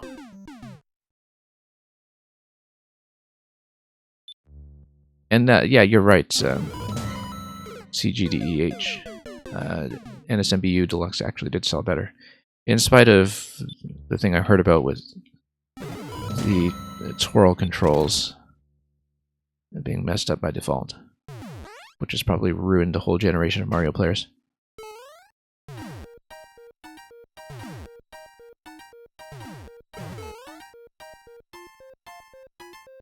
But yeah, no surprise at all that Mario Kart 8 had such a massive presence in the film, like Mario Kart 8 specifically, because it is, by any measure, the kind of dominant public representation of Mario that exists right now. Okay, the fish does not kill me, but we're not past checkpoint, so I guess this was supposed to be a forced reset, unless this was just broken. It looks like it was just broken, if you're saying, oh. You forgot to fix that? Is it still playable, though, or is this something that is progression breaking?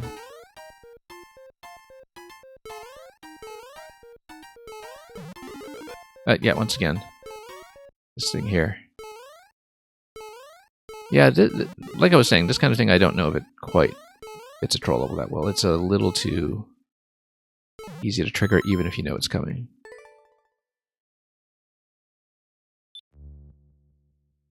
I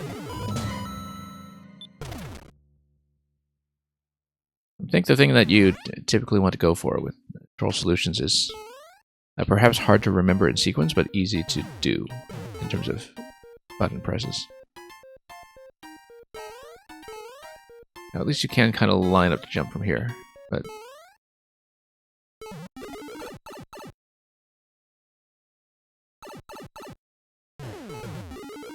Okay, fish over here. Yeah, I think we just need to find our way through that maze.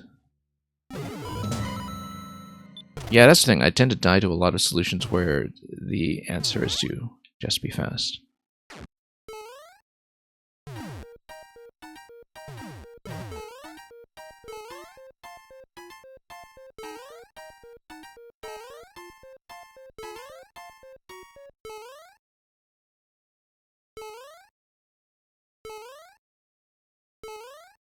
There we go.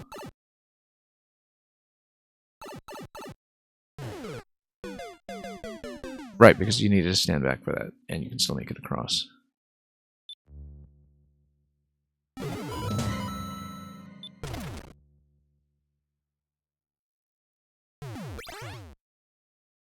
Nope, we had that activated. Let's try it again.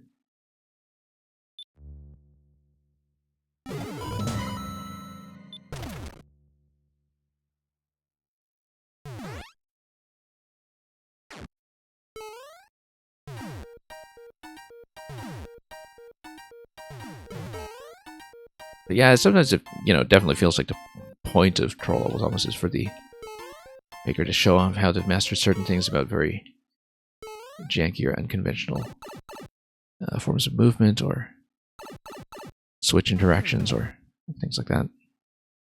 Let's go for this side of the one panel. Yeah, so you're on top of a hidden semi-solid here. If you're on top of a hidden semi-solid here, then you can go up. So that's the way.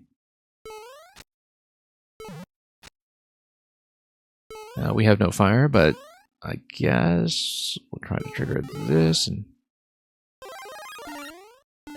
see what we can break. Stand out of the way. Fire flower. We'll see what's over on this side. Okay. And, oh, I see, it's suspended so you can't actually hit it from below. That's a nice trick.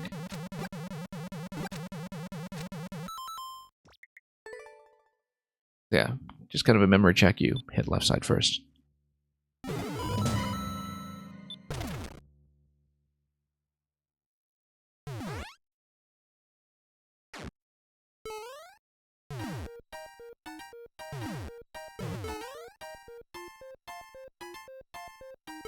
Okay. In we go. At least there's a very clear visual marker for where to stand.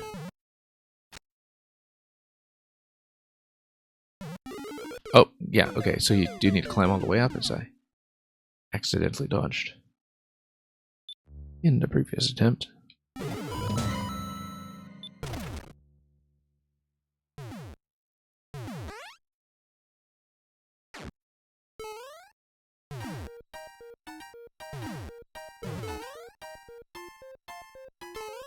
Okay.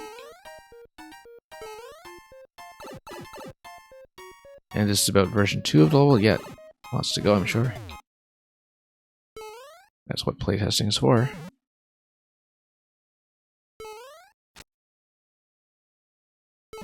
Is this doable ahead of time? No, that's okay.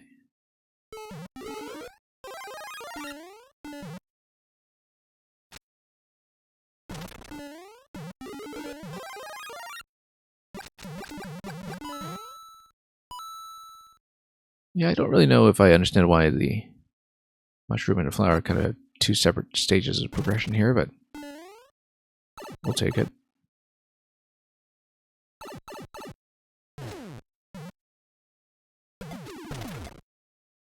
Okay.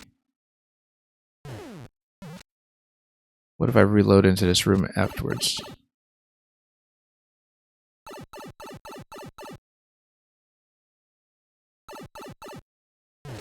Nothing. Possibly if I get squished first and then come back in, perhaps. There will be something conditional that triggers. There isn't. So what am I looking at? Is this actually not completable at this point, or?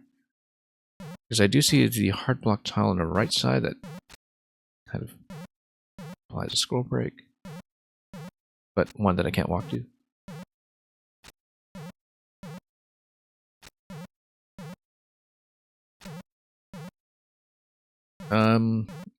No, if I can progress, I can do it without a hand.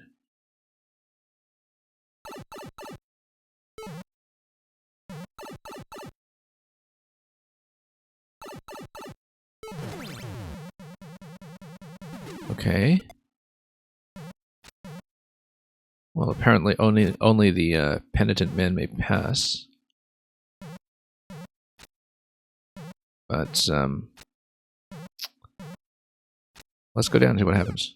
Nope, nothing to stand on. Yeah, because the bombs dropped out, of course.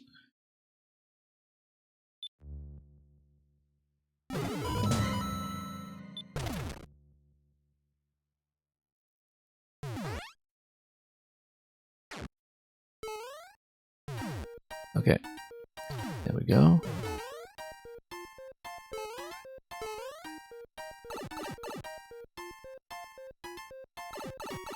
But yeah, it'll be interesting to see how much new blood comes into Mario Maker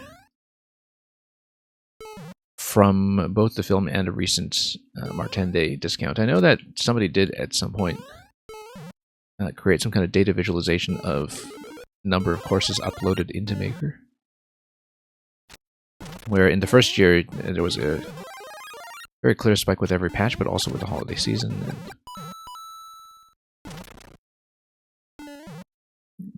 apparently, the Martende sales actually are pretty impactful.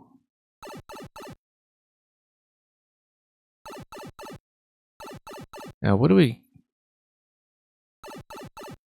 right away, or if we get crushed and then go back out before the bombs come in, then we should be able to come back here and...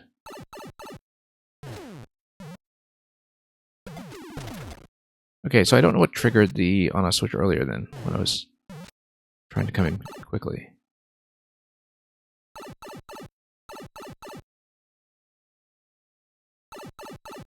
Oh, jump detection, okay.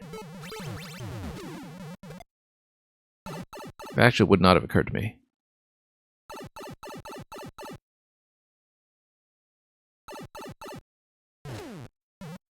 Yeah, I'd be concerned about people doing what I'm doing here and assuming that you're locked, especially if they don't have your guidance present.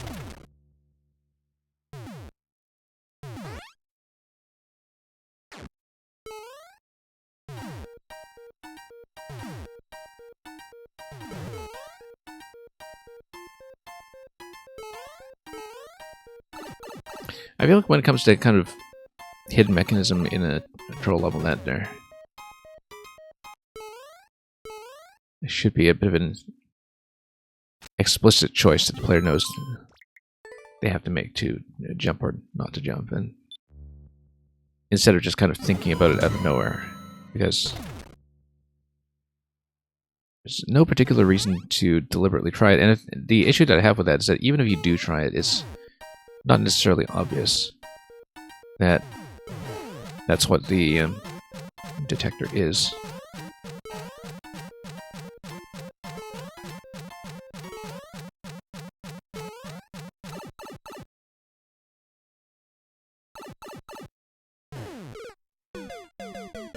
Oh, that was unusual. I thought we'd be safe.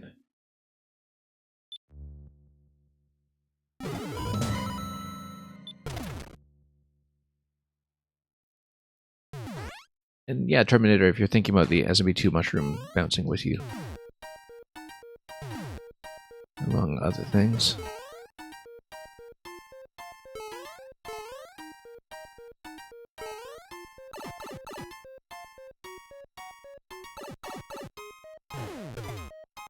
Okay, yeah, we just need to stand back a little bit better and then not fall down here.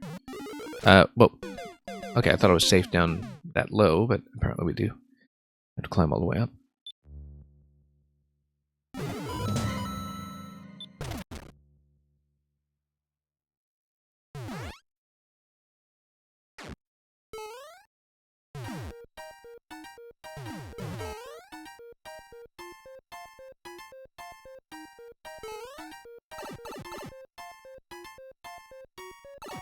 Anyway, we kind of know the score at this point. Let's climb all the way up. And shroom.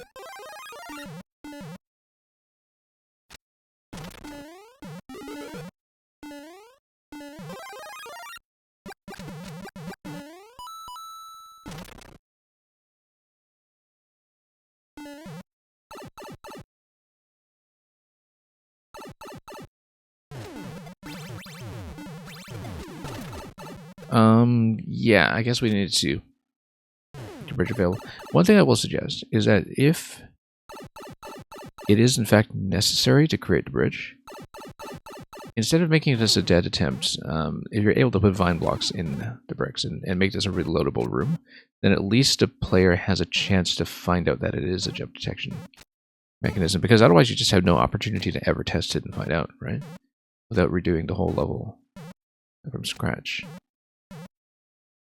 And in general, I think, you know, even in a troll level, it helps to be more forgiving about resets. Where you still want something to be functional after the reset, right? Otherwise, you just kind of walk back and forth until you realize, oops, I guess I'm stuck.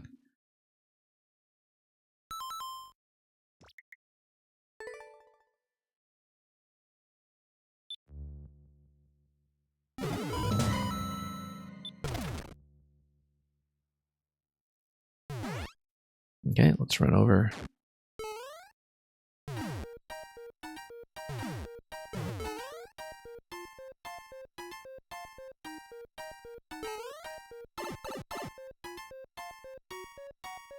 Okay, once again, let's stand way back.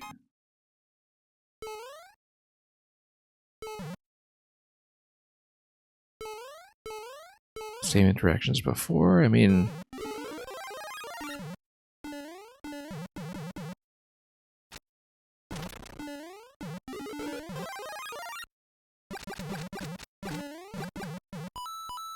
Okay.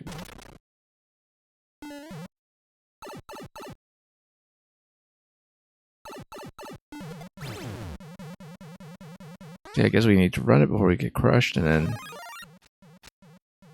Here, it's kind of imperative to... do this, and then do this. Okay, checkpoint. Notice that you're going to have quite a big difference in power-up state between checkpoint and no checkpoint. Guessing you're supposed to be small and run to the right, but... yeah.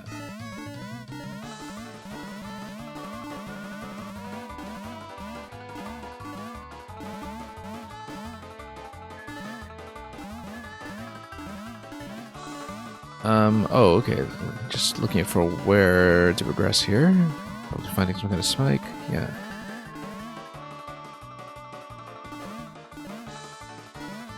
Honestly, the thing about the anti-stomp blocks is that in most cases I prefer to just replay the level.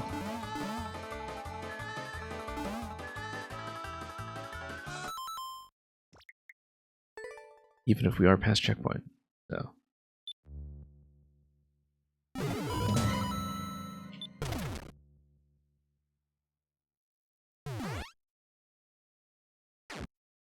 We'll see.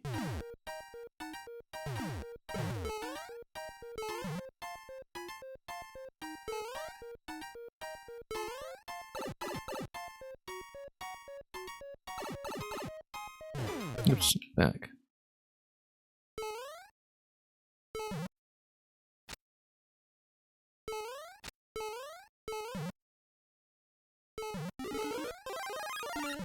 Well, everything looks more or less as it was.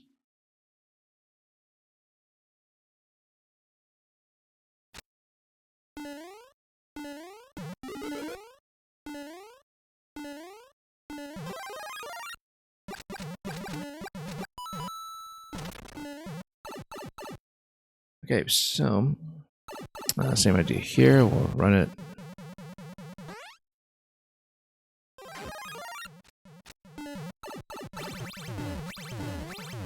We know how to get up to the next checkpoint, so our state doesn't really matter too much. And indeed, we want to take damage.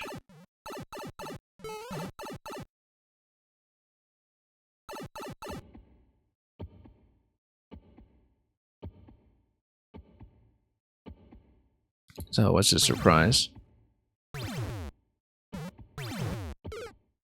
Oh, okay.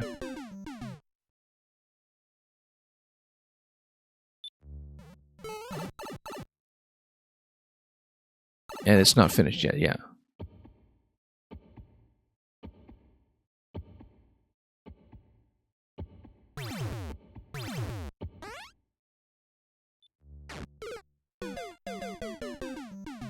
Sink immediately. Seems like that probably does unveil a flagpole. Yeah, it looks like it.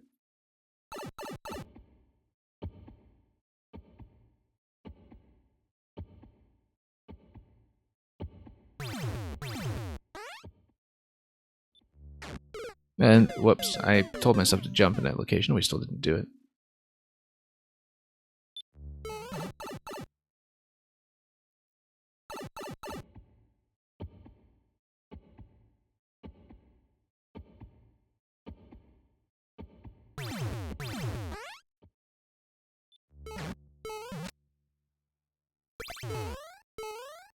And does this give you anything like the flag? Okay, it gives you pipes. 2 pipes. Let's take right. Let's take left.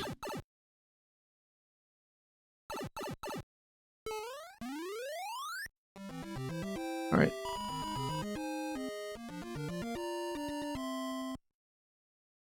Okay, thank you for that. And like you said, it's still in progress, so let's fill in.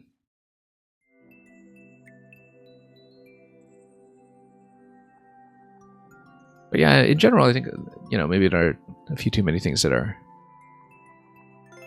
very much about remember this particular thing to execute rather than kind of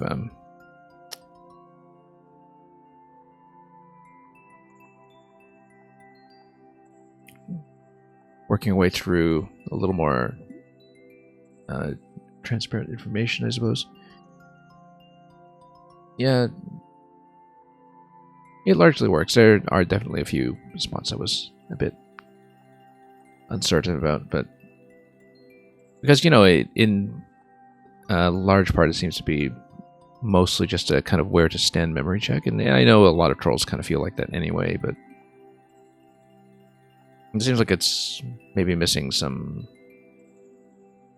extra element on top of that. But anyway, thank you for that. Have I played Luigi's Mansion? Yes, I played every Luigi's Mansion. I haven't played the original for a long time, since the GameCube, but I did play both 2 on 3DS and 3 on the Switch when it came out 3 years ago. So,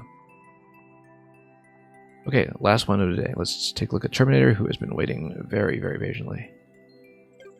And I know, Terminator, you were replacing your code a few times earlier. Let's see how it goes.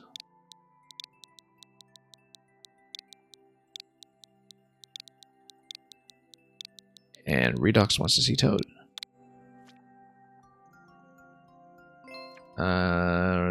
Code looks right to me. Oh, 5KF, okay.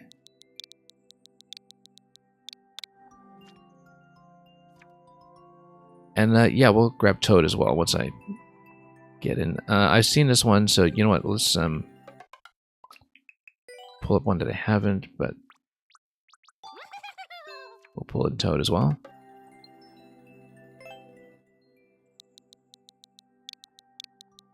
We'll just go to your profile.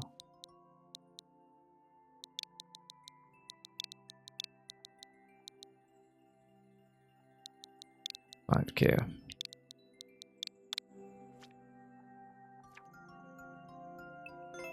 And yeah, I did full clear of Luigi's Mansion 3 as well. I thought it was a very interesting study in how you could have a game get tons of variety entirely through the level design without worrying about progressing the player's abilities or power. Because, you know, you pretty much just play as Luigi with one moveset the whole game, right? And yet there's still tons of variation from floor to floor, just because it came up with so many concepts to wrap around him. So, Terminator, let me know if it is the Yoshi P-Balloon one, since I haven't played it, or something else. But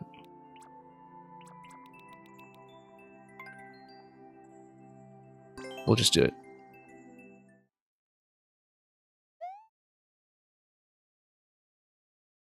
since we did already play the one that you suggested in your code. Oh, not that one? Okay. Well, we know which one.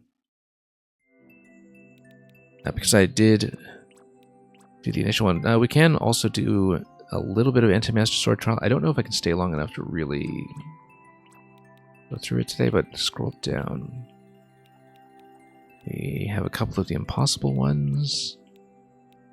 Shell Jump Trainer, which was quite good.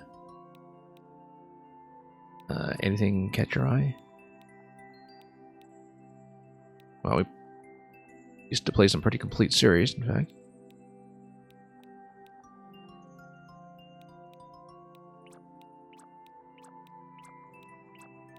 Anything ring a bell yet?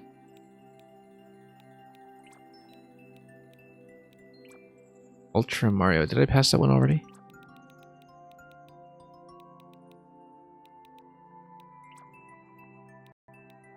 Or is that very early? Ultrasonic Mario? Shell Surfing 6. Okay. It might be one that I play tested early, but we'll play it anyway and take a look. Maybe we haven't seen it. Let's do it.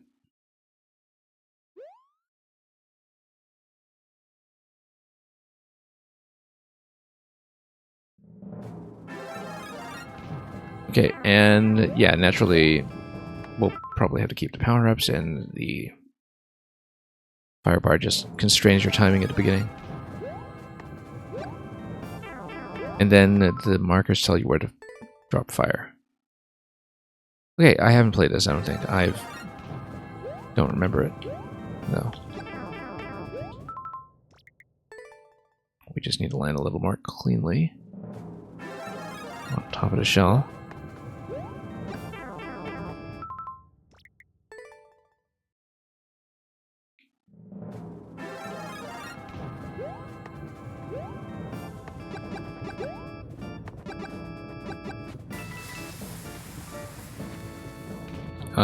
What I need to do there. Ice.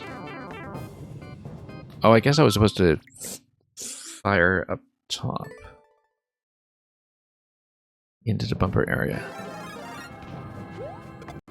Nope.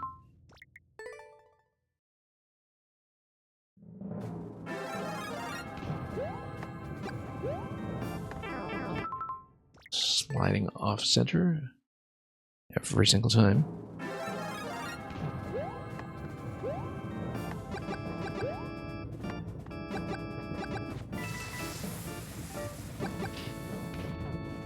I feel like I was supposed to light up 2 there, but... Ah, okay, and then I change, and then 2 shots. And then you just spam here to go all the way up front. And then we'll see what happens after that.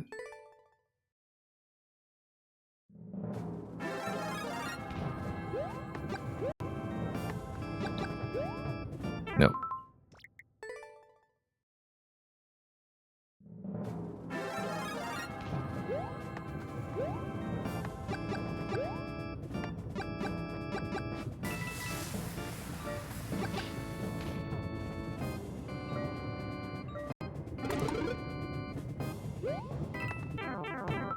We should have done a bit of a twirl to adjust.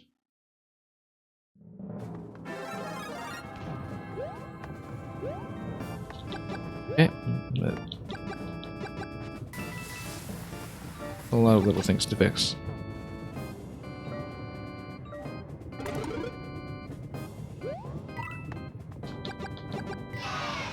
Oh, and you're supposed to go back down. Okay, yeah.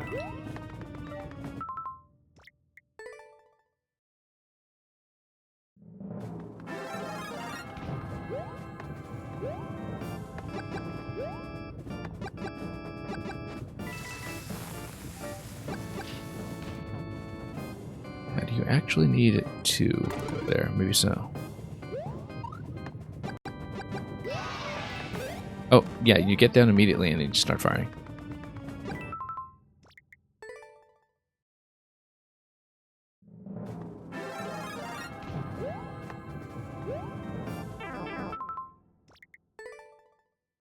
Our landing timing clearly could use a fair bit of work.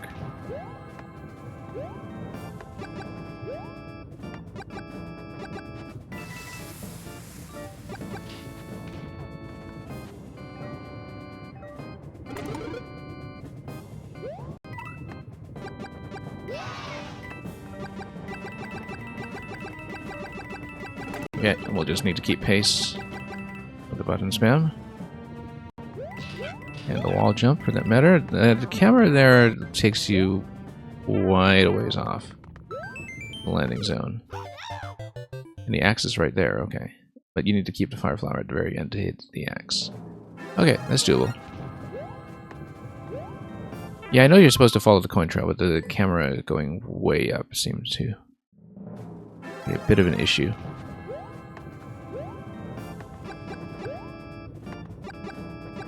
It will only be the case if you build coins in the upper part to begin with, I think. But it's pretty clear you're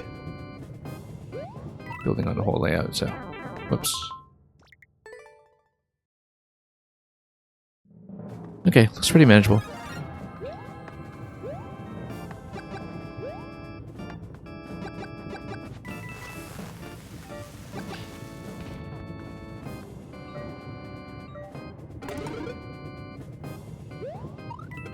Nope. Bad landing.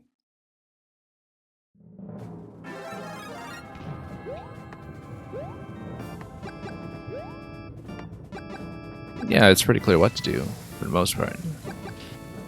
Particularly once you understand the P-block notation scheme. Nope. Got robbed by the bumper. You've been so long since you've seen this level, you forgot what to expect. Yeah. Kind of nice to have that fresh feeling. Because this has been around since, what, 2021? Oops.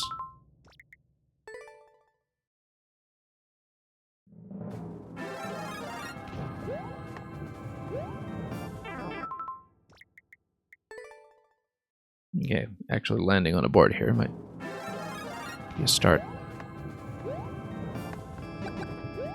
Nope.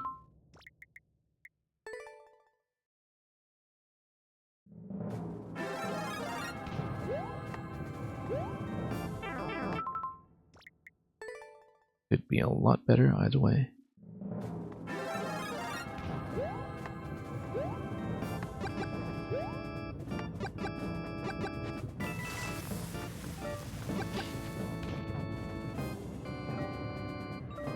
Okay, it bounces. Oh, I see. I was standing too far to the left of the shell, and the fireballs were repeatedly hitting the shell, which is not great. Kind of need to lean forward a bit.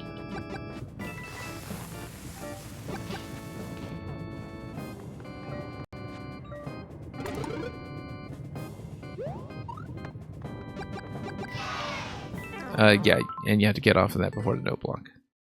As I knew.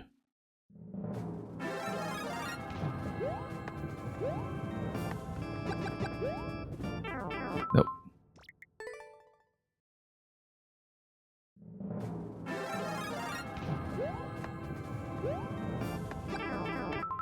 Surprisingly tricky to just land on that shell when it's slipping.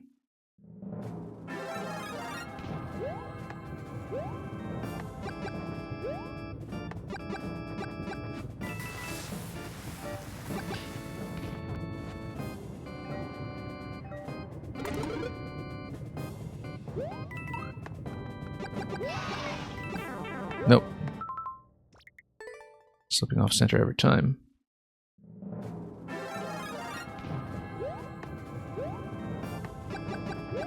Yeah, it's pretty readable. I think that sometimes I am kind of at the mercy of the fire flower bounce pattern, but there's usually opportunities to drop fire that are wide enough that I can do it. Okay, let's spam this out. Wait, except I guess it didn't make it over to do the state switch. I see. On the top level. A bit easy to slip off everything, but that's just what these mechanics are going to be sometimes.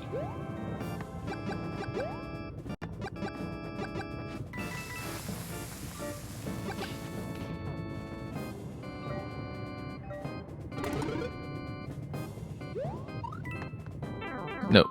Yeah, if you're not quite dead center when you land, it actually is. It's a bit tricky and very time consuming to adjust.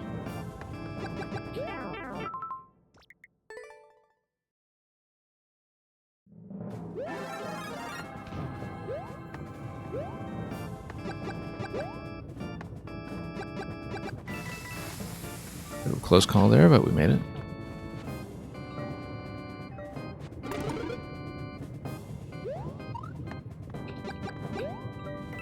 Nope.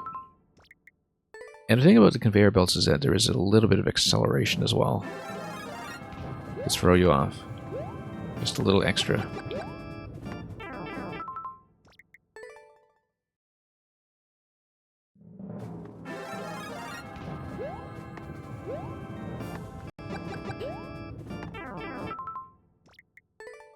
Amazing how easy it is to just fall off a shell.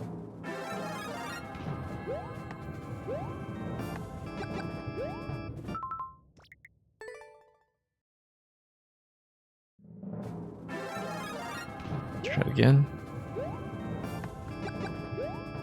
No.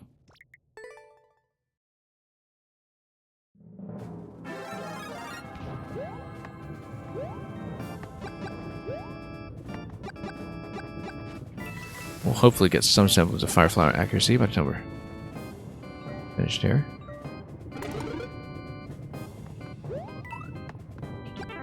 No. Yeah, that's the problem, is that if you land too far to the right, you kind of need to adjust by going left, but you also need to face right to fire, and so after a while, if your landings are not perfect, things end in disaster pretty quickly.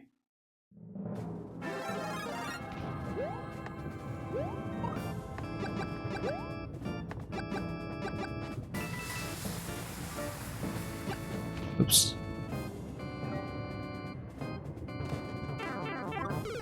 Oh, once again. Okay.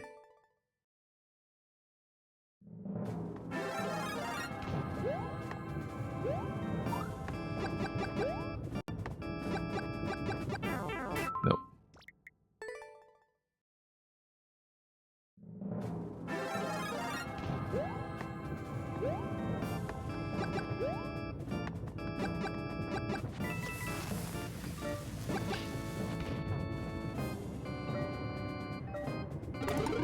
Okay, that worked that time at least.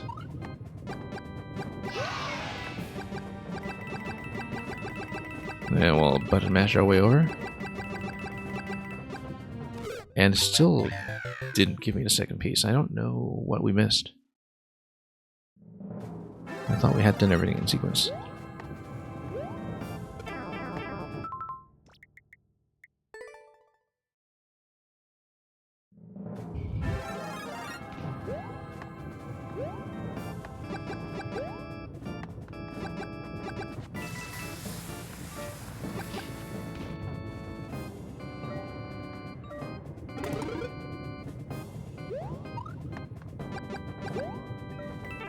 Nope.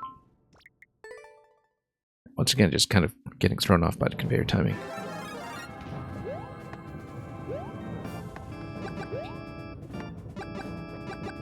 Landings are going a bit better this time.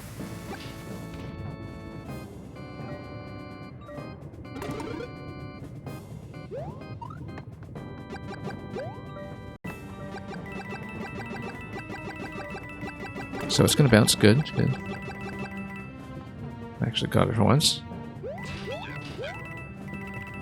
Yeah, this landing I really don't like, because the camera is way off, and following the coin trail doesn't help if you have some variation in how you are landing into the coin trail, right? There's actually quite a lot the player can do there to speed up or slow down.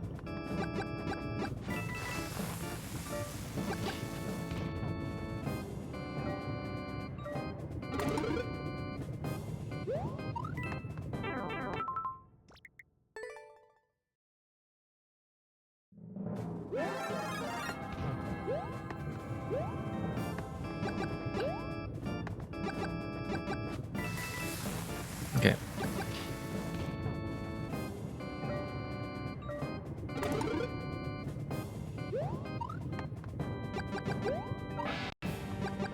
Hey, we even got a helmet. That's nice. That was probably unintentional.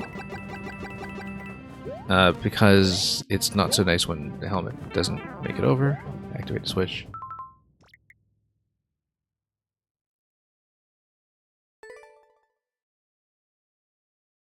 You don't need a Firefly to make it to goal? Yeah, we saw enough of the axe to see ice blocks over it, but if there's an alternative, well, eyes peeled.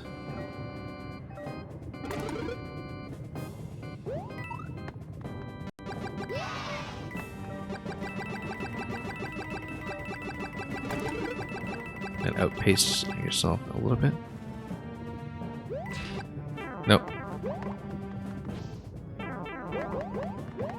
Yeah, that's the thing. Because of the camera, I really don't feel like this jump works. But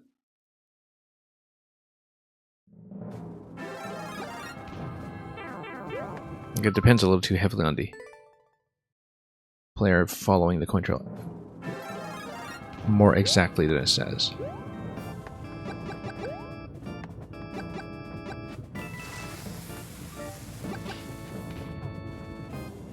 Okay, let's try it again.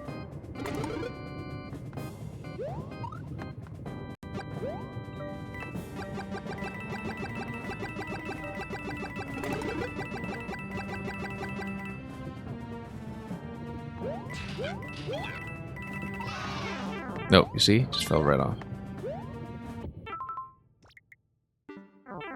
You know what? Let's just keep going. Oh, okay, because you can fall on the right side then. Thought I'd scout ahead.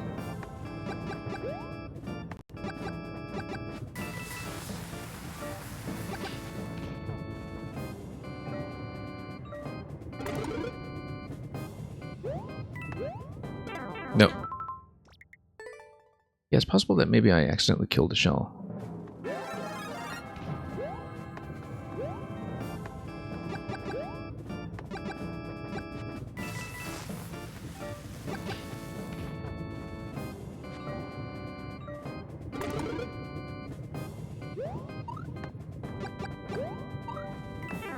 No. Rough landing every time.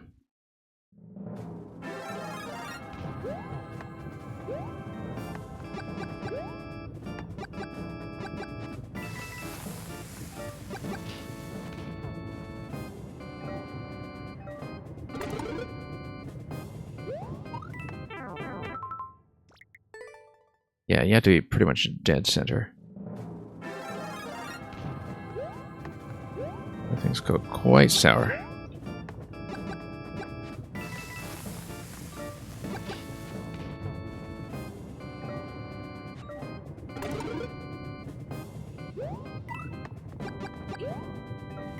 Nope.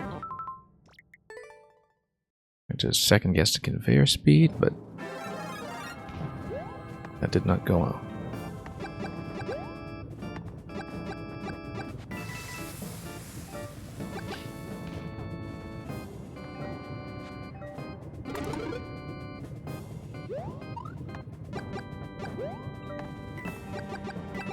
Okay, we kind of got bumped on our way down, but everything worked, so no complaints. So we get here, of course, which... Nope. Almost saved that, in fact.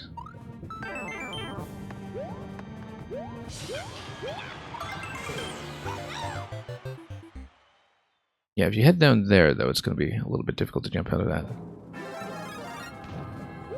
Like, if I had 2 points of damage boost available, then that's a different story.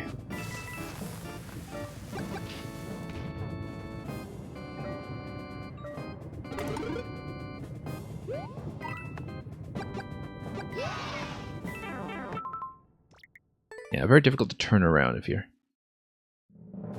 facing the wrong way when landing.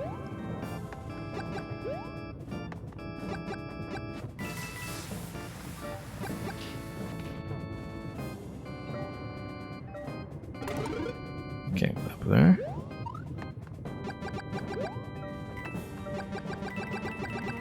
Oh, we're a little bit behind. Gotta catch up. Okay. Nope.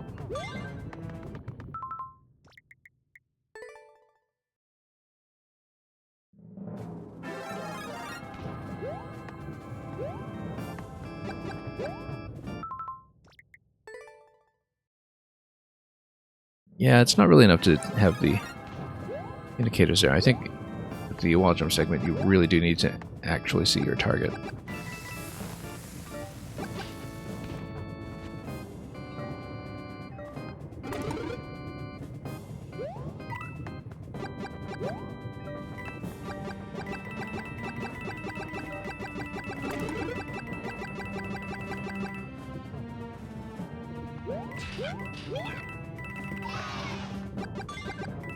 Okay, that's progress. One was for endless.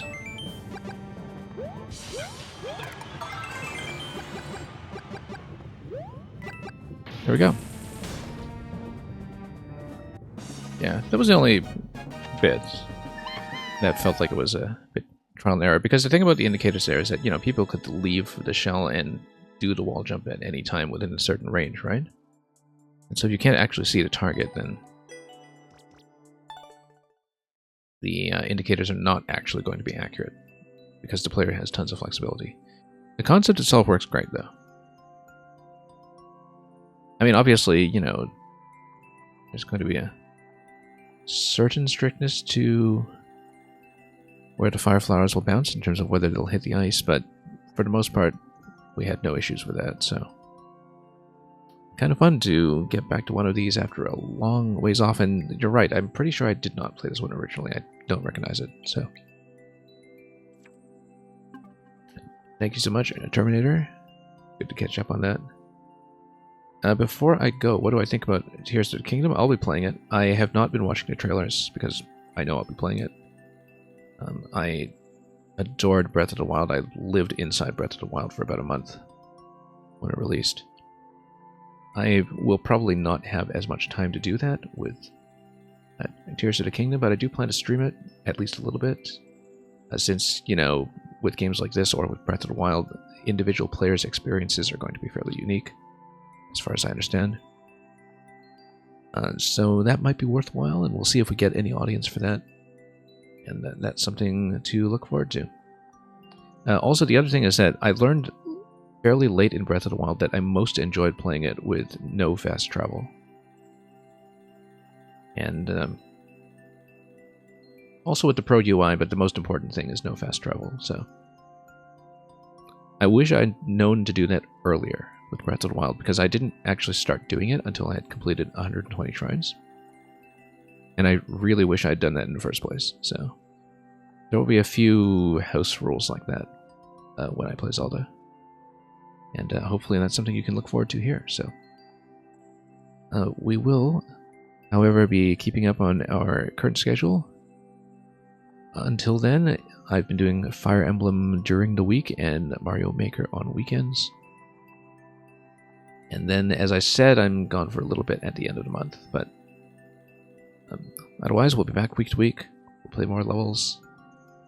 It's always a fun time over here, and I'm always impressed with the quality of levels that I receive. I'm always grateful that we arguably have a better time here than other viewer level streams have on theirs, just because I get the good stuff. So we'll send the meager remaining crowd here on a raid, probably, depending on whether any appropriate targets are around. But in the meantime, thanks so much for watching. We'll, of course, clear that last level from the queue, and until we see you again, have a great week ahead of you. Happy making and playing and everything else. And above all, fare thee well.